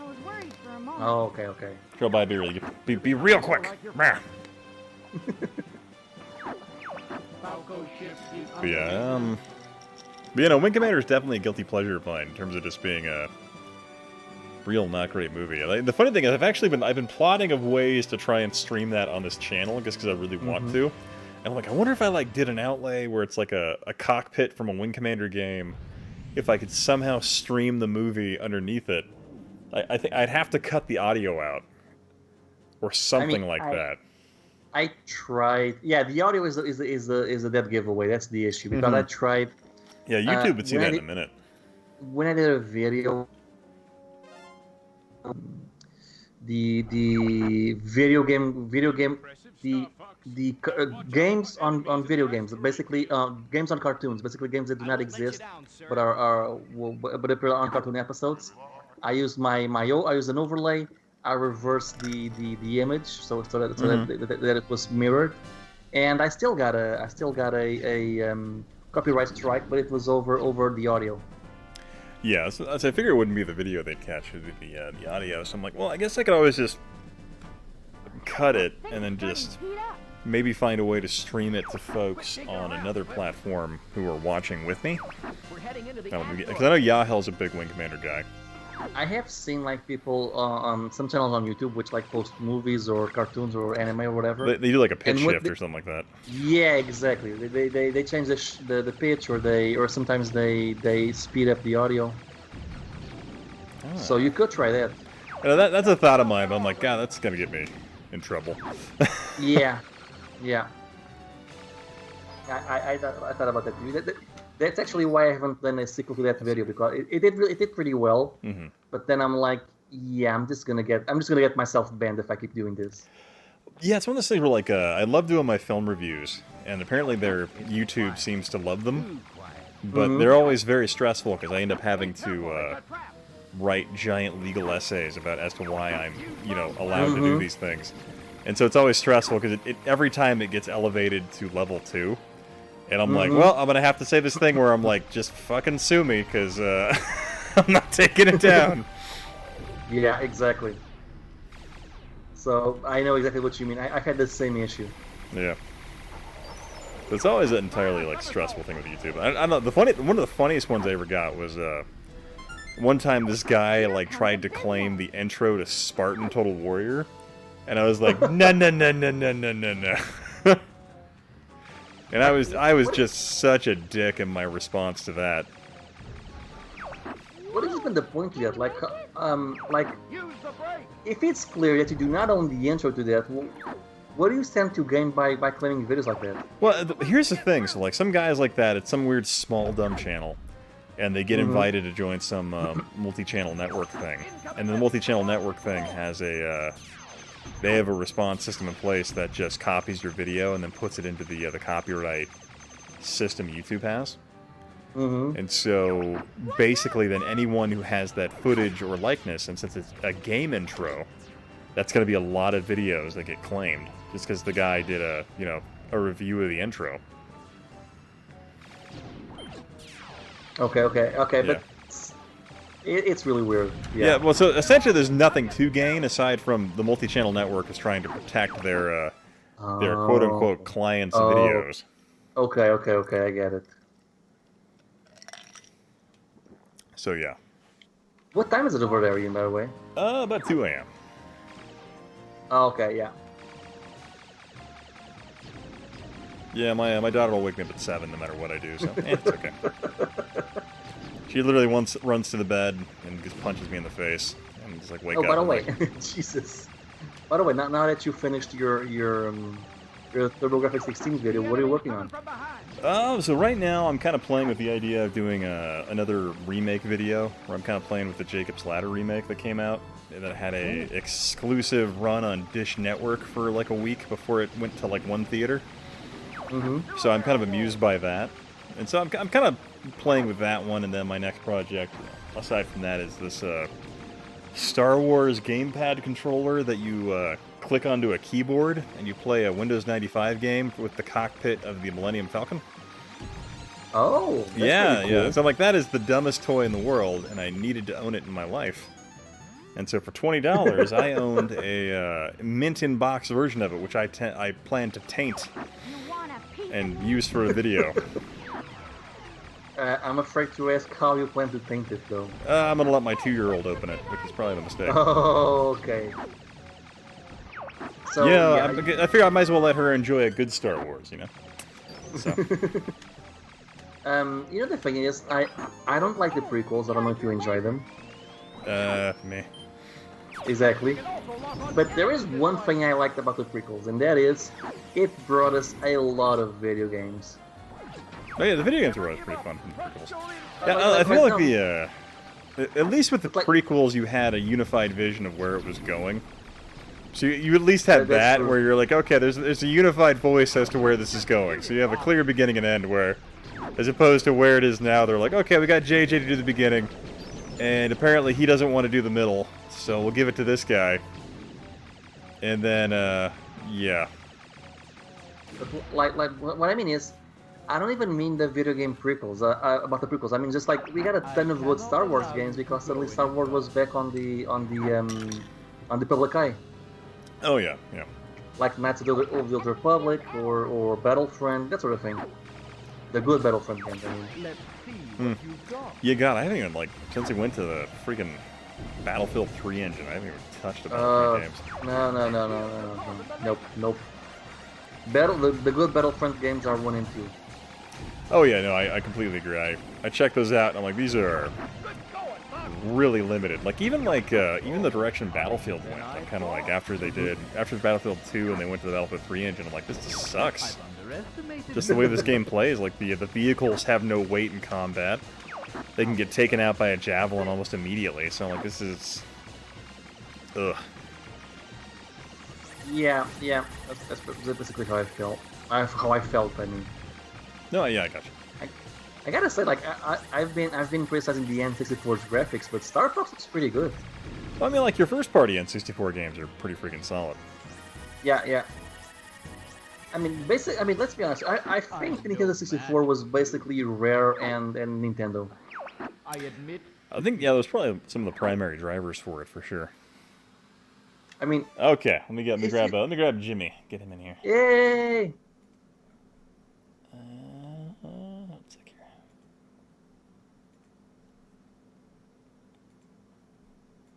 Alright, let's get Jimmy in here for like 30 minutes before we end this bad boy.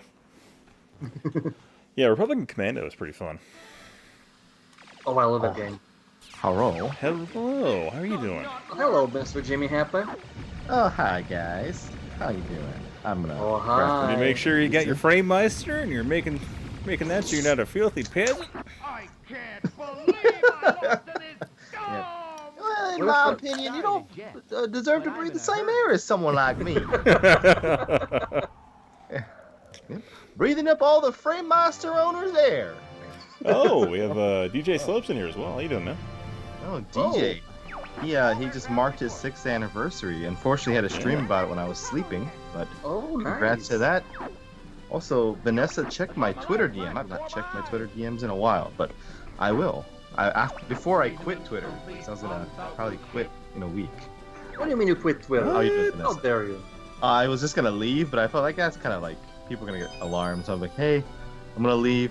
So if you want, there's any pictures that I put in here that you want to save it now. because I'm gonna give it 1 week, and if I fucking hate Twitter still, fuck it. Can you just stay on the DM aspect of it? Because otherwise, it's really hard to get a hold of you.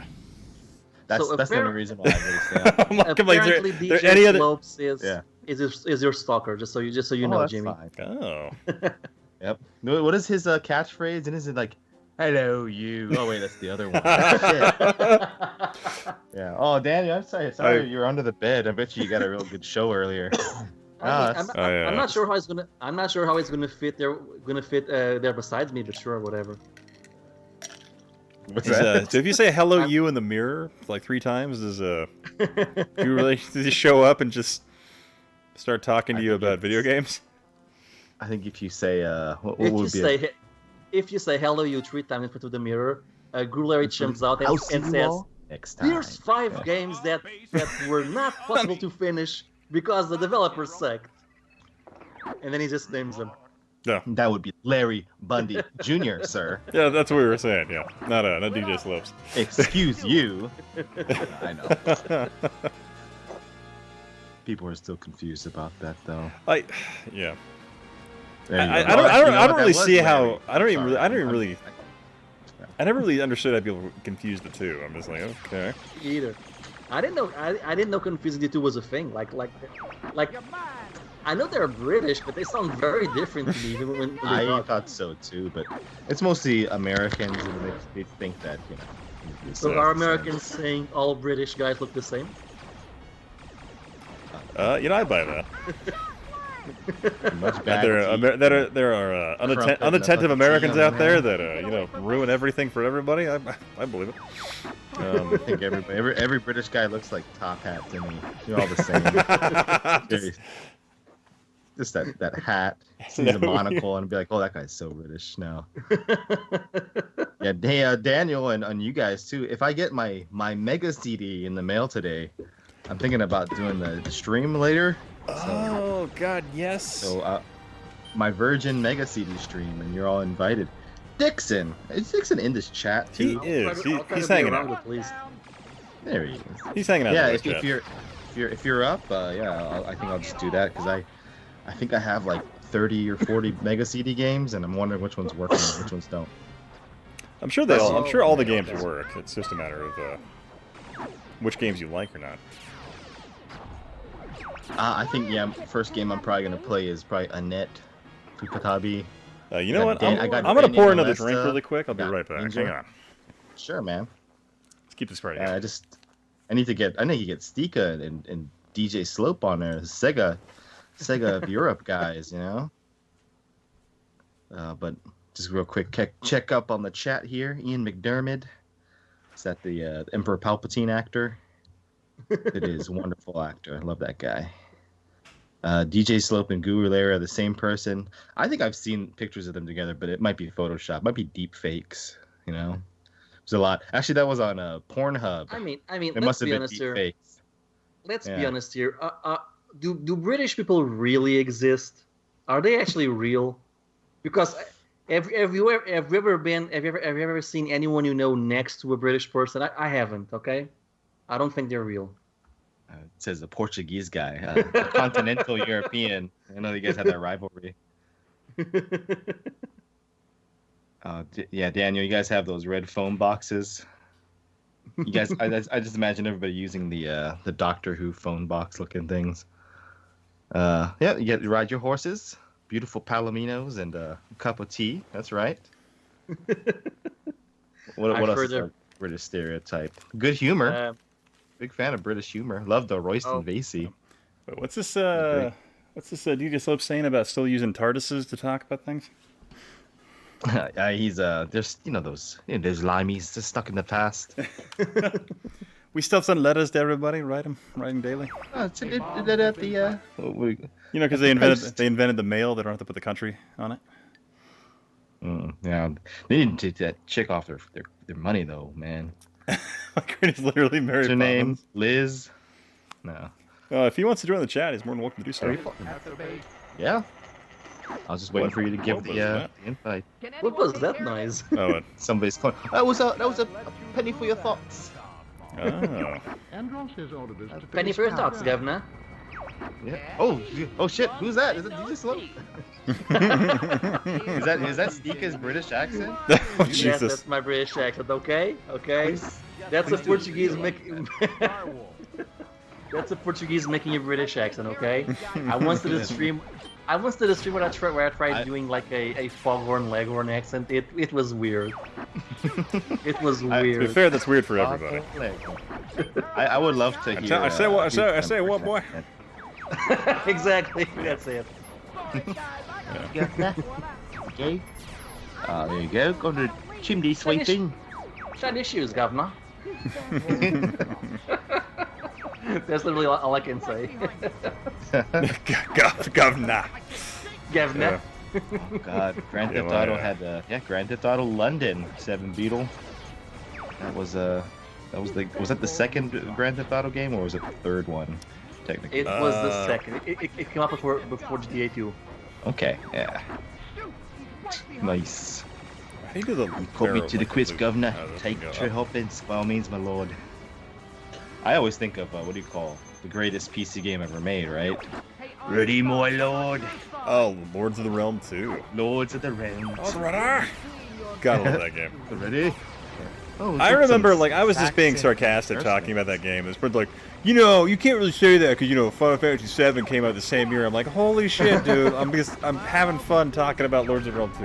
Relax. Come on. Oh, Lord of the Realm was awesome. I always give people benefit of the doubt on the internet. There's something wrong with you if you're using the comment sections on the internet. So I always give you benefit of the That's doubt. a mistake, yeah. I can tell you, like, my... university's important. yeah, Jimmy, That's so, right. Jimmy, so my Red Dawn video's gotten pushed a lot recently. Let's be honest here. Soft. If And, What's that? you're watching a live stream, and well, damn it, I think I'm. You're breaking up a bit. If, sorry. Better than and, breaking and, out. and you're posting on the live chat. I'm going to silently judge you, basically. Yeah, well, all present company excluded. Yes. No. All present company. I'm silently judging everyone right now. Each and every one of them. Because the foreign heel here. Well, it's a very international crowd, though. Dang. He does sound like he'd be like a dastardly villain. Oh, I saw your video. By the way, Ian. Yep. I'm saving your thing for tonight. Oh. Get cozy. Oh, excuse me. Your turbo video. Yeah, open a beer, find a free 31 minutes, and just relax and enjoy. Exactly. I needed a little context here because Ian, I'm saving your thing for tonight. Sounded very Saving very those strange. photos, Hey, those lingerie That's photos. between us. You stay out of this, Yeah. Stika. Got that package. Send him something, okay? You stay out of this. I saw Stika's video though over the week. Hey, Mike, what's with up, man? the, good Hope you shite. enjoyed it. Stinker. Hey, right, Mike. What do you want, Mike? Let's see. GTA type games are really bad if they are set in London. It's so twisted you can't pick up a decent speed. Yeah, I guess so. It's also very gray. I think of London, I think of gray, but I never.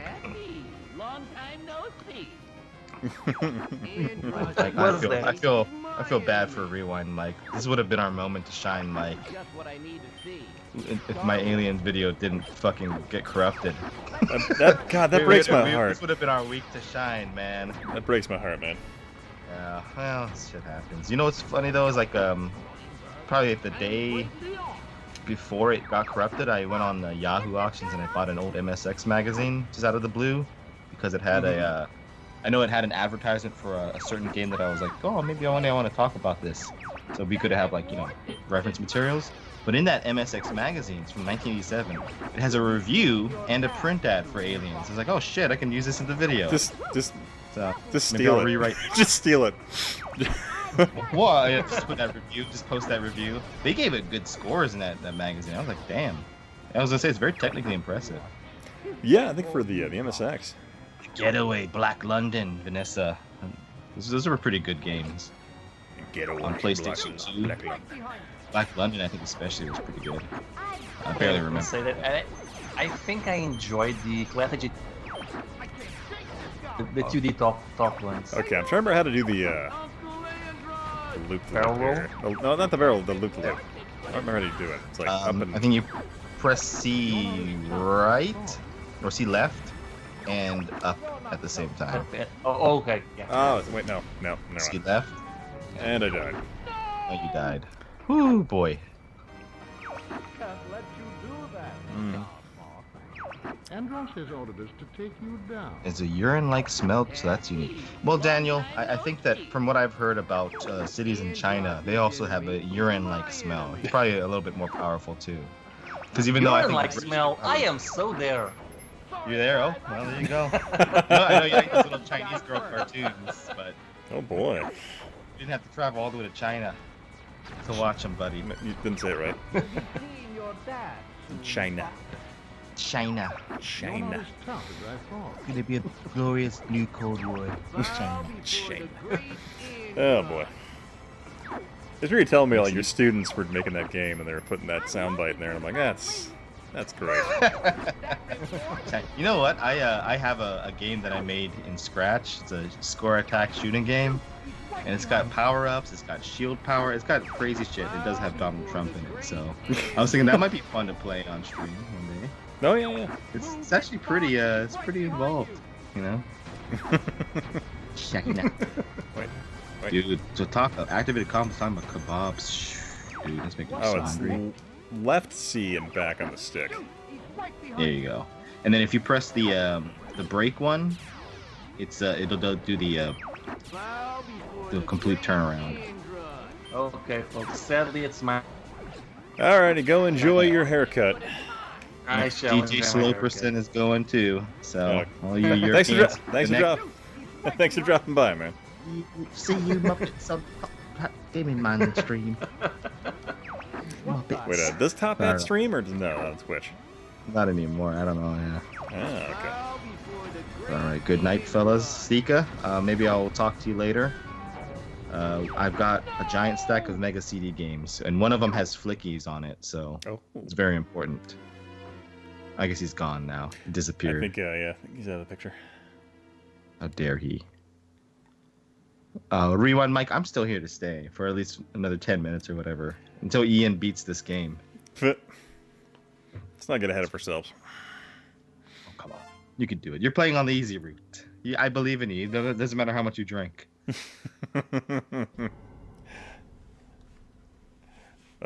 me check real quick. Yeah, Get on this is Jeremy still in the chat? Hope so. Let me take a look. Oh, it looks like he dropped out. He dropped out. I think he was Scared spinning him out. his Zero Fucks coin, probably, and blew his mic out. Okay, I'm going to switch games here really quick. So, Jimmy, how are you doing? Oh, I'm pretty good. Alright. Okay. That's fantastic to hear. I'm kind of wondering how tomorrow's going to go, because they canceled a lot of the fireworks shows. But Idaho is one of those places where it doesn't really matter. People just buy illegal fireworks anyway.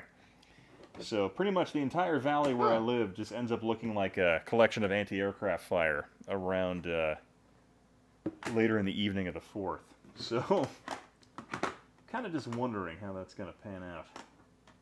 And if streaming's even something I can do tomorrow. Because of how loud that's going to be. Oh, Jonathan G is passing out. He says Happy America Day. All right, catch you later, man. Thanks for dropping by. That's right. Take it easy, dude. America first. On the 4th. Let's see. Oh boy. N64 games I want to play here. Let's see. Rewind, Mike. I sent you something too. What'd you send me? Uh-oh. Let's do this one. Let's do Road Rash 64. That really terrible game.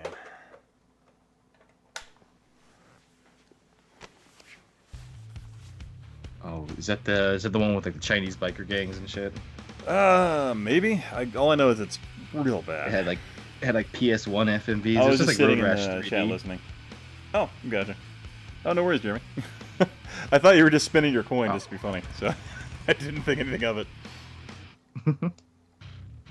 I remember, like, Jeremy had bought this, like mini Yeti or something like that, and that thing's, like, audio setting was just insane. Like, you could hear his heartbeat. It was so sensitive. Oh, yeah, I do remember that. That was good. That was a good time.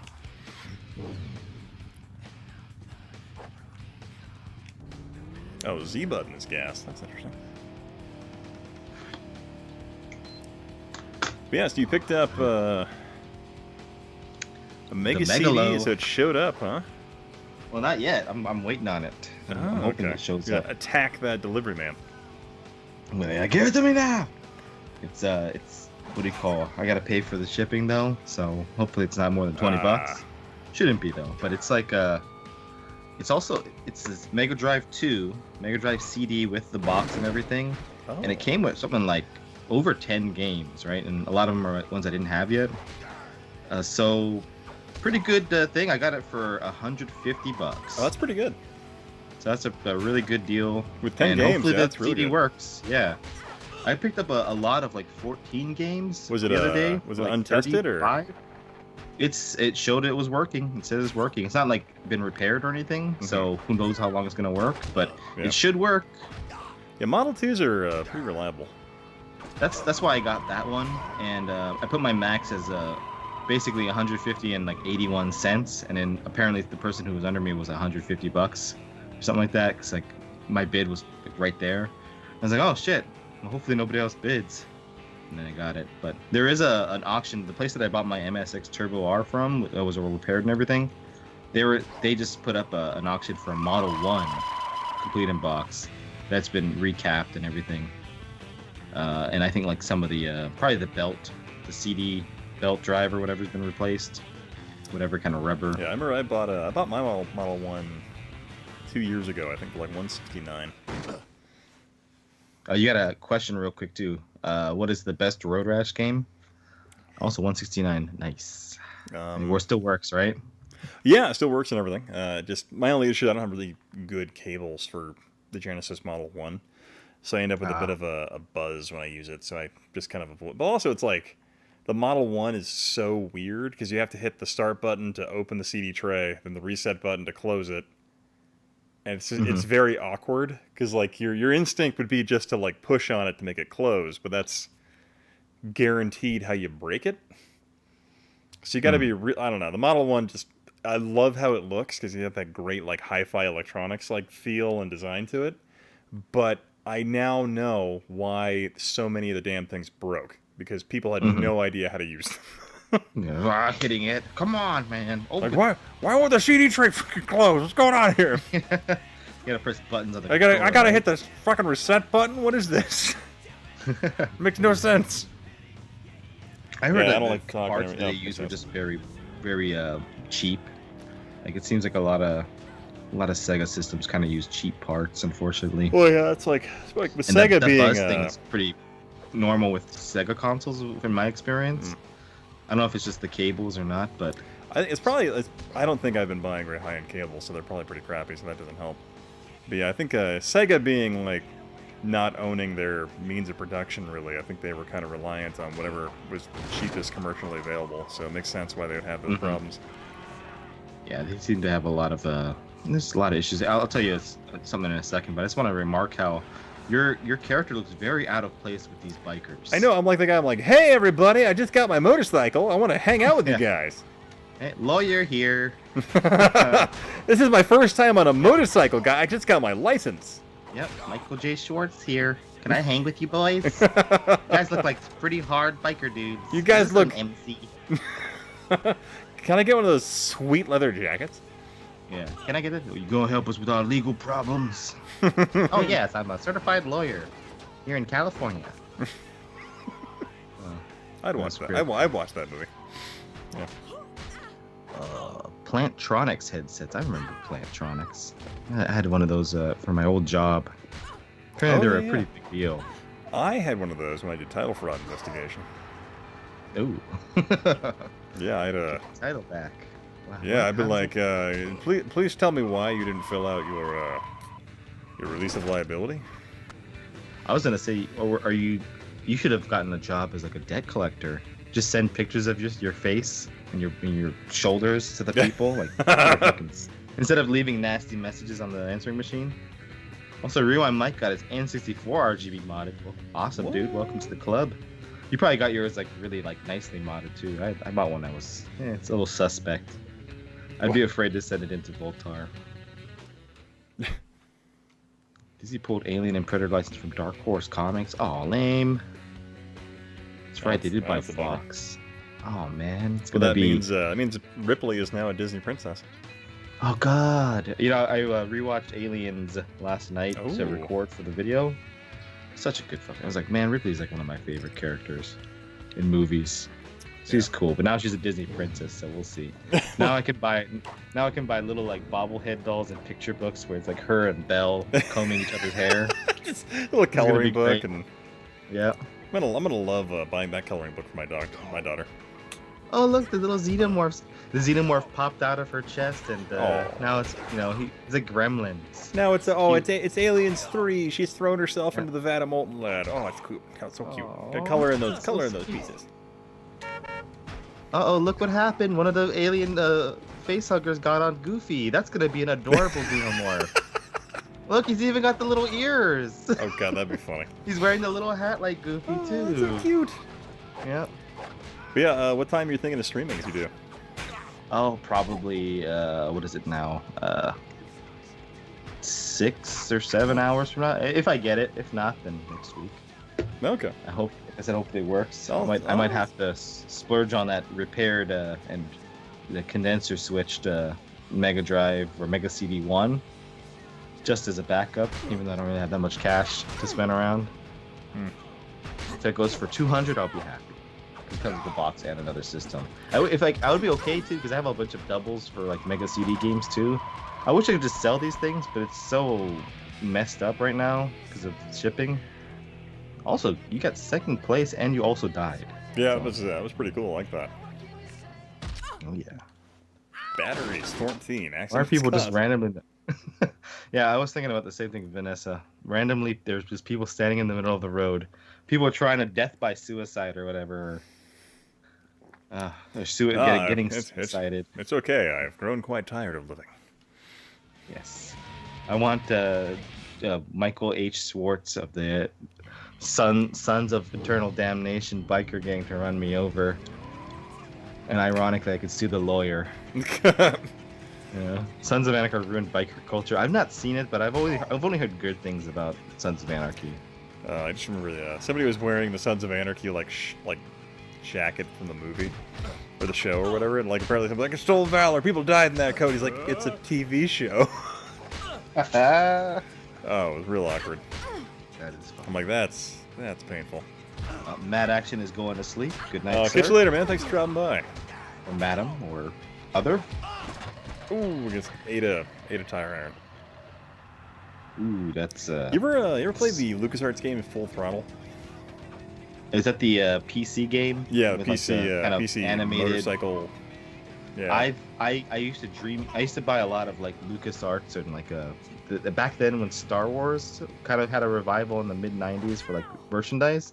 They always included like Sam and Max and like Full Throttle like advertisements. I never played it, but it looked cool. God, Sam and Max was great. That was pretty good. We were playing the Dig. We made them too, a few years back.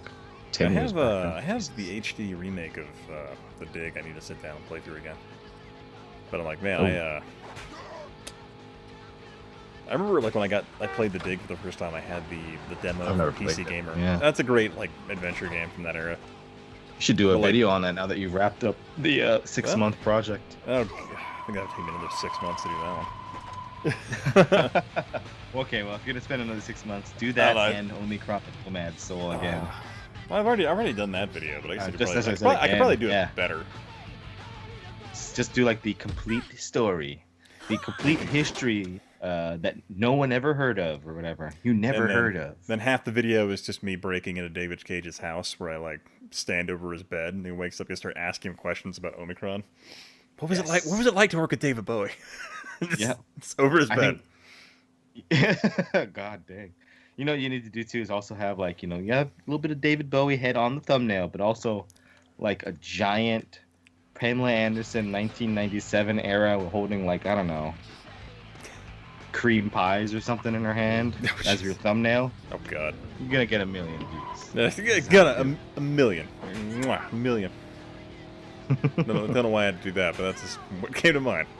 But yeah, Avalanche. Jared modded Rewind Mike's thing. Oh, good lord. He doesn't message the pigeon. See, me and Jared, we have a special bond. It's what happens when you embrace in the act of love making. That's what happens when you like make eye contact. That's the mistake. What? Well, what I stream, he knows. Like little David Lopan's little iPad. Well, there you go. Sons of Anarchy created a generation of outlaw biker wannabes. But it makes sense. The gangster wannabes like that. That makes sense. I can see that. By the way, this game is actually, even though it looks like brown and muddy, it looks terrible. But actually, the longer I'm playing it, but also bad. I'm kind of drunk though, so that probably Don't take my review. It's growing on me right now. Yeah, I think it doesn't look that bad to me because it's nostalgic. I'm getting to that point where it's like, oh, look how like those things just kind of like float into the frame, the fog, and oh, it's just terrible. But I will say 3DO Road Rash is a lot more colorful than this game. Definitely a better soundtrack because there's really nothing in this game. Yeah, this is I'm pretty sure this is like Road Rash 3D minus a lot of the cutscenes on PlayStation. Like that was the one. What's that? Got third place again. Oh dang! Also, Rewind Mike's out of here. I'll catch you later, man. Thanks for dropping by. And spot a Playboy hottest pinups trading card set from 2000. Oh my good lord! Pamela Anderson on at least 2 of the cards. That's good. You know what? When I was in college, one of the first things I did was I gotta buy Playboy. I gotta buy these things because I'm old. I'm on my own. No more grown-ups. But I did buy a pack of Playboy cards, and Kimberly Page was one of the ones I got. That was Diamond Dallas Page's wife. I don't know if you know who that is, Ian. But no. Very pretty lady. And for some reason, I didn't realize it was her for many years. I was like, oh, it's one of those Nitro girls. Like, do you watch the 40-Year-Old Virgin? Yeah, I've seen that. Okay, you remember the speed dating part? Oh yeah. Hey, remember that lady whose boob pops out? Oh yeah. That's Kimberly Page. Oh, okay. So, that's quite the reference there. Oh, but the first Playboy I bought was Shannon Doherty. Was in Playboy, and I was like, okay, well. Wait, Shannon Doherty, who is she? She's Brenda Walsh from 90210. And there was a Playboy magazine that came out, and it was like, oh, I think it's her first appearance. I was like, well, okay, well, if this was second grade me, this is exactly what I wanted. And I bought the magazine. I was like, you know what? People are right. The articles in this are really well written. I didn't even care about the boobs. These are so good. These are pretty good. Then I bought one like Biling. She's supposed to be in Star Wars, and she ended up not being in it. So she's humping a lightsaber in Playboy, and she's not even in the movie. Well. You picture like the stern talking to she got from George Lucas as to why he was firing her. I don't. Did he have one, or is it? I don't know. I'm just. The reason why I'm getting rid of you is no, I don't have a good George Lucas. I can't do it. George Lucas, yeah. Oh, it's like poetry. It rhymes. You could just make any sort of old school, like, here's the thing. Ching Chong Chinaman chopped off his tail. Well, it's like poetry, but it doesn't rhyme. Whoa, that's racist. Yeah, whoa, George, what's going on there? I mean, there are no Asians except for ones that blow up in A-wing fighters in Star Wars. Yeah, good old. We gotta get Rich Evans to dress up as George Lucas and slander him. I like the bit where he was dressed up as George Lucas, but he was going around the convention buying the holiday special DVDs and breaking them with a hammer. He also tried to do a cosplay contest. Remember that one? Hmm. Let's see. And Young Pamela Anderson was less titillating than young Marilyn Monroe was. Well,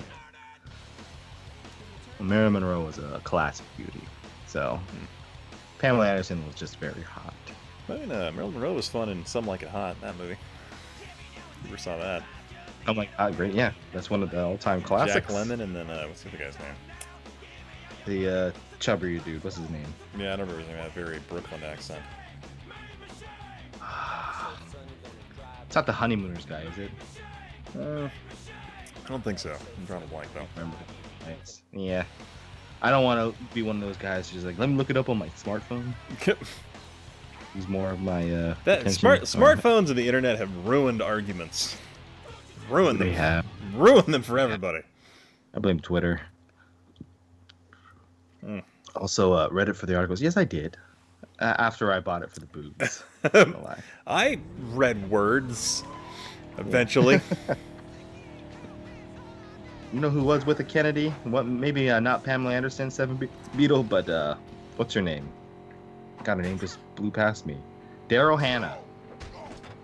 Remember how pretty Daryl Hannah was? Daryl Hannah, what was she in? She's probably so pretty. She's God, I guess like Blade Runner is one that you'd probably immediately know. Oh, okay. Is it Pris? Yep, Her name in that yep, movie? I remember. Yep. Yeah, she's in tons of Hey, stuff. 360, what up? How you doing, man? Who's that? Oh, 316 what yeah, ups? Yeah, Twitter does suck. That's why I'm gonna give it 1 week, and I think I'm deleting it. I've been thinking about it for a while, but it is a good DM thing. But I figure if I can get the world to like come back to Skype, enough of the Discord. Let's come back to Skype, everybody. Zoom sucks. Let's go back. Yeah, to it's Skype. gonna be a pain trying to get a hold of you. Yeah, I was thinking I might just post on like YouTube posts. I actually might go on YouTube more often. I don't know. Yeah, Jeremy Dixon, just leave is the best thing he ever did. Jeremy Dixon was on Twitter for like a total of like 3 days too, and he's like, Yeah, "Fuck." yeah. But I find I think But with you it's being in true. Japan, it makes it hard to like traditional outlets of communication. Oh, I know. And email is pretty much dead. I don't think email is entirely dead. It's just Yeah. really inconvenient. Well, here's the thing. No, at my work, nobody wanted to use emails, and now they got screwed themselves. Now they have Microsoft Teams. So, and I'm like, this is the worst thing ever. I hate it. It sucks. And everybody has to use Microsoft Teams, and I had to like go and change all the settings. So I was getting emails from that. I'm like, ah. Alrighty, guys. Well, I think I'm going to go ahead and end the stream here because it's about 2:38 a.m. my time. Definitely want to thank everybody for dropping by and hanging out as long as you have. Hope you guys have a fantastic day, evening, night, or whatever you're doing. If those of you who are in the chat and do not know Jimmy Hoppa, I highly suggest you go and check out Import Gaming for the Win. That's his channel. It's outstanding. I would argue a staple of the retro gaming community. Yeah, that's Where's this? Who's the stapler? A staple All right. crop of YouTube consumption.